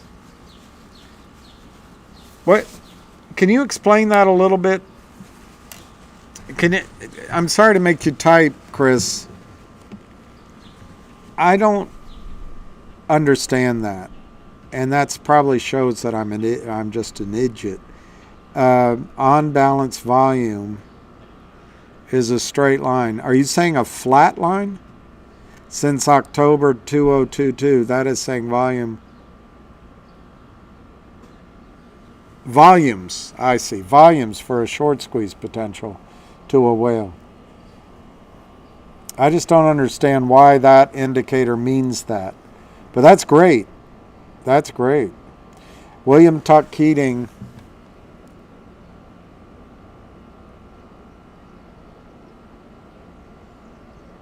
Oh, I don't think they have. William, no one asked that.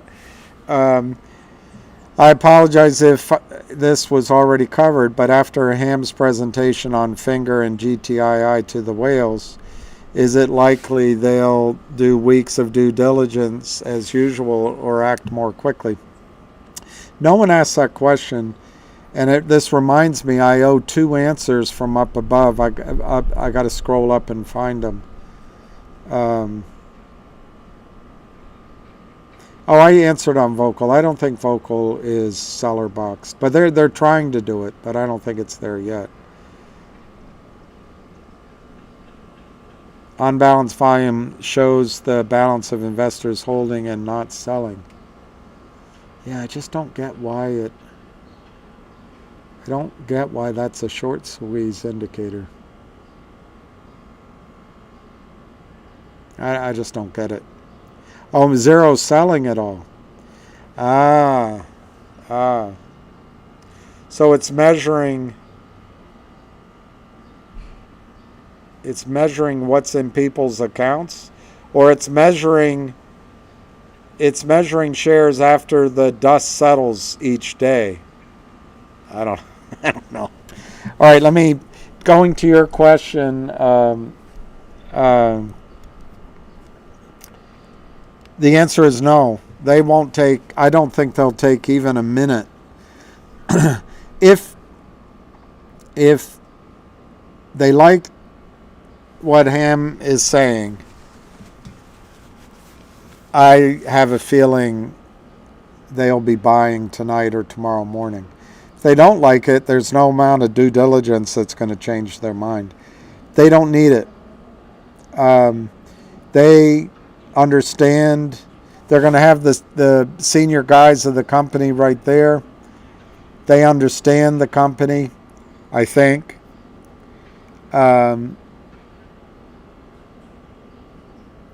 But they certainly understand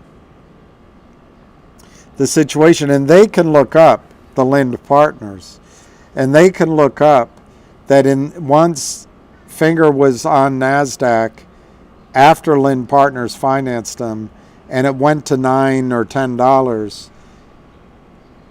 and Finger offered to pay off their note with interest, and Lind Partners said, "Stop right there."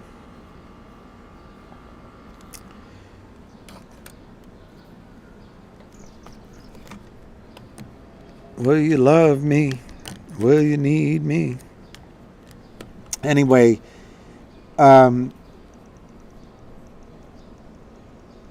they'll look that up. They can do it very quickly, and they can see, to my memory, the Lind Partners, according to FINRA data,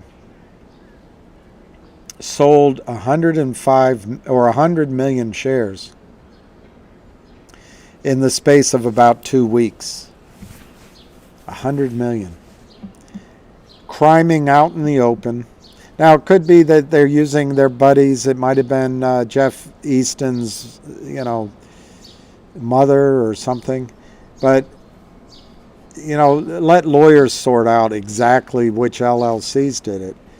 But it was a Lynn Partners note. It's possible that everyone that Benchmark refers to Lynn Partners, they do a note that Benchmark drew up. Lynn Partners is the front, and then they get part of it, and it's really Benchmark clients doing it. This criming is just pervasive. We think GTI investors have not sold, but the on-balance volume has wavered up and down, but Finger has stayed at a high level for a very long time. So in other words, Chris, we know Finger's investors haven't sold. Is that?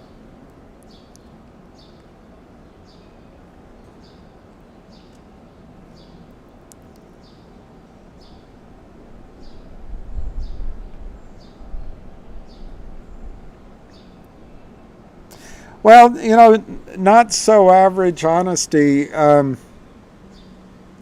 If George hired him,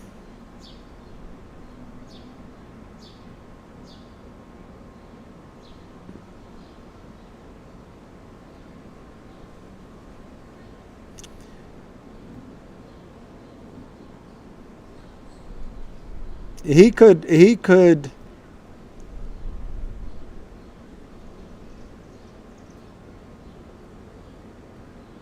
invite everyone to the Houston Astrodome or something like that. That's too big. You know, to a large conference, a large hall, and they could just be there, come down on the first of the month, and they don't leave till they got the deal done. A lot of egos, a lot of lawyers.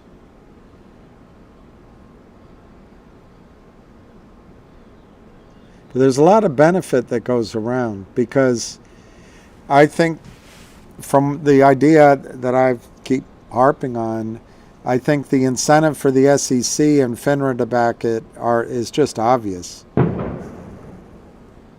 particularly if FINRA committed fraud. From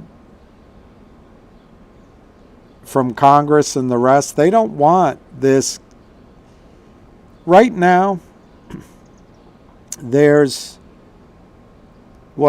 200,000 people familiar with this, but at some point, there can be a tipping point such that,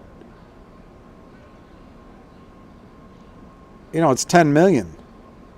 It's 20 million. So there's a lot of incentive just to get this under control. And I think $1 trillion, $2 trillion even, is cheap compared to what it's ultimately going to cost. And particularly if you allow this to melt into the marketplace as a panic, $1 trillion is going to be cheap, in my opinion. So you might be onto something, because what he would gain, he would become $1 trillion company. The lawyers would get rich, of course. Yeah, maybe you're right. Maybe you're right. On-balance volume is a measure of buying and selling pressure as an accumulative indicator that adds volume.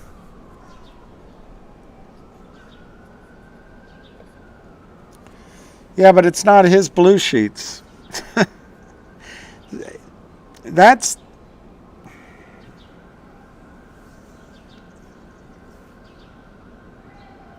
the hardest thing, not so average honesty. It's not NextBridge's short position.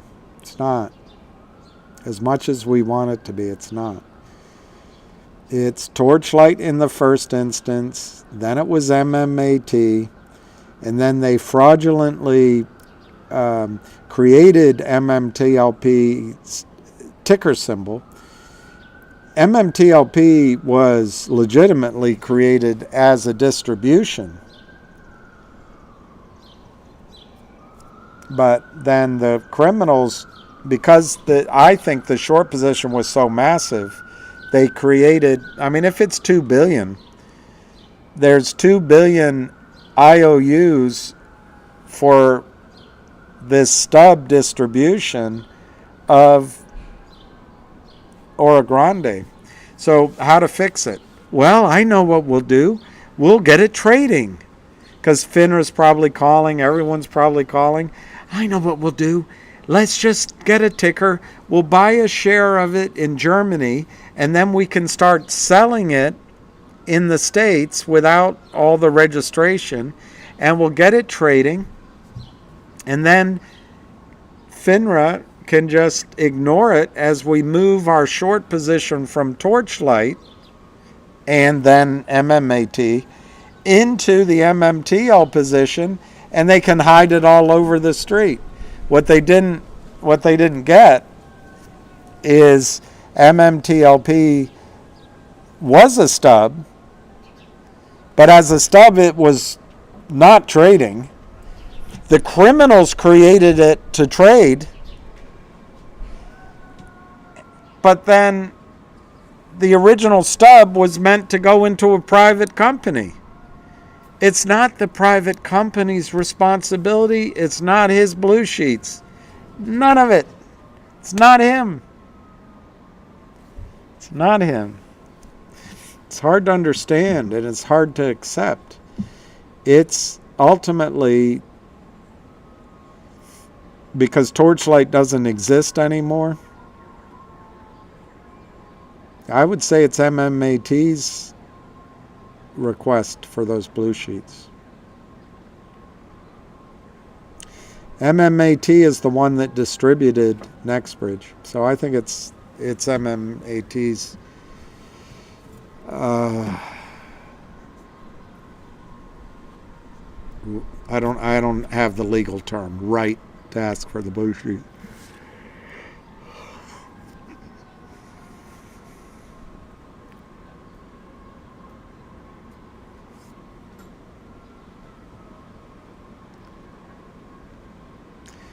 Finger has never sold off. It's been in accumulation the whole time. A lot of built up pressure. It just needs a match to light the fire. That I understand. That I understand.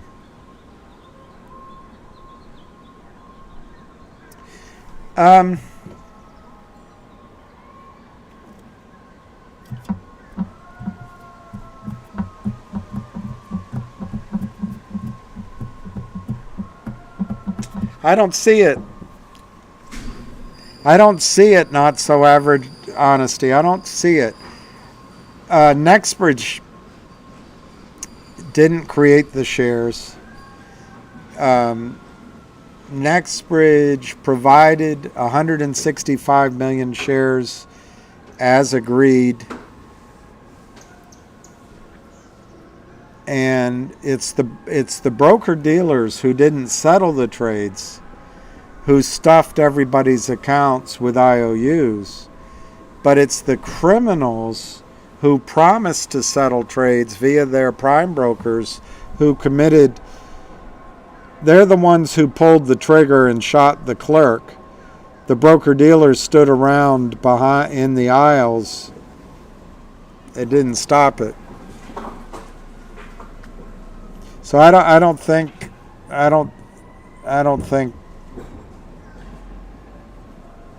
the other one, they're not talking to him for nothing.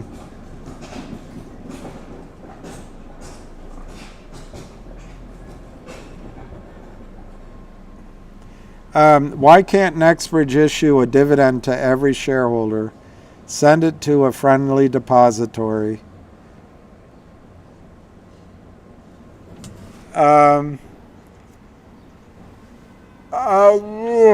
Pete.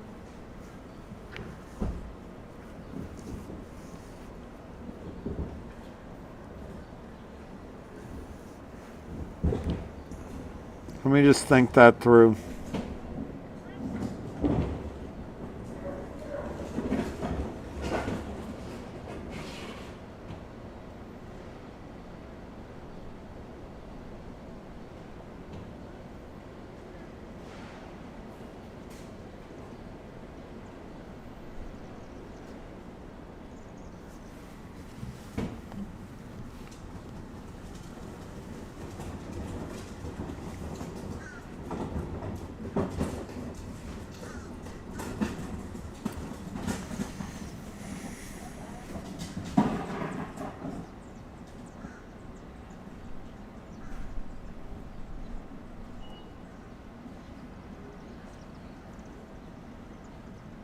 I don't think, Pete, that would work.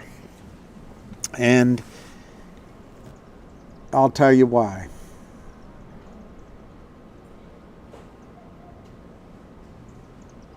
Because ultimately, it is just redundant to what's already happened.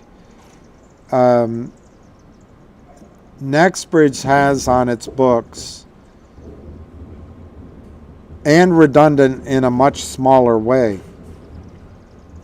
Nextbridge has on its books, let's just use Pete Tong as an example.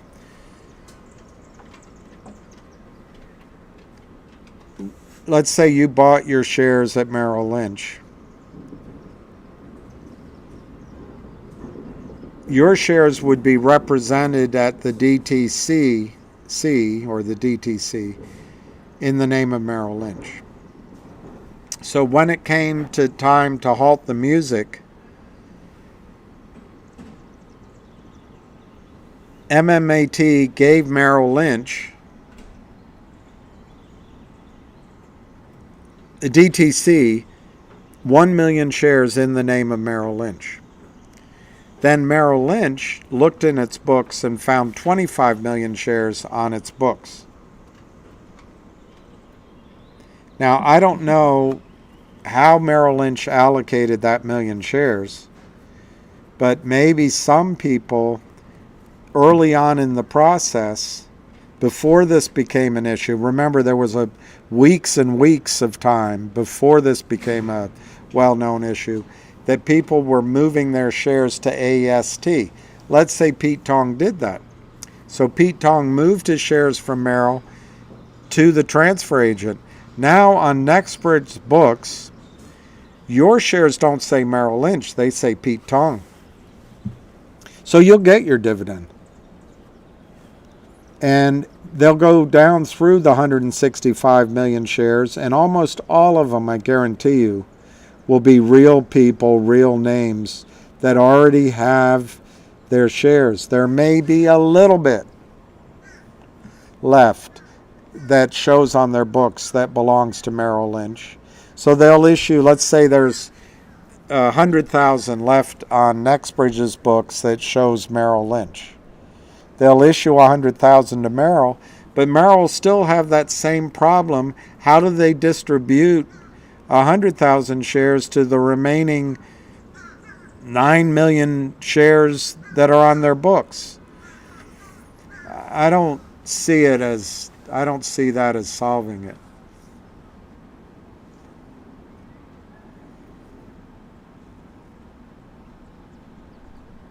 I do think this AI thing that came up with over 2.5 million shares, billion, I think it has the ring of truth, because FINRA's really fighting this, and it leads me to believe that heads are going to roll. I think it's huge. I think there could be billions of shares, because it was Torchlight, then MMAT, then MMTLP. So the criminals crimed for over a decade in all three names. And I just think it's massive. And that's why they're hiding it. Hey, Susan Michaels, how are you?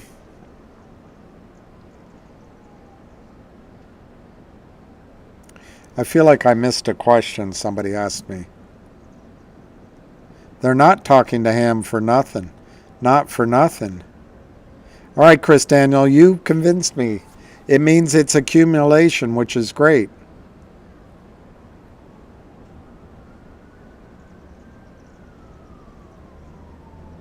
All right, let me spin up.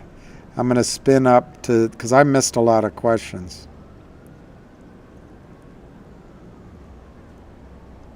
Husker Power, enjoy life, enjoy the ride. It'll be worth it in the end. New fee, I got yours. Yours is down to 148. That's great. M Echo, under $1. Why am I making you angry, Craig? I don't know. I guess I was trying to get...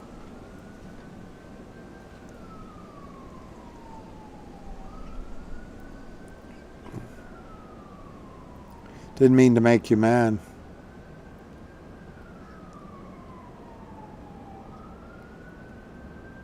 That's a good point, Wall Street Hustle.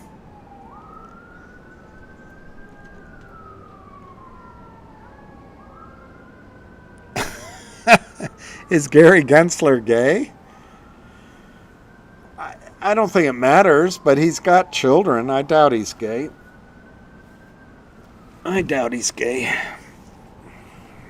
I don't think it matters.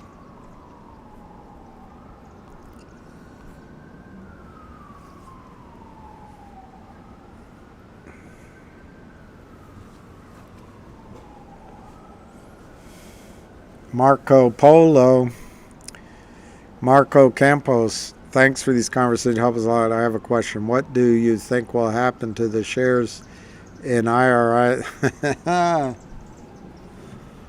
I've been thinking about that.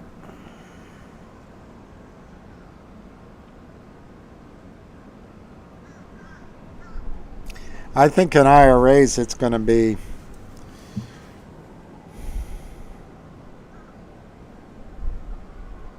well, they still haven't narrowed it down to how they're going to settle. They're trying right now to ridicule our purchases of MMTLP. They're trying to get support in the press from Jim Cramer and some of the, the Bloomberg, New York Times, Wall Street Journal. If that works, they're just gonna try to return our money or give a small payout. I don't think it's going to work. To be clear, I do not think that's going to work.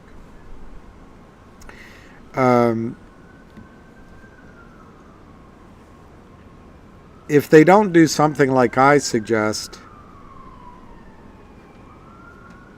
they could open it for some kind of gray market trading, which would be basically, hey Marco, this is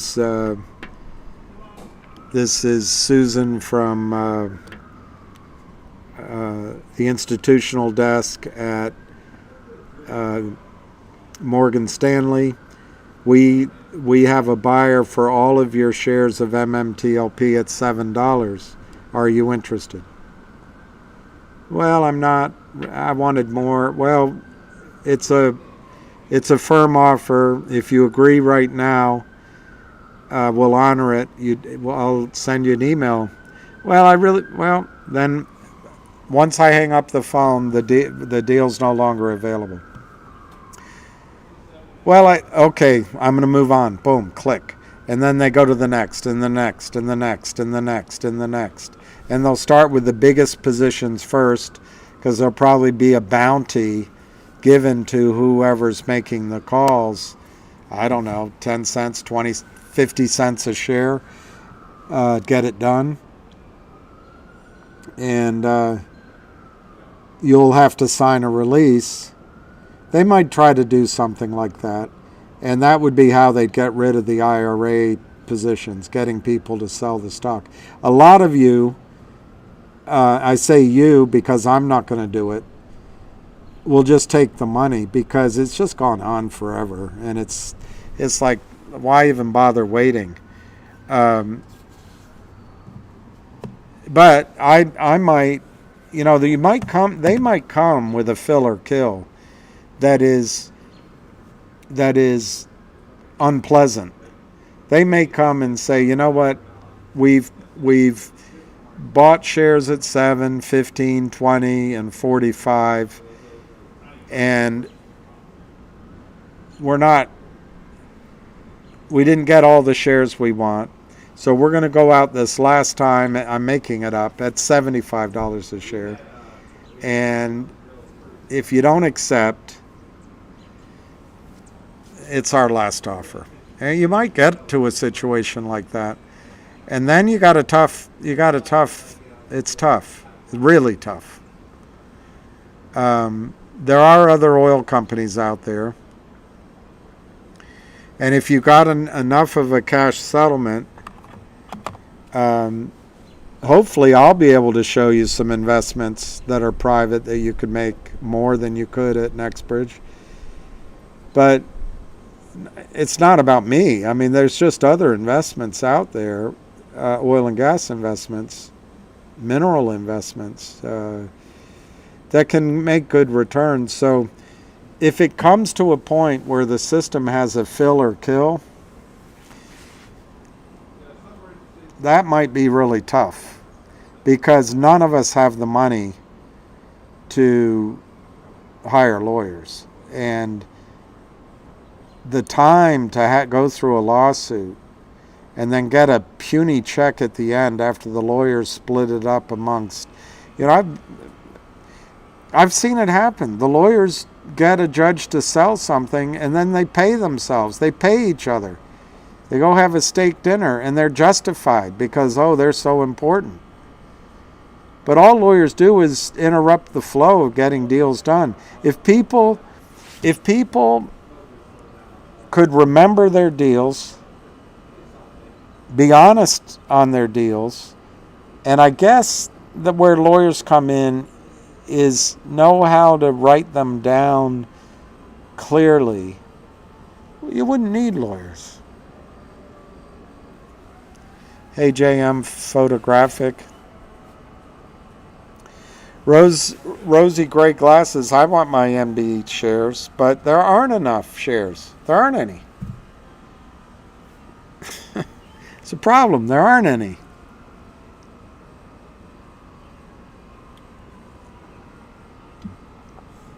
Stony Bones, don't lose your sleep or health. I've had to deal for quite a while, for several things, and I still wake up in the middle of the night. I can still get angry, and unfortunately I'm just a human being, but I keep trying to tell myself not to lose my health, and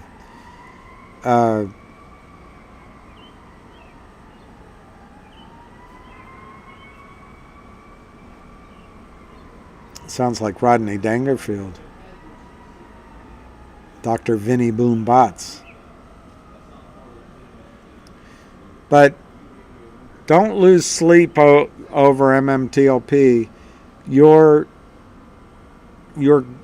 not going to get zero.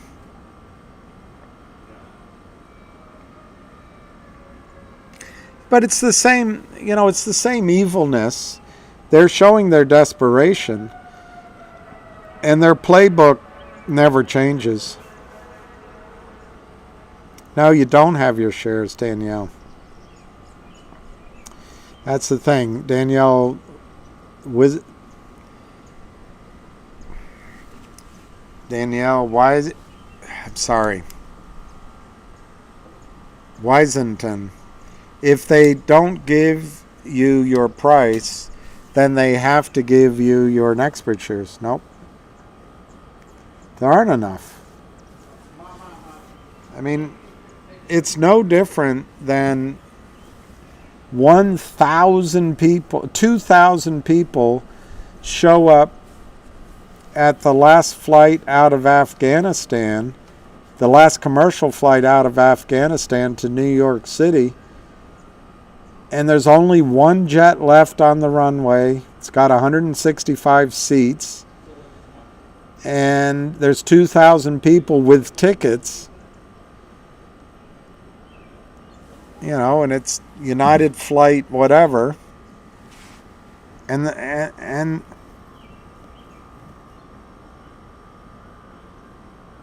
they'll go to the gold card holders first. They'll go to the people who paid full price. They'll go to there'll be all sort of pleading and cajoling But as soon as the plane pulls up to the gate opens. They'll have the marshals there helping the ticket guy, and they'll load it. You know, they'll load the plane, 165. Well, that leaves almost 2,000 people sitting in the airport lounge without a plane seat. And it's the last plane. There are no more planes. There aren't any shares. So my answer, if it's United, in my example, my answer is that United has to fly in, whatever that is, 12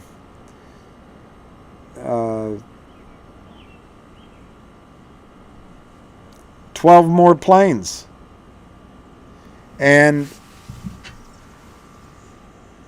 in order to induce United to fly in 12 more planes to pick up the 2,000 people, almost 2,000 people, the counterfeiters that sold the tickets to those people have to pay full price, maximum price. So to get United to send the planes in with more seats, maybe United gets $10,000 a seat or whatever. This analogy is falling apart. Right now, there are no shares of NextBridge.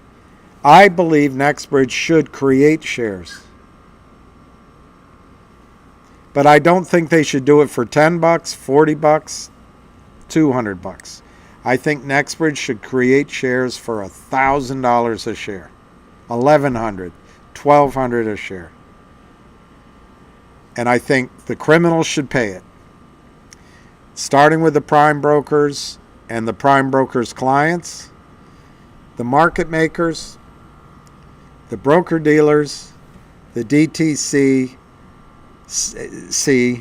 and maybe the hedge funds that are part of that. What the criminals get, they get to walk free. What NextBridge gets, it's the best funded, biggest oil company.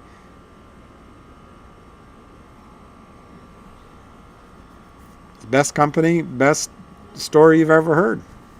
They can go acquire Carrizo, Contango,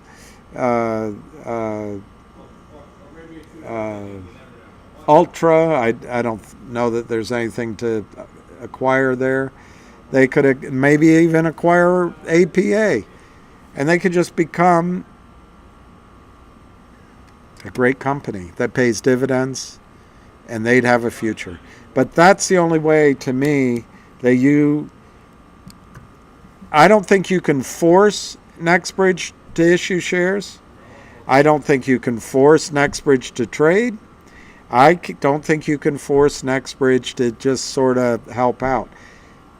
But if you offer them $1,250 a share, if they issue 1 billion shares, or whatever the number is, they'll do it. And I think it's the cheapest way to resolve this thing, and I think it's going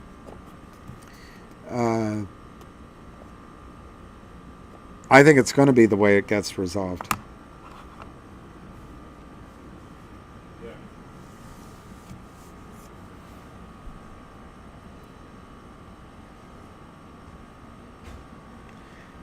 I think another Texas oil company like Phillips needs to come in and buy. They can swallow 2 billion shares like nothing.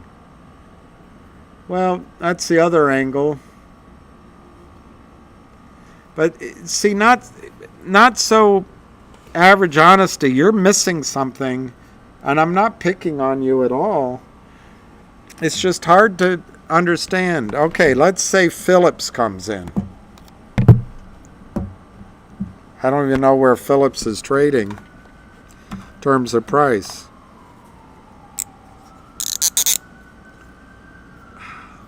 I feel like Carlos Alcaraz.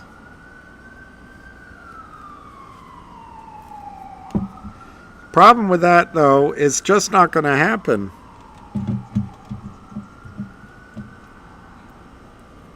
Just not going to happen.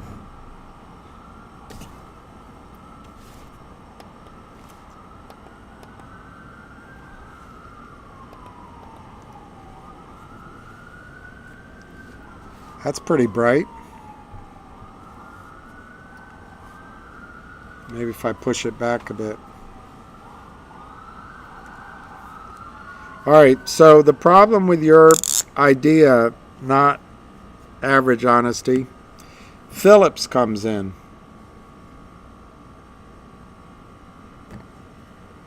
See what their stock price is.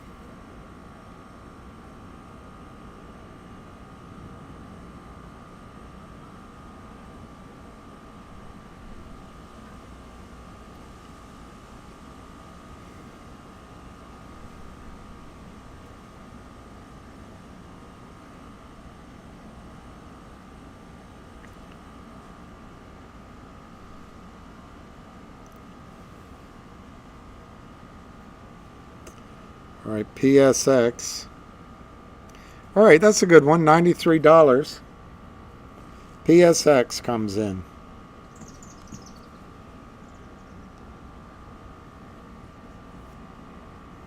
How many shares do they have?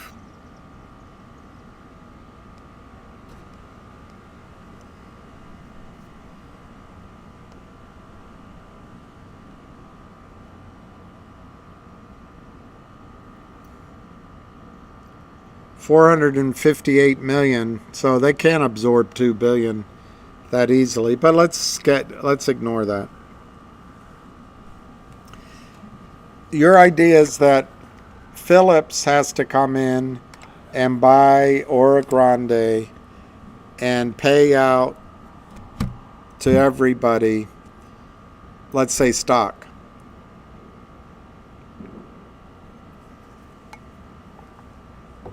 So it's $93. Let's just say it's one share of Phillips stock. One share of Phillips stock for every MMTLP.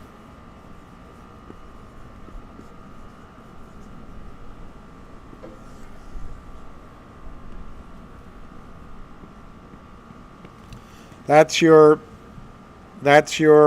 suggestion. Well, here's the problem.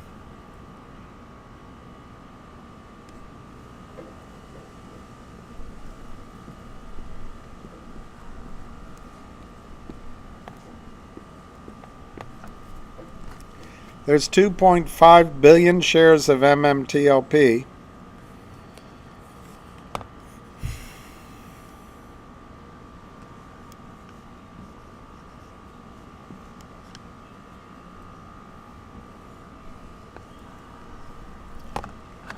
But the Ora Grande assets are in NextBridge. So Phillips is buying NextBridge assets.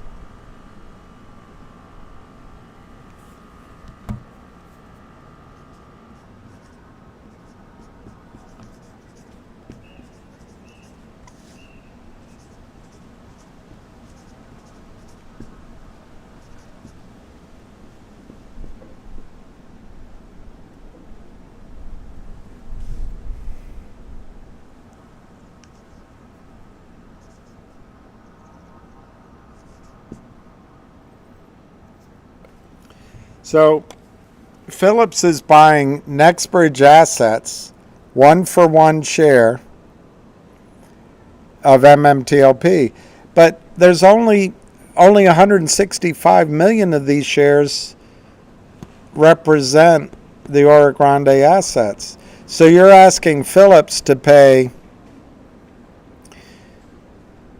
issue 2.335 billion shares of Phillips for zero. It's not going to happen. It's not going to happen. They're not going to come in and offer $100 a share for no asset. This is a pickle created by a lax regulatory system at its best. or a complicit, corrupt regulatory system.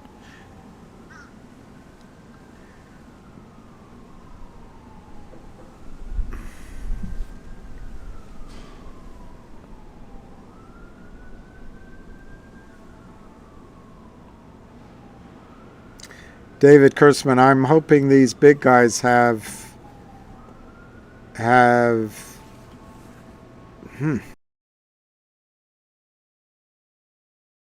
that would really make them sweat.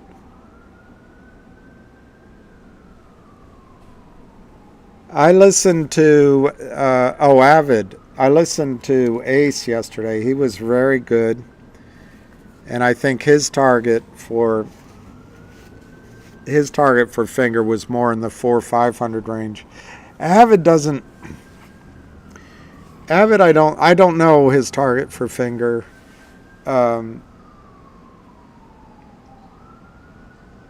I know he would be more conservative in general, but I don't know. In every number I'm giving is in a squeeze. You know, it's June 20 and it's downright cold. There's something going on weird with our weather.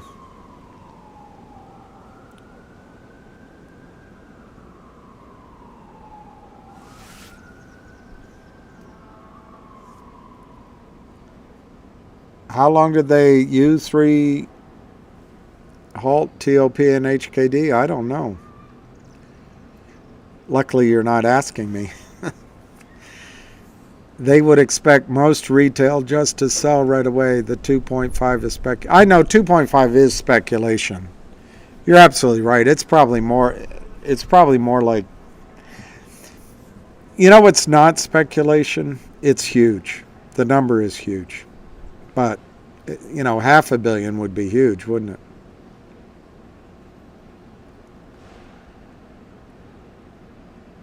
Well, see, there you go. The market has to settle the rest.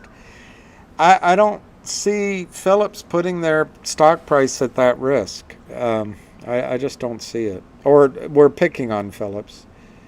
You could use Exxon. I just don't see it. We're trying to come up with solutions, not so average honesty, that aren't facing the facts. The shares don't exist. And they just don't exist. I mean, what would be great is if they've already issued more shares than the 165. So let's call it 200.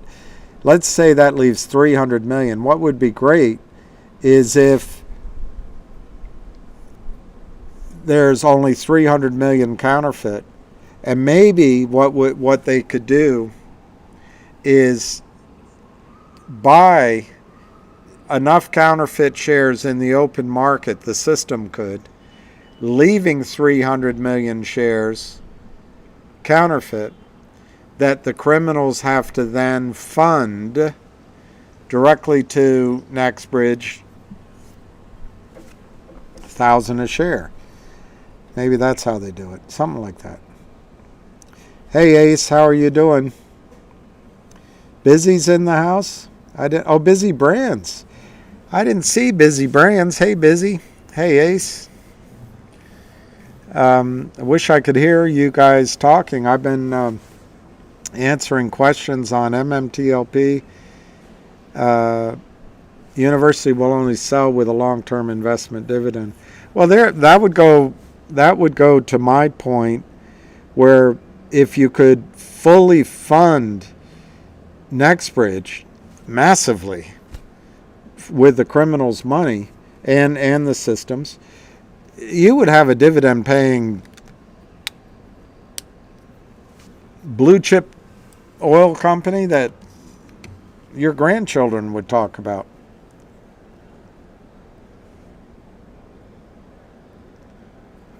Okay, little JR and I just did a live stream where one of the issues, this is an honor here. We've got Ace in the Hole, Busy Brands, and not legal advice. and me.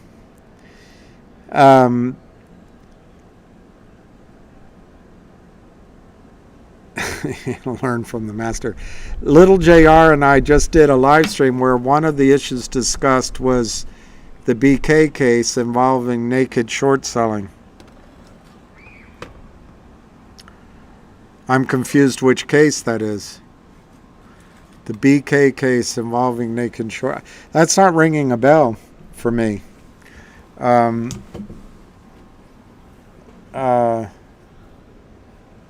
Yo, GTII down 13 days.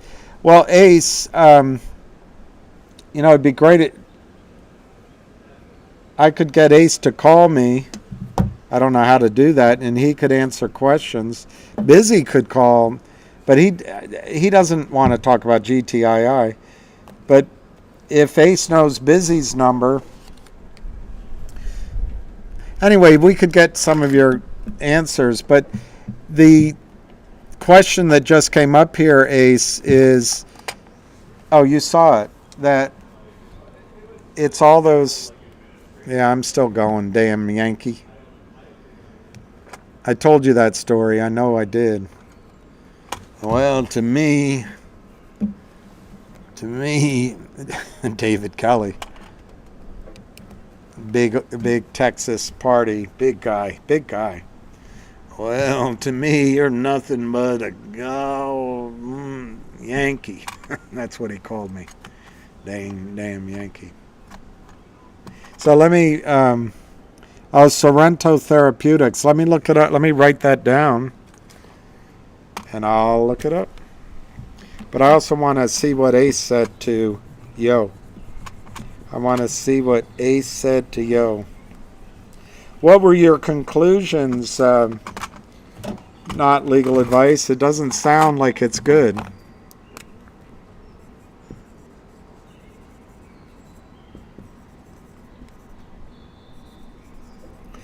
Are you saying that you could BK away the obligation? Is that what it is? They can bankrupt out the obligation? Oh, so Ace, you can call me.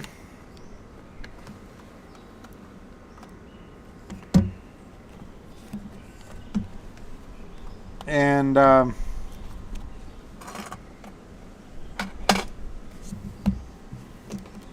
you can answer questions. All right. Thank you, Busy Brands. Busy. I almost called out your real name, which that's not good. That's not good.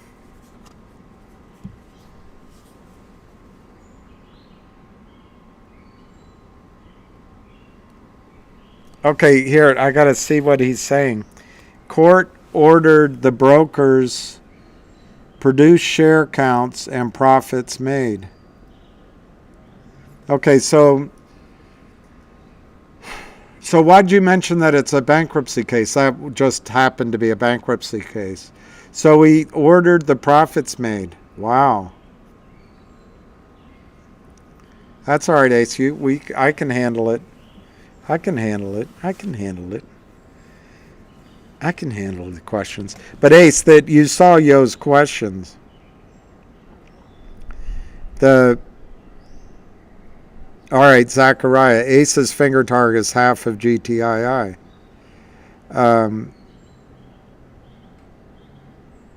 The question that I got a lot, there's a lot of frustration, and I think I was causing a lot of it at the beginning of my call. Chris Daniel, not pumping a stock, but LOMEF Lithium 1 Metals is going to start drilling in Canada. Thought I should share. Well, okay. Not fun. The reward will be bigger. Well, Silex is the name. Silex. So not legal advice. By ordering that, by the judge ordering how much money they made and how many shares, What was the net effect?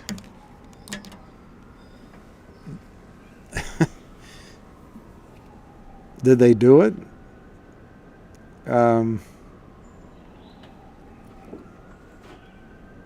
Here to learn from the master. Not legal advice. I didn't know about your space call. I might have listened to it.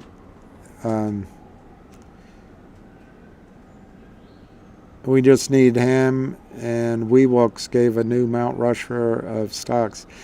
Well, Ham's meeting with those guys now.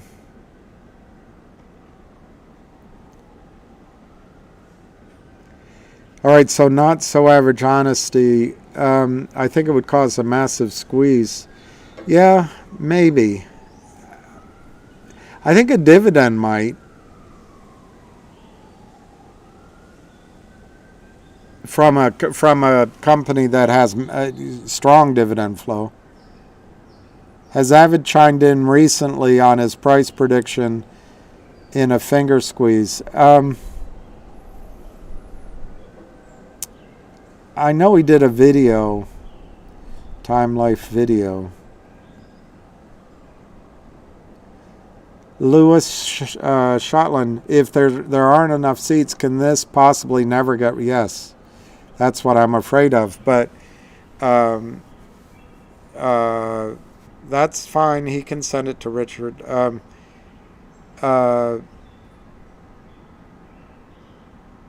One advantage we have in MMTLP, I think you've got the Jim Cramers and the Quisling reporters and that professor.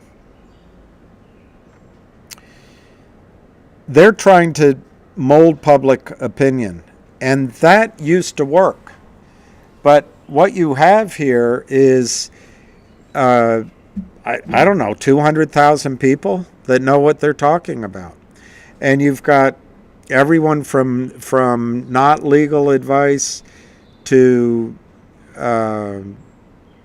Busy, Anna, Pedro from Philly, Ace, and I know I'm 100%.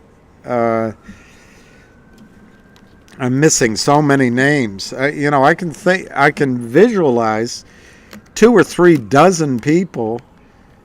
I just can't remember their names all right at this second. They're just working so hard, and some of them are in town today and tomorrow.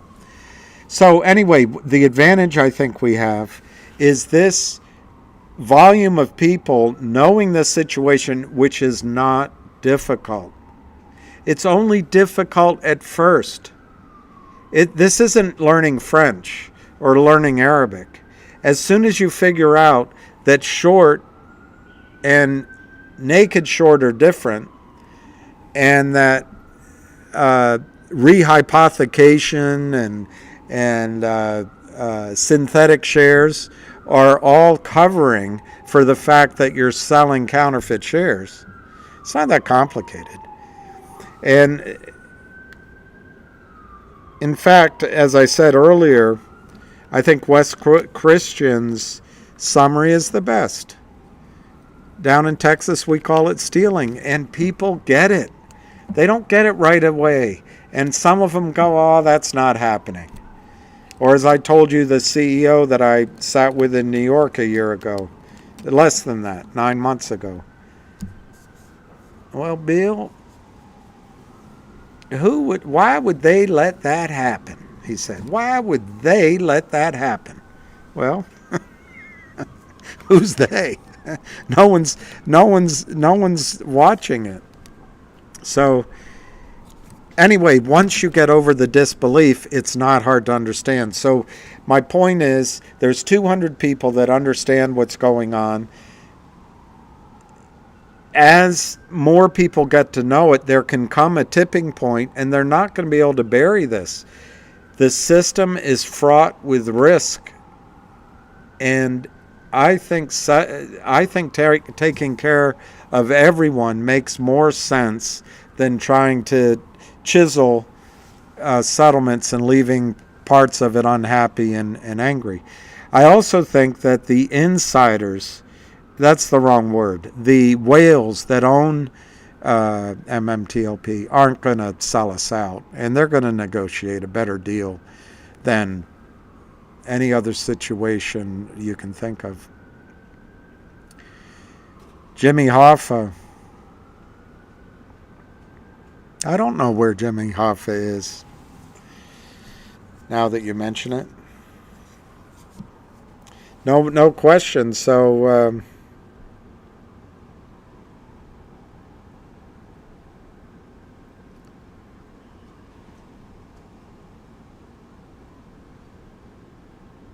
I don't see any questions.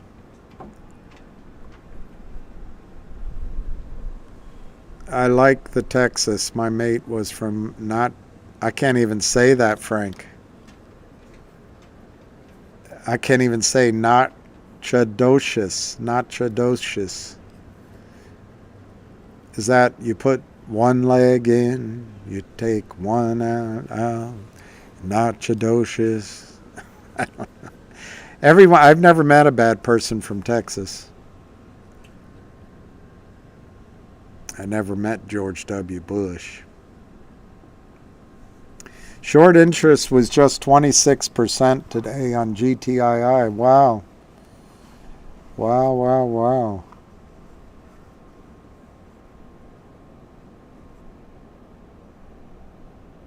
I would say, what that means is Nakadocious. I think what that means is, I don't know. The problem is there's no price discovery anymore. But you're looking for selling to dry up. You're looking for sellers to get tired. And that's what that means to me. But it could be completely irrelevant as well. It could be completely irrelevant as well.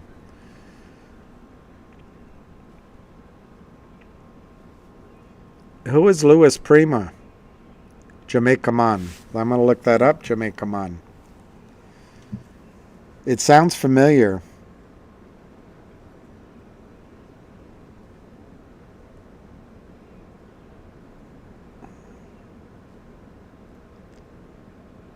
Oh, yeah.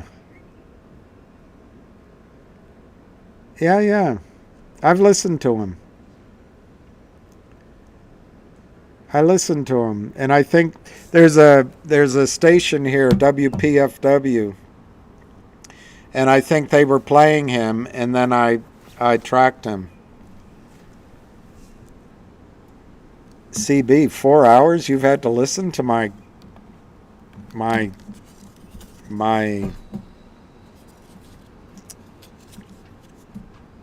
crap. I ain't got nobody. I ain't got no. I just ordered, well, Barbara, I don't think it's global.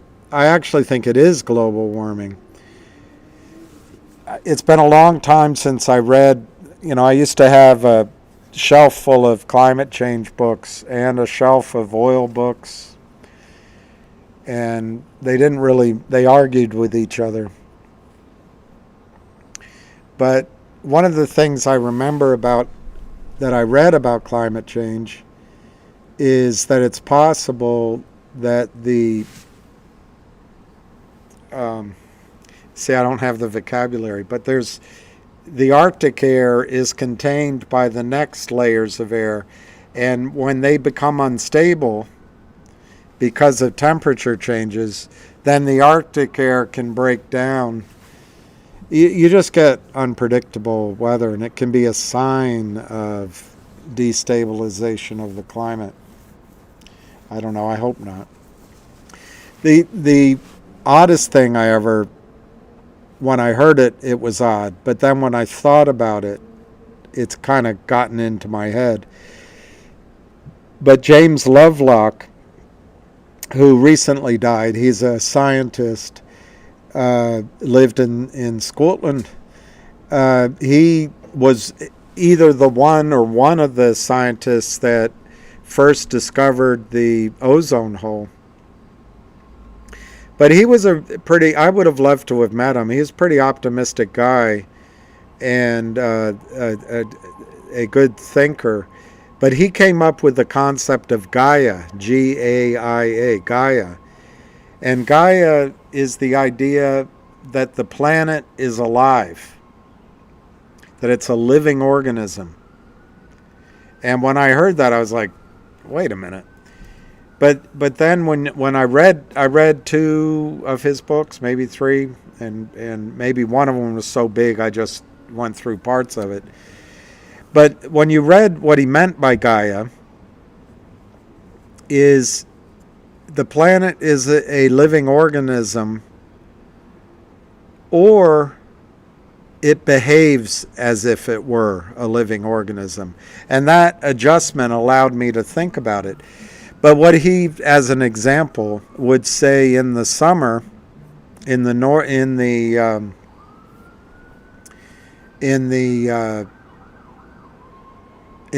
northern hemisphere, I got to get this right. The trees exhale, and in the winter they breathe in. I might have that backwards, and then it's the opposite down in the southern hemisphere. But the main thing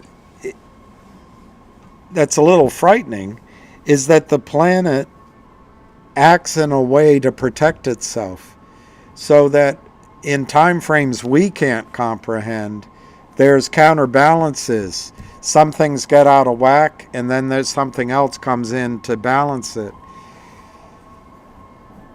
What's encouraging about that is maybe there'll be some adjustments that the planet can make to our experiment. And whoever says it's not an experiment, I don't think is being fair. It took eons to bury the carbon, and in about 150 years, 200 years, we're putting it all back in the atmosphere. But there are a lot of things that create climate. Our entire solar system is moving into a thick part of our universe, the Milky Way, and it's pushing things back on us. For example, I read that this book was called, I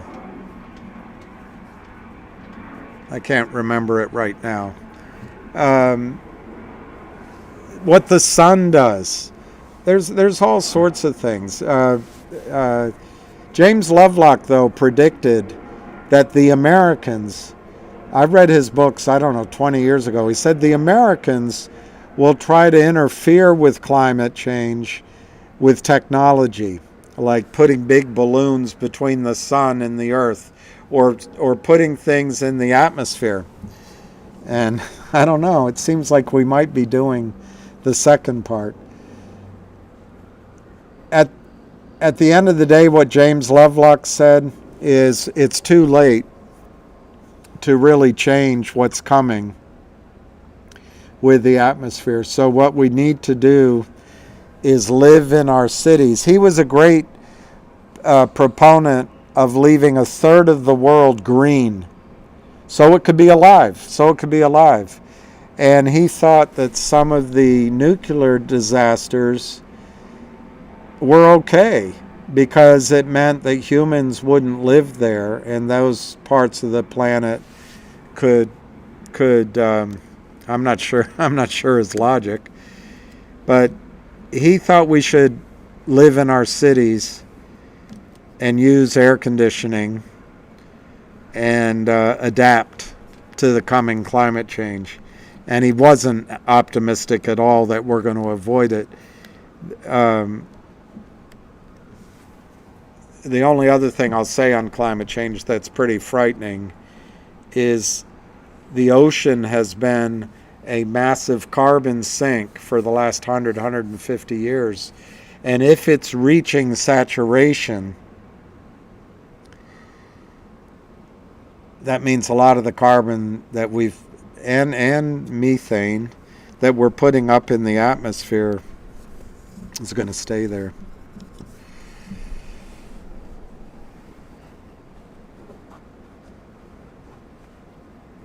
Well, I gave credit to John Kerry for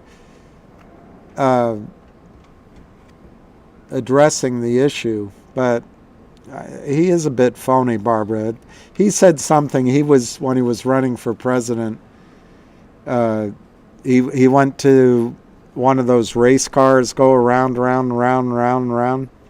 NASCAR. He went to a NASCAR race, and apparently he stood up and he said something along the lines of, "Whom among us doesn't love NASCAR?" There was no way he was going to get elected president.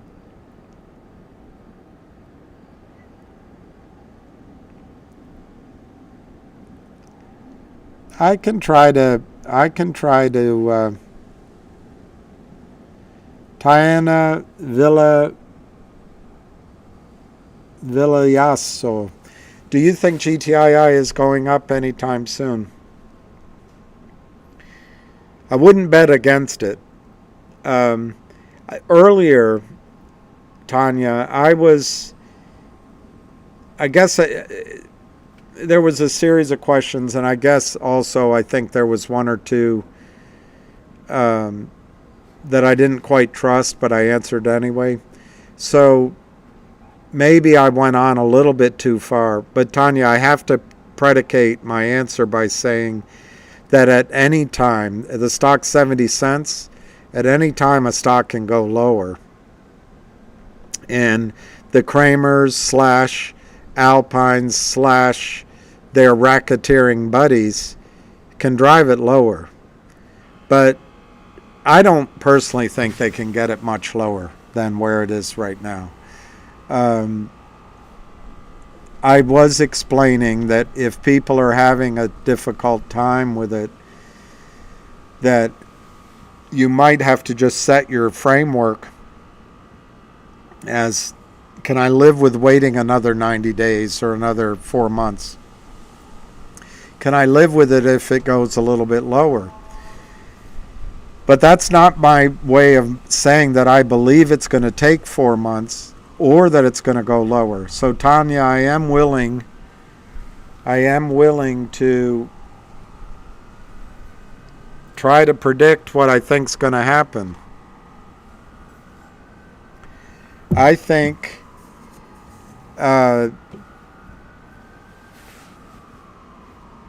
and Tanya, somebody asked me why did I think it could take weeks or months, and I went through a list of all the catalysts, which I won't bore you with, but there's so little of it that's in the control of the company that you just have to, we all have to face the facts that, for example, Alpine going down. How long does the appeal process take? I don't know. So anyway, there are some items that could stretch it out. But I'm willing to make a prediction about when it will go. I think that Ham's meeting tonight in New York with this apparently pool of money worth $30 billion is going to entice their interest in purchasing Finger. I think that somebody's already buying it, but I think that will lead to buying in Finger as soon as tomorrow. I'm making a prediction here, which means I could be wrong. So I think Finger has the potential, with 140 million shares short, according to Ham, 6 million shares in the float. And I'm telling you, Tanya, what Ham said on the call that we had here last week, he said he's going to recommend that they bid they bid for, I don't know how to do this in a way that I'll just leave it like that. He's I asked him a question, you guys heard it. He answered. Ham said, if they ask me how to do it, I'm going to tell them to go in and bid for $500,000 at $2.50. I'm talking about Finger. Leave it there for, buy as much as you can there. And then move it to $3 for $1 million. 1 million shares at $3. Buy as much as you can there. And if they don't fill your whole order, put 2 million shares to buy at $5. And then 10 million shares to buy at $10. And after the call, I asked him if they do that, it would seem like in a matter of days, Finger would squeeze. He said if they do it, it would only take 2 or 3 hours to squeeze. So Tanya, I'm not saying they'll do it that way, but this is a group who'll understand Ham's terminology. So if Finger starts to run, I think it's going to either spill over into GTII right away or shortly thereafter, or I am certain Ham will pitch GTII to these guys at the same time. It's possible these guys will also buy GT. If they buy into doing it to Finger, maybe they do it with GTII. And this is $30 billion. It wouldn't take much to really goose their returns if they accumulated as little as 10 million shares of GTII and then were able to raise the price enough that there were buy-ins at Alpine. Then we don't have to worry about Alpine going through the legal system, and I think GTII could run very quickly. So it's up to them. It's going to be, they're going to have to study and see if they believe how many shares are short. But these guys have bought into companies with large short positions before, and voila. So you ask me for a time, and that's the question that I always fear. I'm going to say that I think Finger could start to really run over the next week or two, and that if Finger runs, GTII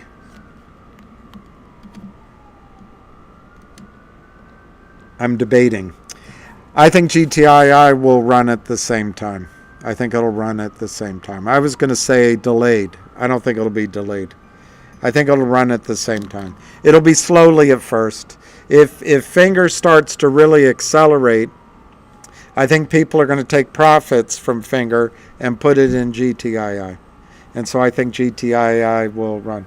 There's the Kramers are out of the GTII trade. Now they have an interest in it because their rear ends are on the line. But I think the people in the trade of GTII are the racketeering buddies of Alpine. And it's hard to explain. I've done it a few times, and I don't know if it's futile or not.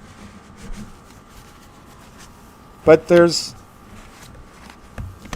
some reasons why they keep selling it down that have nothing to do, in my judgment, with hoping to cellar box the GTII or hoping to turn it into a zombie company or hoping that we all give up. It's just that the various hyena shorts, the various pickpocket shorts, the various day trader shorts, the various racketeering shorts. I don't know what to call them. They can make money every day by shorting the stock with each other because they work in a pack. They work in a pack.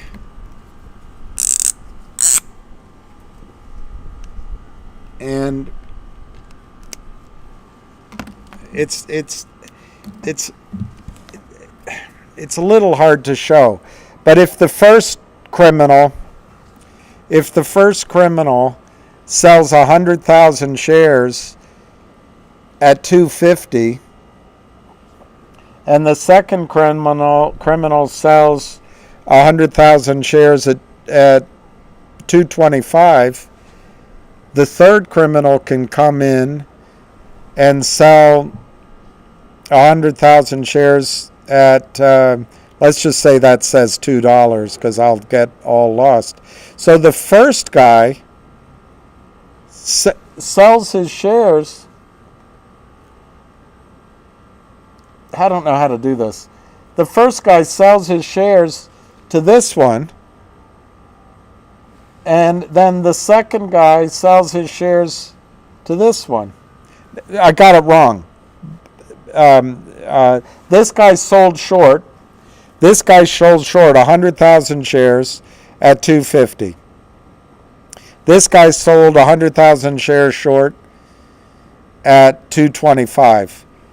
So they're naked. They're naked.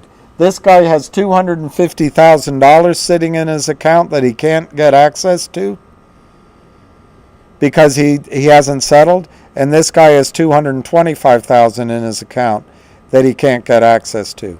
This guy comes in and buys those shares from this guy at $2. But he's going short to do it. So this guy books a $50,000 profit. But now this guy, I got to get it right. Yeah, this guy is short 100,000. This guy comes in and buys 100,000 from him at $1.75. So this guy's also made $50,000. They can just take that money out of the market. They didn't do anything. They started with nothing. They end with nothing. But then this person, and this person are short. And I forget what numbers I used. I think I said 175 here and 150 here. So this guy buys those shares at 125. So this guy makes 50,000. And these positions are closed. They can take the money out of those LLCs. Then it leaves this one still short. So this guy comes in and he can only buy it at a $25,000 profit. He's short. This guy makes 25 grand. What's happening now is GTII, they're trying to drive it lower, but they're going back and forth. They're a little bit down, they're a little bit up. They're not driving it substantially lower. So I think what's happening is they're getting some of these other guys out to getting their positions closed. So maybe this one closes for a $10,000 profit. So this first group of guys are all closed. Their LLCs are all closed out.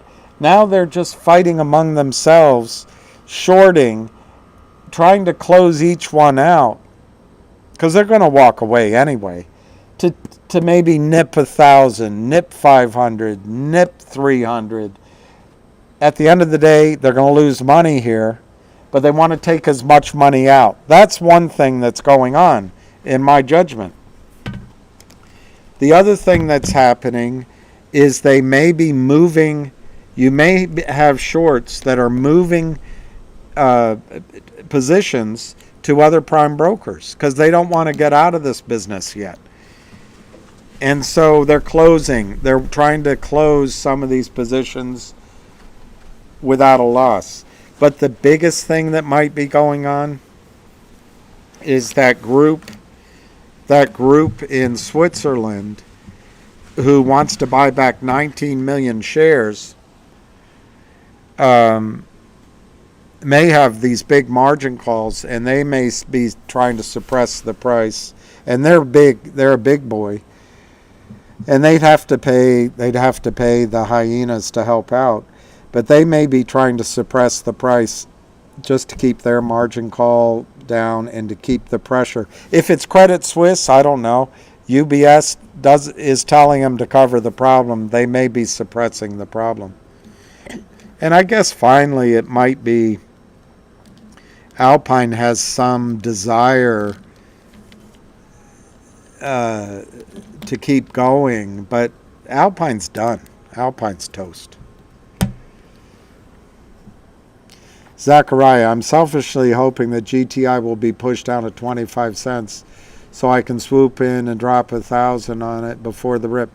Zachariah, I hope you don't get 25 cents, because I'm telling you, if it goes to 25 cents, you won't buy. You will not buy. You will not buy.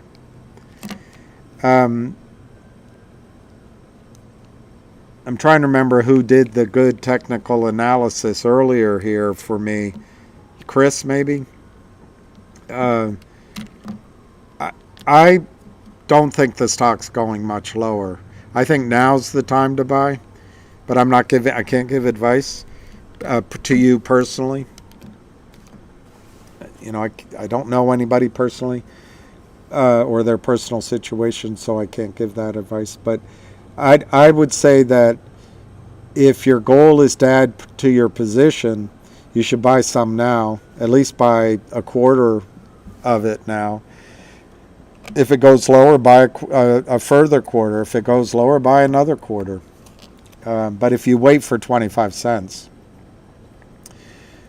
one, I don't think it's going there, so you won't buy. But two, if it goes to 25 cents, you'll be so rattled, you'll think it's going to 5 cents. So I don't particularly think that's the strongest strategy I've seen tonight. Thank you, Tanya Villavazzo. God bless you too. I don't know if I answered your question thoroughly or not, but because I can't remember your question, but you're kind of asking about time. I think in any moment, any day, we could come in and GTII will be $1.50, $2. I didn't look at the chart to remember the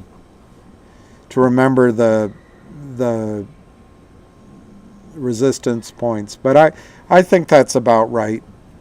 $1.50, $1.70, $2, $2.25, 3 1/4. It's something like that. And you're going to say, Bill, why is it up? And I'm going to say, I have no idea. All right, Tanya, I'm glad you did. CB, would you be a deer and look at hemp and tell me what's going on? Well, I don't think I can be a deer very effectively,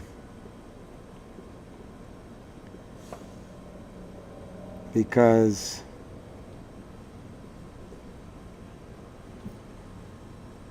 oh dear, what did I do? Baby's in black and I'm feeling blue. Tell me, oh, what did I do? Hemp, H-E-M-P.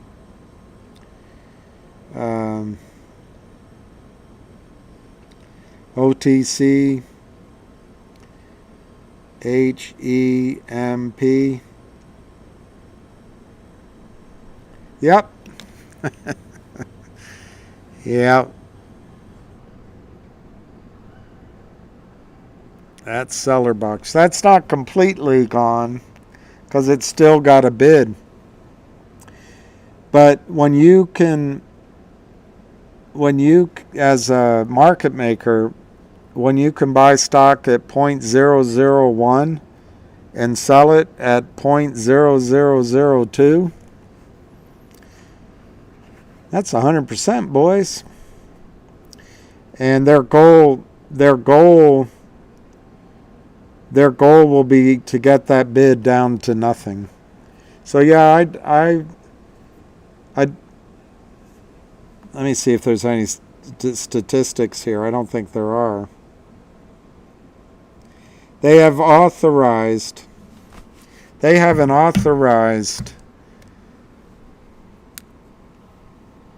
50 billion shares, with an outstanding 26.7 billion shares. Of that, almost all of that's unrestricted. Held at the DTC, is 23 billion shares. It's a joke. It's a joke. If you're in the stock, you know more about it than I do, so you shouldn't listen to me. But the shorts have successfully gotten this stock, hemp.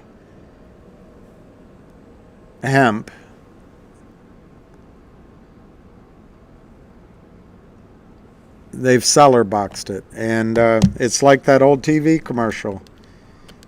Help me, I've fallen and I can't get up. I don't see it getting up. That is an example, CB. You have $12 in the stock. How much was it worth when you $12 is almost not worth talking about, is it? But it's fun. HC, hope the meeting with Ham goes well. I'll stick my finger into GTII. Well, CHC, I have admitted that,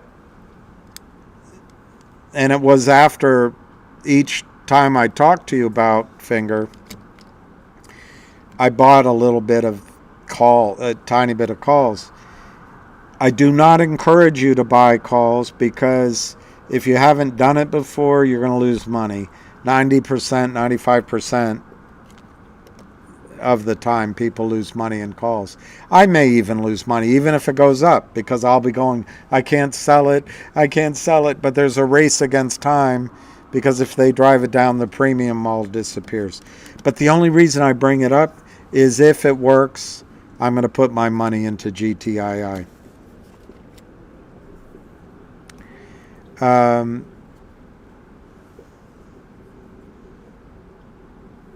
Well, I think you can get your hopes up on the meeting with Ham, CB.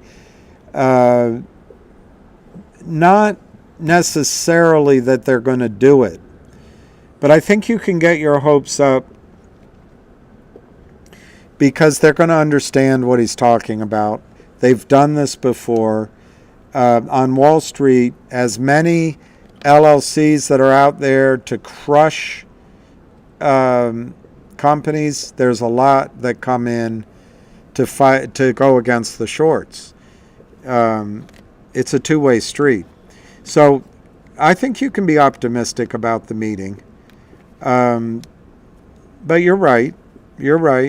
We could find out that for some reason this group that has had an affinity for Chinese stocks and has helped drive at least two of them into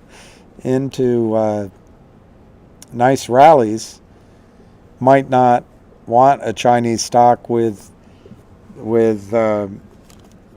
5 of 6 pistons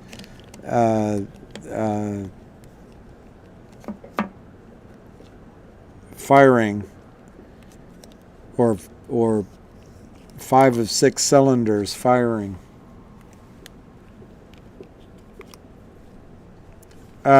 June is we got duped with our NVA.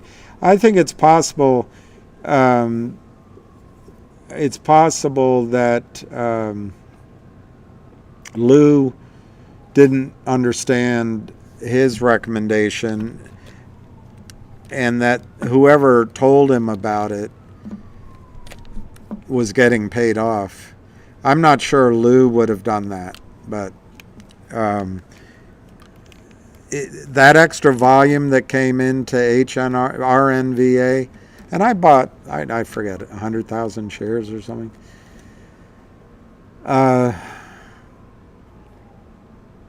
There's no question the market makers stripped us of that money.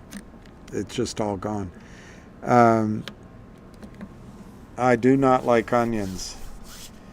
Do not like onions. Meta goes up every day. Let me look at Meta. I'd rather talk about what you learned on the space call. Oh, Meta goes up every day. You're talking about Facebook? Okay. You go from a $12 stock, $12 in a non-existent stock to Meta. How many shares of Meta do you have for?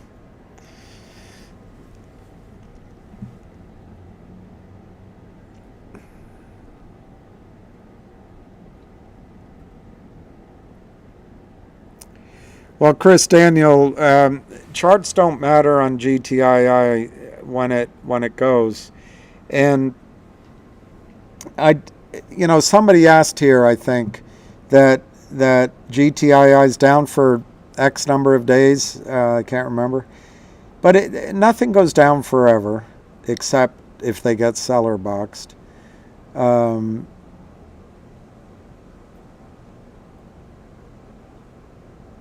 Niagara Falls goes down forever, I guess. So it's not nothing. Many things don't go down forever. But it can change like that. And the key thing to understand, we're not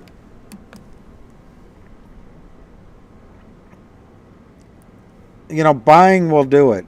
But if a buy-in happens, the selling disappears simultaneously with the buying coming in, and that's what happens. Hey, dig, Mo, dig. Oriental rugs soon. Well, I think, do they make rugs in China, Oriental rugs in China?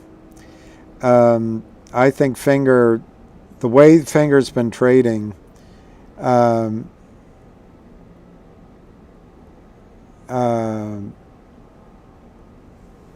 Ace isn't going to call in, but that's sure we can do it soon. He's got kids. I think Finger's about to run. So obviously, here's how I would look at Finger. I showed you the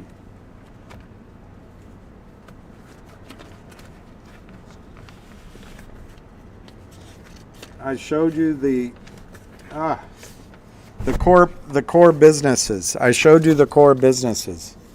This shows 4 of them, and I think they have 2 more.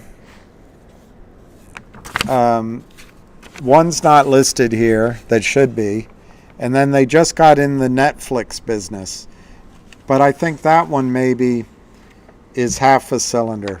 But anyway, they're in telecommunications products and services. So they have a universal exchange platform they call Pigeonholes, which provides seamless integration between consumers and telco providers. That's basically when you use your phone to go up on the T-Mall and buy things, they got a piece of the action, and their technology is seamless. I think I'm using the word they just used, And so this is a big source of income. This is the safest and most exciting, boring in terms of profits, but this is SMS and MMS. We offer discounted SMS and MMS solutions to corporate partners. They are one of only a handful of people in China that can buy discounted minutes and discounted whatever the other thing is, videos, data, directly from China Telecom and China Unicom or whatever, from the government. They buy it at a discount. You need money to do this. It took them a long time to get up to the point where they have sufficient capital that this is meaningful. But they buy it at a discount. I forget the profit, 4%, 8%, but it just multiplies, and it happens automatically. People top up their phones in China. Here in the States, we have monthly bills. If you're anywhere in the world, you go top up. You either do it online or you can go down to the 7-Eleven and buy a card and do it. But you top up every month. And so anyway, that's huge business, huge revenue. Then over here, they have the Rich Communication Services platform, which is basically 5G in China is rolled out everywhere. And this is bursts of data, so basically it's advertising. You can send to people's phones specials, enticements, and that's a big business in China. And then here is the one that's exciting. Big data. And if you remember, Snow went public, I think a year and a half ago, and it went to crazy valuations. But with the phones, it's happening in the United States too.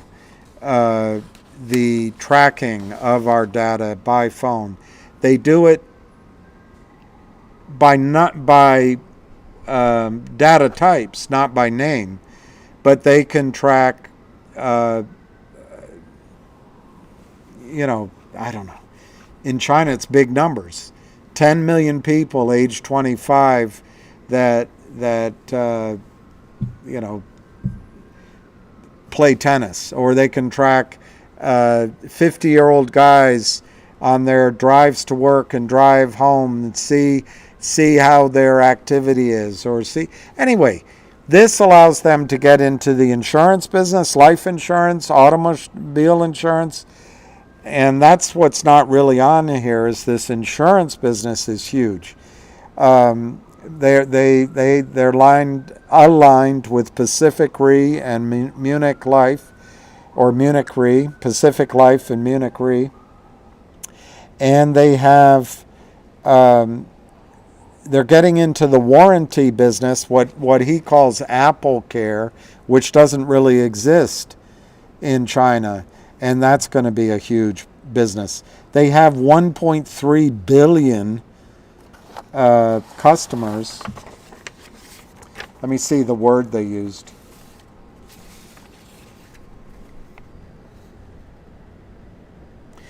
They have 1.3 billion subscribers. This is 2019. Well, sorry, 2023.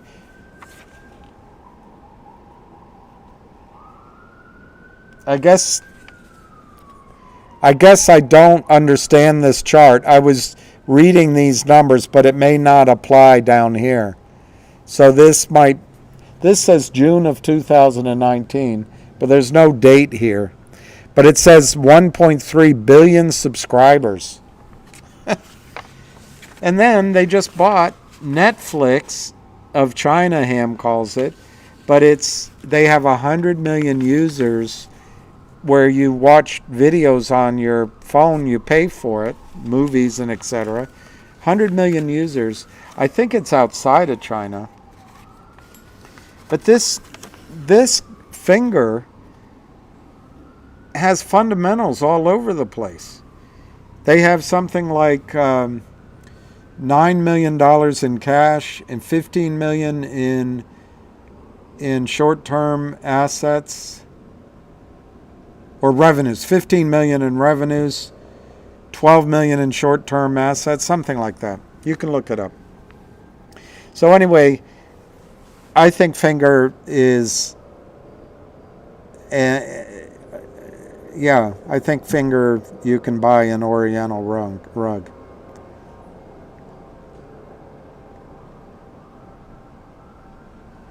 Insurance was just starting in 2012 in China. Chinese never had insurance before. Well, I'm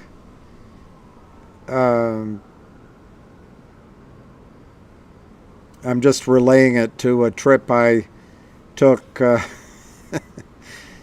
driving. I didn't drive, but in cars in Cairo. I guess they just leave it in God's hands. Well, it's 9:30. My guess is they won't be done until about now or 10 o'clock, and then he has to drive home.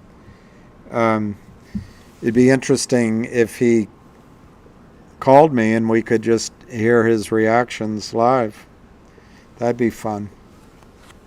I don't expect it, though. Thank you, Barbara. Tmall. Yeah, I think they have access to Tmall. You can just go direct to Tmall. Coupons. If you buy our minutes, you get a $10 off on something or other, and then it's not my business, so I can't describe it, but then you link in, and they get the data, and then with FingerMotion's proprietary data, they can sell that. It's all about the big data.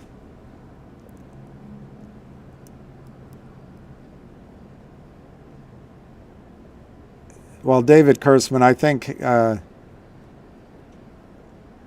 he could call me. Well, not legal advice with Big JR had a space call today. That's what we missed. The One, thank you, The One.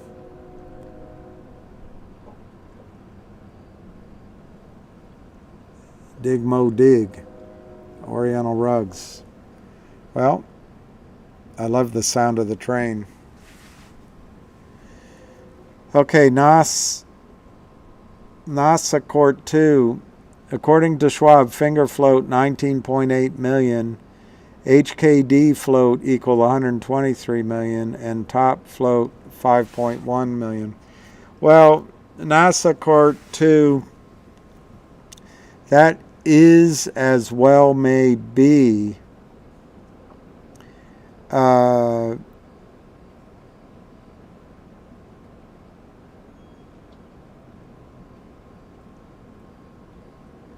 But according to Ham, the effective float in Finger is around 6 million shares, because the float numbers don't always reflect restrictions or other things, apparently. I think if you want to use 19.8 million as the float in Finger, I wouldn't argue with it, because you found it there on Schwab, and that is more conservative. So it would work out to 7 times the float is short. It's still going to be a massive squeeze if it happens. They did a YouTube video. Okay, we can follow that. Our float stocks waiting to... No, float is CB. Float is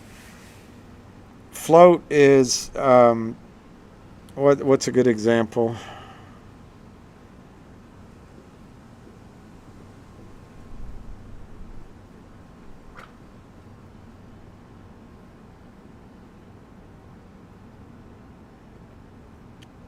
I don't know. If you had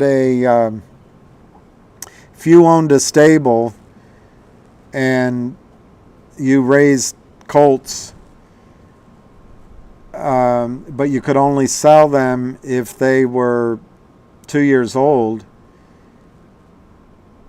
you have 100 colts, but 20 of them are 2 years old or older. In a way, that could be your float. That's what's available for sale and trading.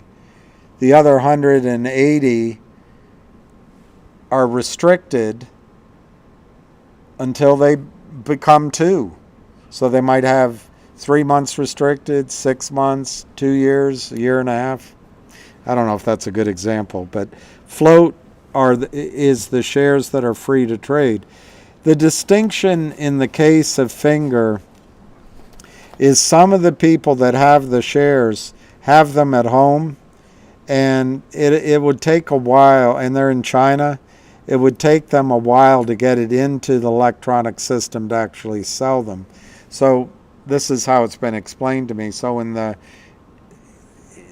the flush of a squeeze, those shares may not be available for sale. But go with a higher number. It's always better to be conservative.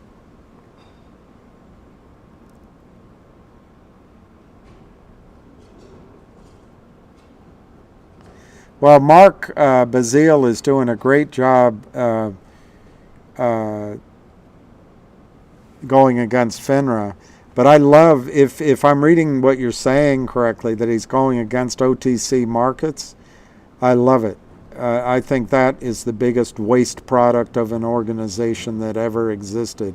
You look at their pictures, they're all smiling at you, and they do F-all for you, and they do F-all for their customers, which are the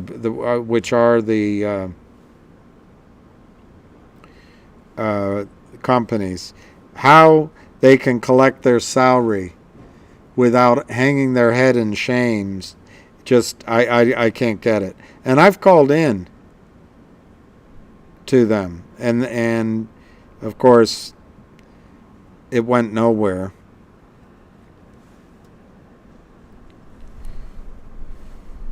It went nowhere. Oh, we do a great job.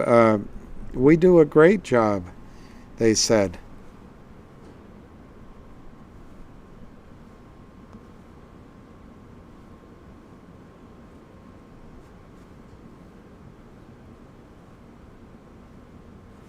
You know, we provide liquidity.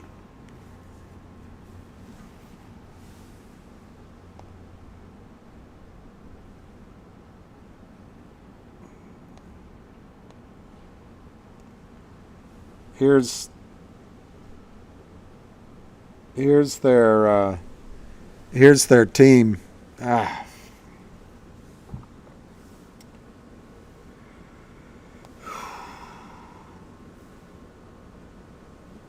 Here's their team. Cromwell Carlson, Vin Lee, John Vigolati, B. Ordonez, Christy Harkins, Bruce Ostrover, Jason Paltrovitz, Vlad Brodsky.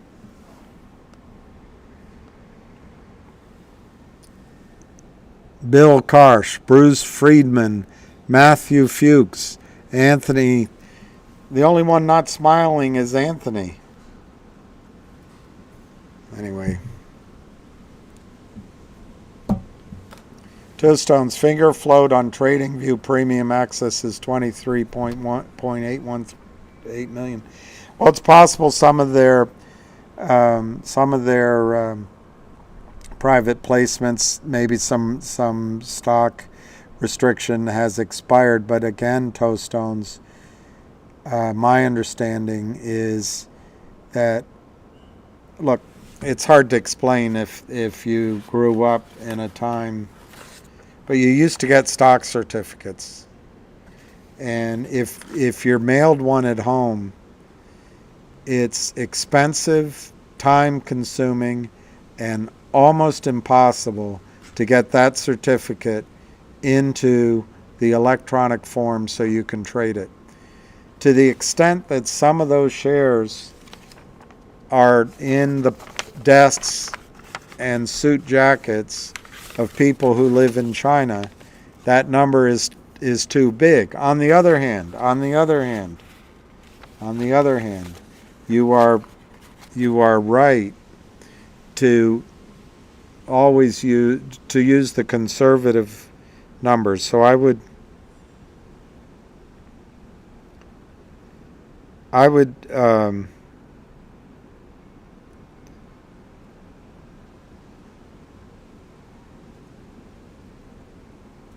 use that number, the 20 million.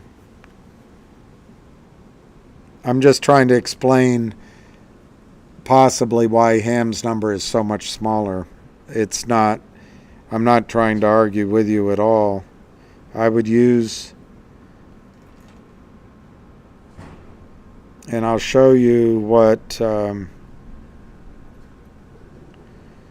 Yahoo's number is, if they have one.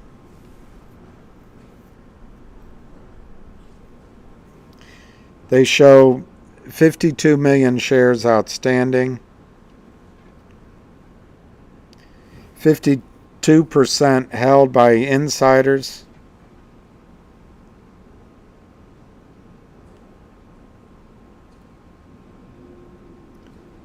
they have a much bigger float. Yahoo has a much bigger float, 29 million. So use the one that is the most conservative, but I was just explaining why the tallest girls come from Texas. What became of the NBHC material event, Tuck T? I don't know, because I never knew what it was.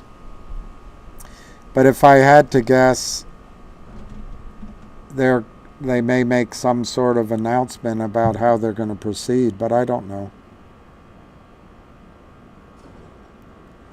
The technical analysis recommendation on TradingView says Finger is a buy.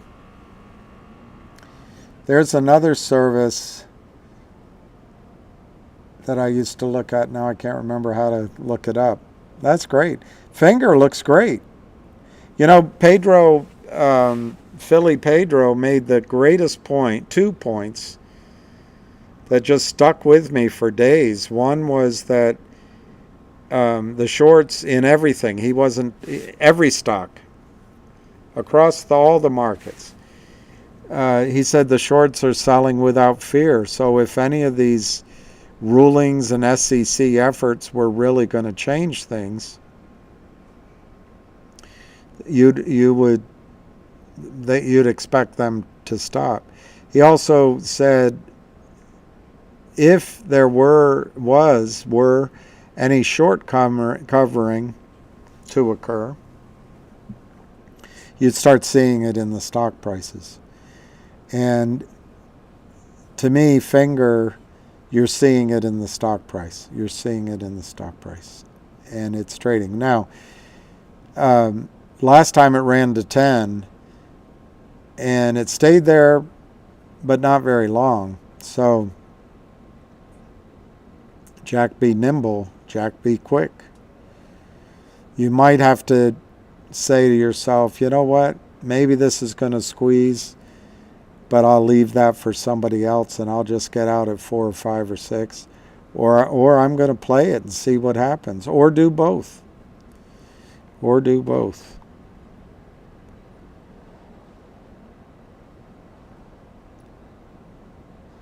I haven't seen Jenny on the call recently. I hope she's doing okay. Finger opens around 203, runs up to 235, seems like. Well, Friday it ran up to 230 or 238, but they closed it at 202, which was a complete ripoff. But today's action, I think, is amazing in Finger. And you don't want it to go more quickly. You'd like it when the stock 3 days, 4 days in a row, it looks like it's going to explode, it pulls back, and then the next day it looks like it's going to run, and they hold it, and it's good. Pause for the cause. If it goes straight up, it'll come straight down, so you don't want that. And I guess maybe we ran out of things to say.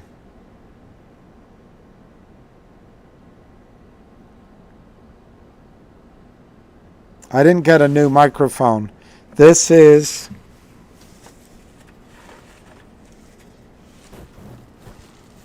actually, that's not true. I got a new microphone for inside,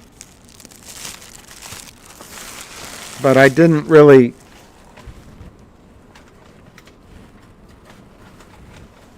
I can't find it. It's called a muffle or something. Anyway, I can't find the packaging. I got one for inside because I'm going to try when the weather gets hot. I may have to just go inside. And I went ahead and did it. It might have been wasteful to buy a second one because I've had this one for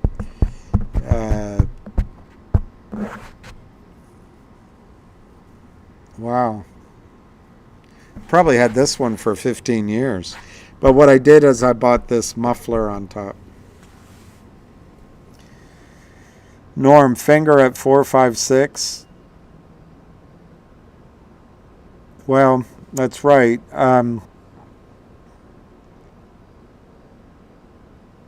It is cooler outside. Yeah, I don't know. I probably should have, could have ended sooner. I guess Jenny's not here to nag me. But he's sleeping, so he's all right. What did somebody just say? Norm. Look, I think Finger, if it were to just get back, look, when it went on NASDAQ, before Lynn Partners destroyed it, it was $9 stock. Earlier, it had been a $15, $16 stock. This is a company, and I'm trying to remember its run rate on revenues. It was higher than 15. I think 15 was for the quarter. I'll have to get those numbers. I really had printed everything out, and I don't have it out here with me. But anyway, I think Finger's worth $5, $10, $15, $20, $30 a share, regardless of a squeeze. If it can finally get out of the maw of the Lynn Partners and the destruction of short sellers, which I think maybe tonight it will. So here, if you buy Finger, or if you already own it, I actually think an argument can be made that anything below a certain number, you might as well hold on to the stock anyway. I don't know what that number is. Is it 5? Is it 20? Is it 15? Is it 30? I don't know. But in the long run, I think Finger is going to just be an exceptional company. You could argue it's going to be worth a lot of money. Also, once you own it, and once we get through this period of time, I can show you how to sell. A lot of people can.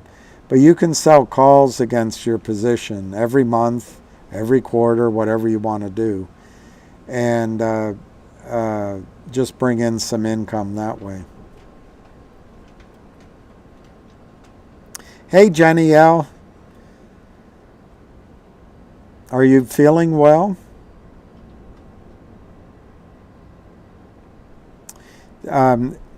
one of the people that sometimes listens to me, but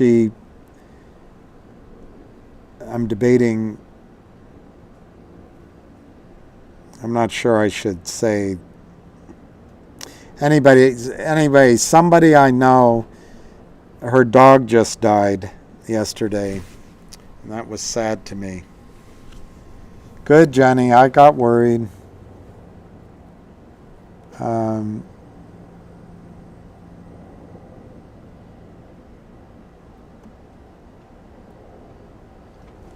What did I do at the age of 16 that made me think my dad was going to kill me?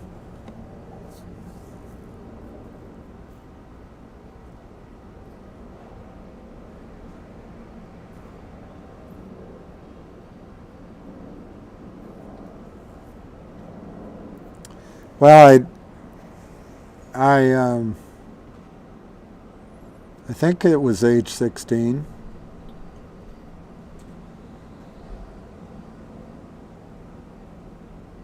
It would have been, yeah, I think it was 16.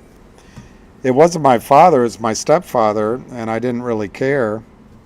But I cared and I didn't care, if you know what I mean. But I was working three jobs. I worked at Sears, and I was a top salesman there. I got that job because I was on the I was selected to be on the Teen Sears. What do they call it? The Sears Teen Board. I was a model. I was in the catalog of some kind. But so I worked in hardware in some place, and then I ended up in shoes, and I was always the number one salesman. That's another story.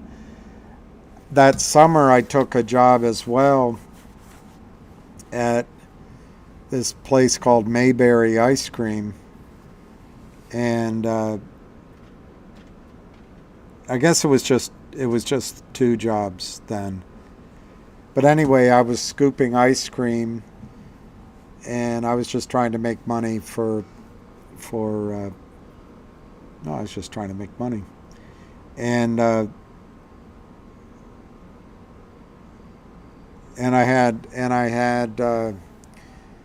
guess I had tennis practice.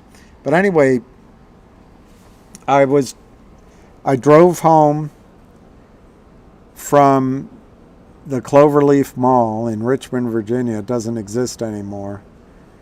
And I was driving my stepfather's pickup truck, which he cared about quite a bit. Washed it and really waxed it, and he had built his own toolbox in the back, and it was lovely, and it was always spotless. But one thing, it didn't have any seat belts. So I was driving home from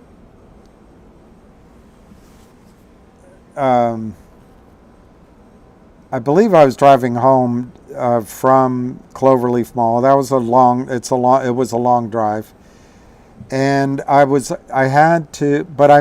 something's telling me I had to go into tennis practice as well. So I guess I worked, then had tennis, and then I had to go to the Mayberry job. So anyway, I'm driving down whatever the heck the name of this road was, and I get to the stoplight at Crump's store. And it wasn't really a stoplight. It was more of a 4-way stop sign. But this was the main intersection, and there was Crump's store, and there wasn't much else where we lived. There was a baseball field down the way, but it was Crump's store.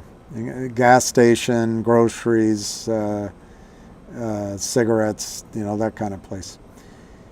So I, for some reason, It was a four-way stop. I got out. I was coming from work. I was coming from work, and for some reason I had this premonition. I got out of the truck, and I tried to put on my seatbelt and I couldn't find it. I had to get out of the truck and pull the seat forward and reach in back, and the seatbelt was rusted to the bottom of the bay. And this was a Ford, what was the model? Anyway, Ben never wore the seatbelt, and never did my mother either, so they shared that. But it took me about 4 or 5 minutes to get that seatbelt both sides ripped off of the bottom of the floor, through the seat, and operating. And the people are honking the horns at me, beeping, bam, bam, and I thought, come on. So I got in the truck with my seatbelt, and I drove home to take my shower and change my uniform into my uniform to work at Mayberry's ice cream at a shopping mall the other direction. And so I was running late, but I wasn't speeding, which I was nervous about when I talked about it later, but I wasn't speeding. But I was feeling tense. So it's a winding road, just basically the size of just more than one lane, but two-way traffic that curved from where we lived over to the Midlothian Mall, I think it was called. But anyway, I'm driving a pickup truck. There was room for 2 cars, but not much more. And I'm not going that fast. The guy who came barreling down the middle of the road was speeding. And he was driving one of those big Elvis Presley-sized Cadillacs. And he had his wife. And they came around this curve so fast that I had and they were coming right at me down the middle of the road. I had no choice but to swerve, otherwise I was going to get hit. And the front of my tire on the right side went in the ditch. I avoided hitting him. He avoided me, but he flew by. But when that tire hit the ditch, it flipped my truck and turned it rolling. And 2 things saved me. One was there were 2 young sapling pine trees. So the truck turned, hit the trees, and flipped back. And the other thing was my seatbelt. And I don't know why, but I had my seatbelt on. So I hurt one of my fingers. The guy came, the wife made the guy come back. And he had to go all the way to the end of the road to turn around. There were no turnarounds. And he came back, and he was handicapped. He was using the steering wheel with his thumbs. And he said, I came back to see you. Are you all right? And I was just full of energy, and I said, you drove me off the road. Wait, I just want to make sure you're all right. My wife thought you might have gotten hurt or died. And I said, well, you drove me off the road. Are you going to wait? And I said, because we didn't have cell phones. And he said no. I said, well, could you at least call the police? Because the truck was in the ditch. It didn't. What the trees did, it kept it from tumbling, but it still was it was back up, and I could push the door open, but the top was crushed. Anyway, he drove off. They just left the scene. And the next car that came by stopped and asked me if I was okay. I think might have given me a ride or said they would call the police, and I waited. I can't remember which. And so I was really nervous that I was going to get in trouble because I totaled his truck. I totaled it. And that was the truck that he did business with. But I was really surprised at the end of the day. It was anyway when he and mother showed up. They didn't get mad at me. So I thought they were going to kill me, but they didn't get mad at me. And I didn't work that day. And I do remember that my tennis racket, brand new, wasn't hurt. I do remember that.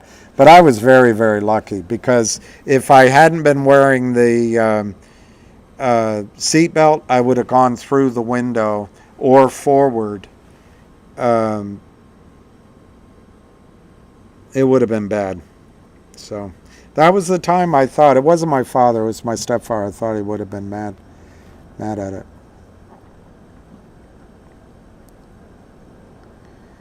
You had a roll cage in your car? I love it.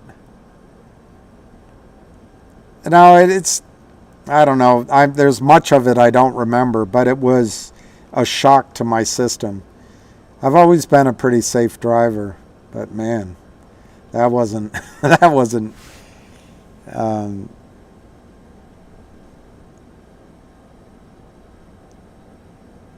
Washington is great. I saw Jimmy Connors his 109th win here. I've seen a lot of tennis here. Never saw Djokovic here. Last year I saw Kyrgios. Kyrgios is massively popular. Oh my God, that guy's a rock star. I think he's talented too. I don't play tennis. And I regret it.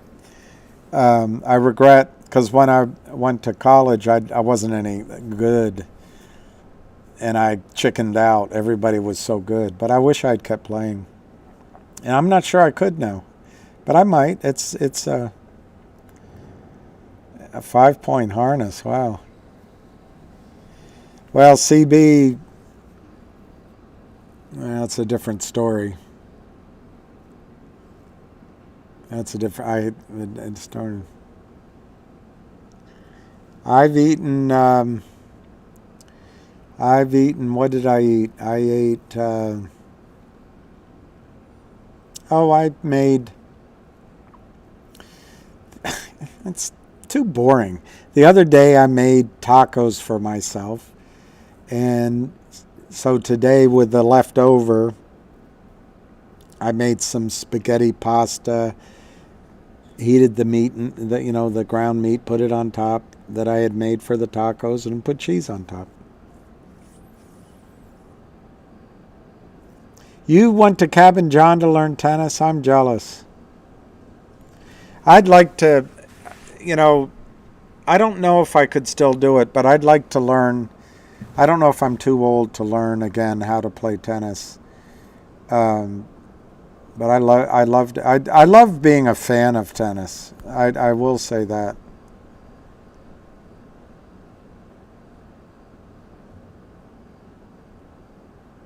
"20 years. Were you good, Westlake? Were you good at tennis?" I was depending on the tournament, I was usually number 7 on our tennis team, not number 6. But I don't think I ever made it to number 5. So I just wasn't that great. My brother was pretty good. Very good. My brother had perfect eyesight. As I got older, I realized my eyesight wasn't. I probably should have worn contact lenses or something. But I also didn't have the killer instinct. If I was playing my brother, if I could win, and once I figured that out, that was good enough for me. I didn't like it when he got so angry and upset that he didn't win. Paulina Betts.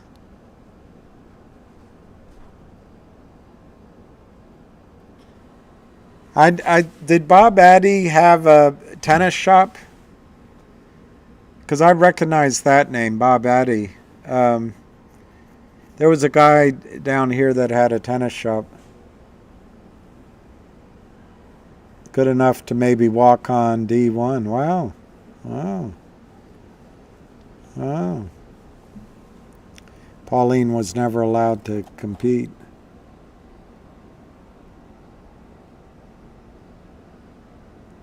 Yeah, the stroke, but your tennis rackets are so different now. But you would agree with me. One of the best the greatest thing was opening a new can of tennis balls, and you dated her son. Wow.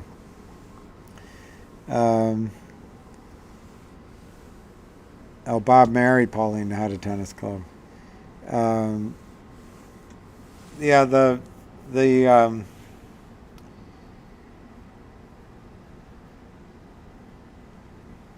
I don't know. It's been so long. The serving I loved, and anyway, I had a T2000 was my first racket, and my second, I think, and then I got the Wilson.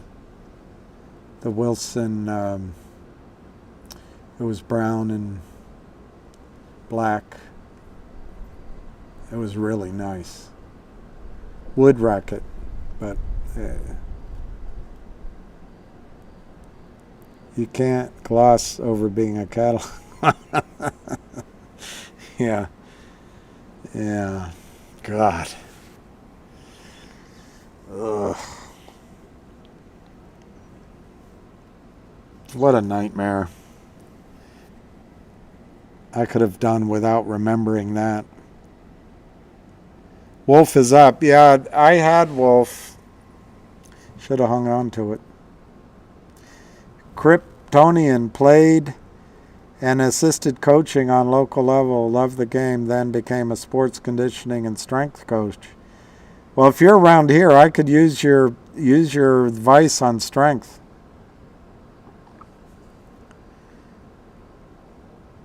Yeah, that's great. Maybe everybody will get back into tennis. I'd love to. All those years I was working, I wanted to go. One of my things I wanted to do was go to a tennis camp. And now I'm old, but I wanted to go to a tennis camp and just train and then learn how to play doubles, I'm just worried my knees might not be good now.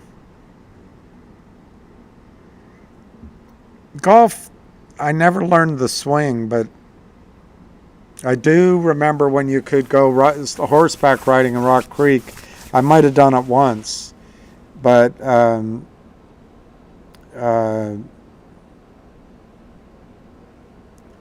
yeah, when we were in, I think it was when we were in Richmond,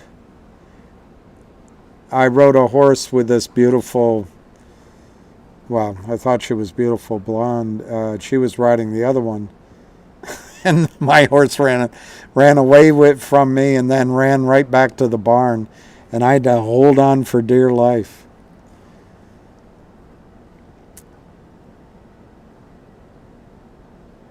Yeah, it's hard. Tennis, you got to stay so committed to it. And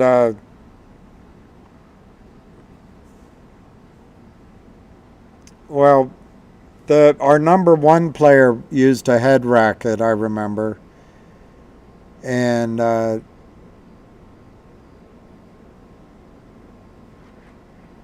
somebody used a Yannick. Or Yonex. Is that it? Yonex?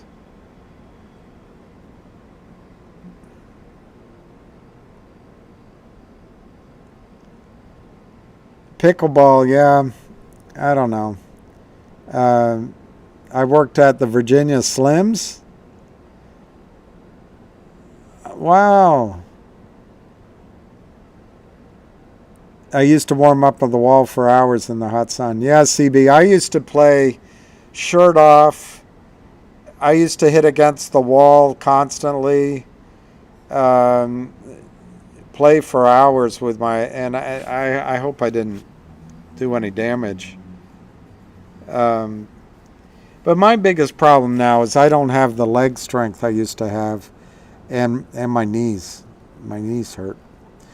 Although not always. And I'm willing to work out and get back into trim. I had a client, he was a member of the New York Athletic Club, and he was an old guy, but he loved playing tennis. He got so much joy in his older age, so I wouldn't mind learning. Yonex, yeah, Yonex.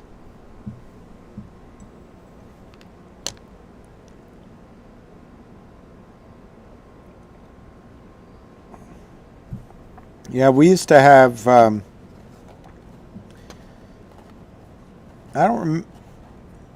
I guess we had those tennis machines that would hit at you. Your mom played tennis into old age.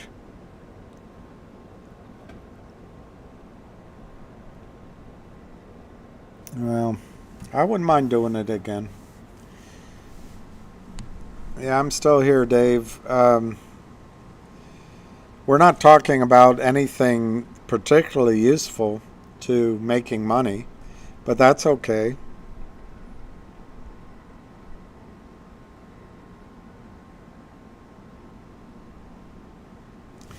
Well, Jenny, my knees,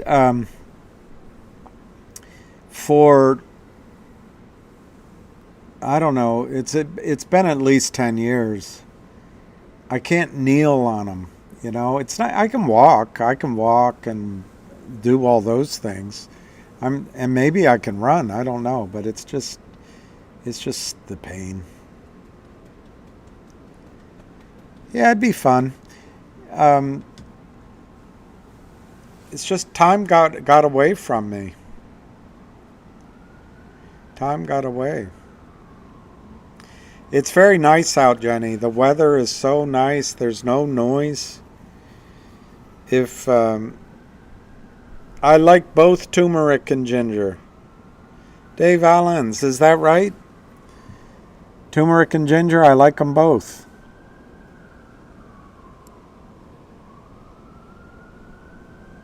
Ginger won't return my calls, though. If you had 5 cards in your hand, what are you holding? I'm holding 5 aces. If I had 5 cards in my hand,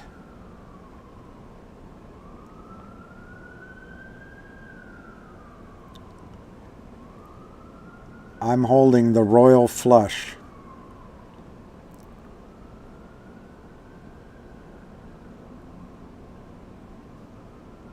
Black seed oil. Black seed oil. I'll have to remember that. I don't know if I'll remember black seed oil, but I'll remember the others.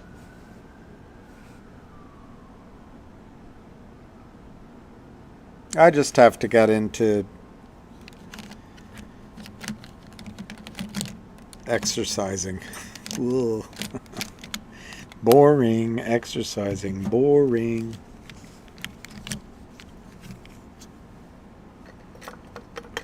So no more questions of anything?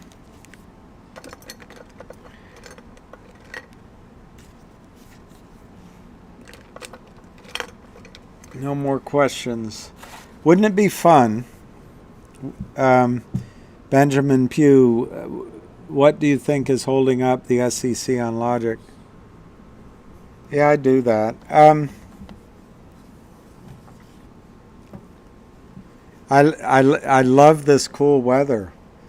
if I were in my old house, I'd have all the windows open.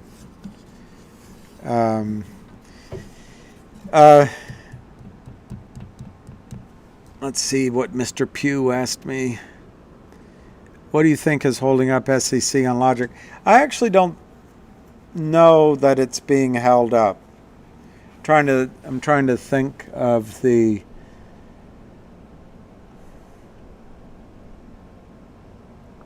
You know what? I don't really know for sure, but I think they answered the last questions 2 weeks ago.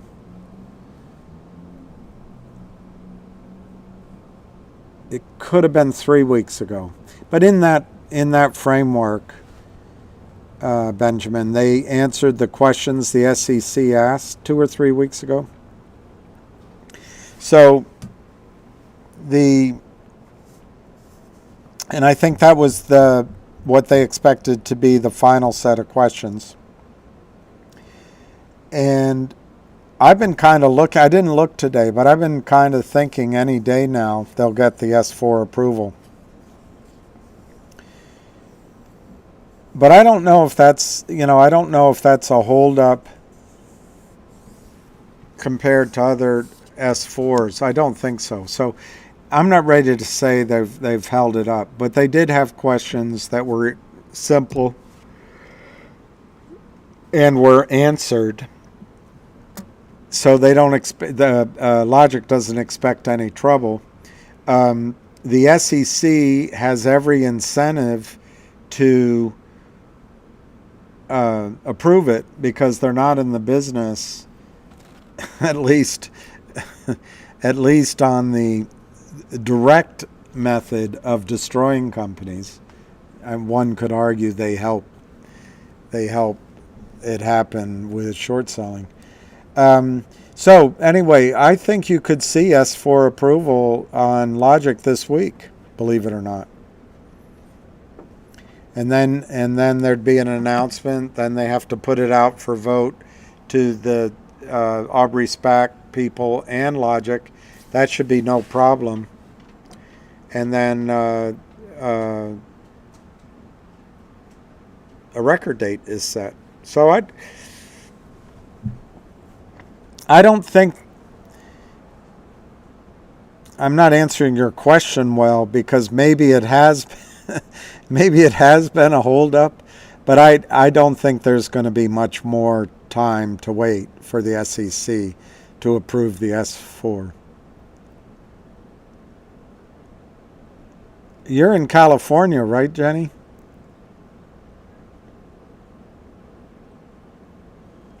CB, contract, they're not loaning your stocks. You don't know if you have real stocks. You don't know. They don't know. But that they're not loaning is good. Would I rather retire to the city or to the country? I'd like to retire to, well, as my stepmother told me, get used to it, Billy. You're going to be alone the rest of your life. So I guess I'll be alone. But I think I'd like to cheat on that answer. I'd like to have both a country and a city and maybe a third place as well. Maybe 2 to 4 places, so I would move around. I don't enjoy traveling with no purpose. I love traveling if there's a purpose and if I'm seeing friends or seeing family, but just to go on my own to Timbuktu doesn't sound like the greatest thing.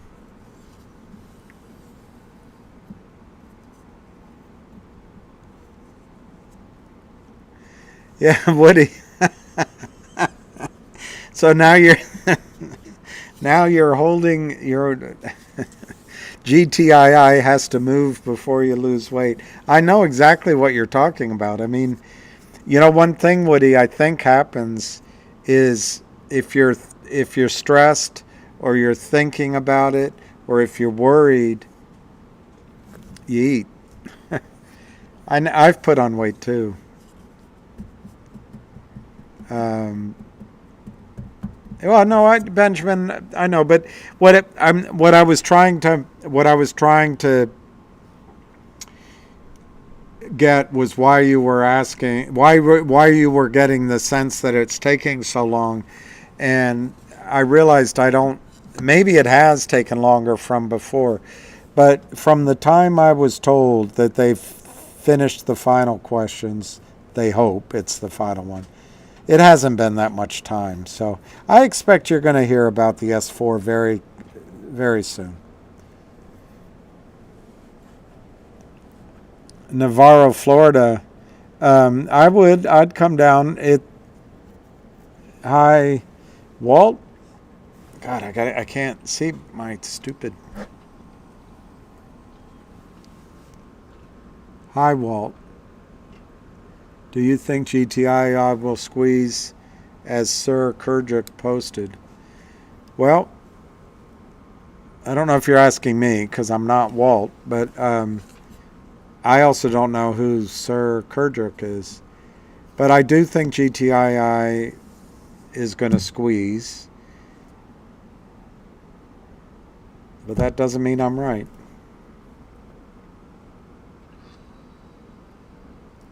William Morgan, nothing will be allowed to squeeze. Yeah,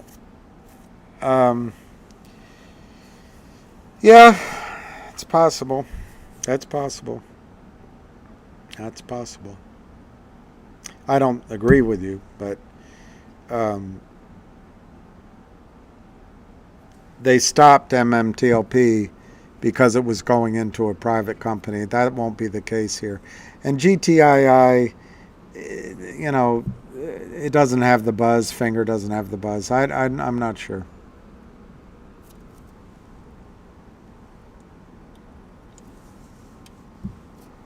Okay. I think I should go maybe walk my dog. I'd love to continue because the weather's so nice. But I think I have to go walk my dog. And we're not really talking about any updates anymore.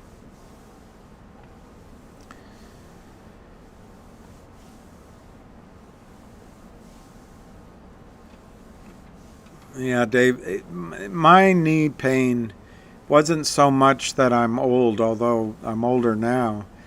It was because of gout. And, knock on wood, I haven't had a gout attack in quite a long time.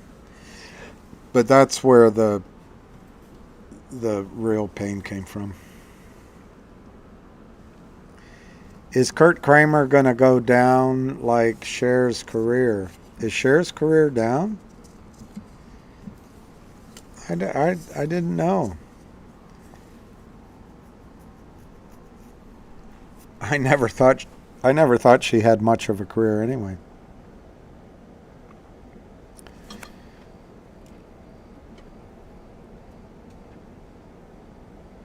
Well,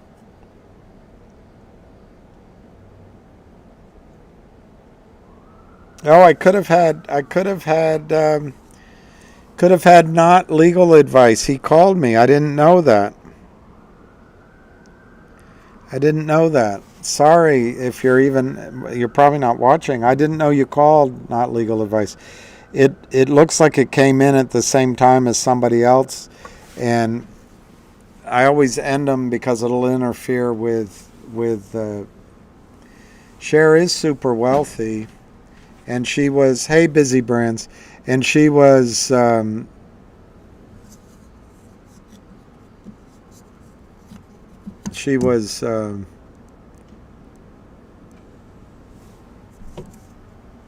popular at one time.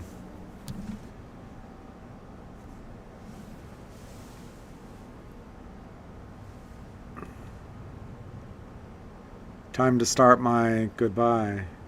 So long, farewell. I fleet, I float, I fly. So did Anna Carpassian of the Young Turks.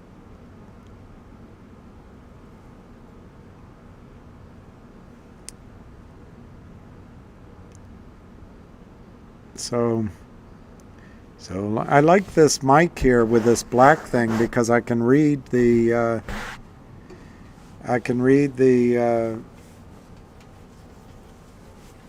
well, I hope that I hope Cher buys some Finger and buys some GTII and she has a squeeze job. All right, one more minute or so and I'll say goodnight.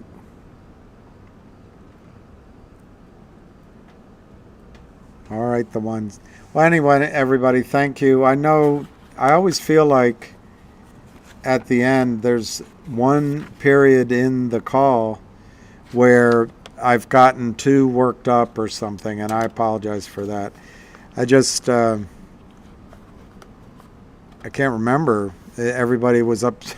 Everybody was asking the same question on GTII or something. So, when is my birthday? I've already had it.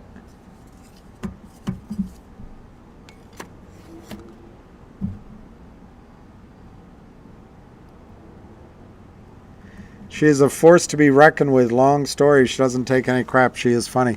Look, I used to like listening to Cher when she'd call in on Radio America, and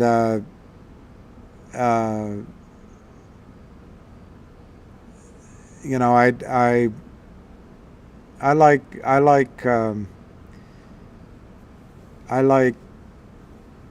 Cher. I liked some of her songs. But I don't agree with everything she says now, unfortunately. But I do admire her willingness to say what she thinks. No, not me. A while ago. All right, pumpkin time. Okay, everyone. I don't know if you learned anything, but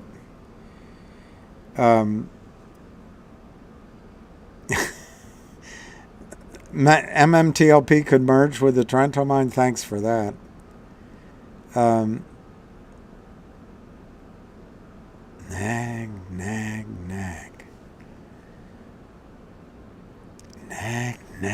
Nag.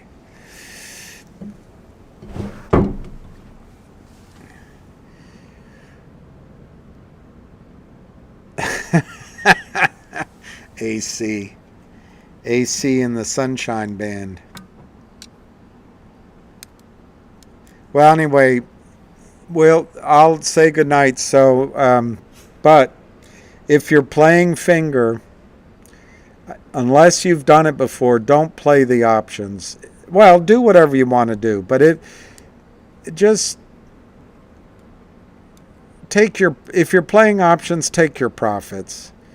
If you buy the stock, own the stock, and you find that at the end of the day you still own your shares, there's ways to make money by selling covered calls and doing things like that. So we'll do it live. We'll do it live. All right. Okay, everyone. I feel like big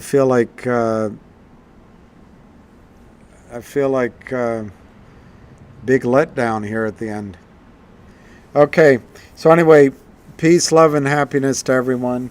I'm going to go walk lucky. I look forward to having good news. I hope on Finger, maybe GTII, and wouldn't it be wonderful if something good happened to everybody, including me, in MMTLP, because everyone is working so hard. So, good night. Yep, good night. Cheers.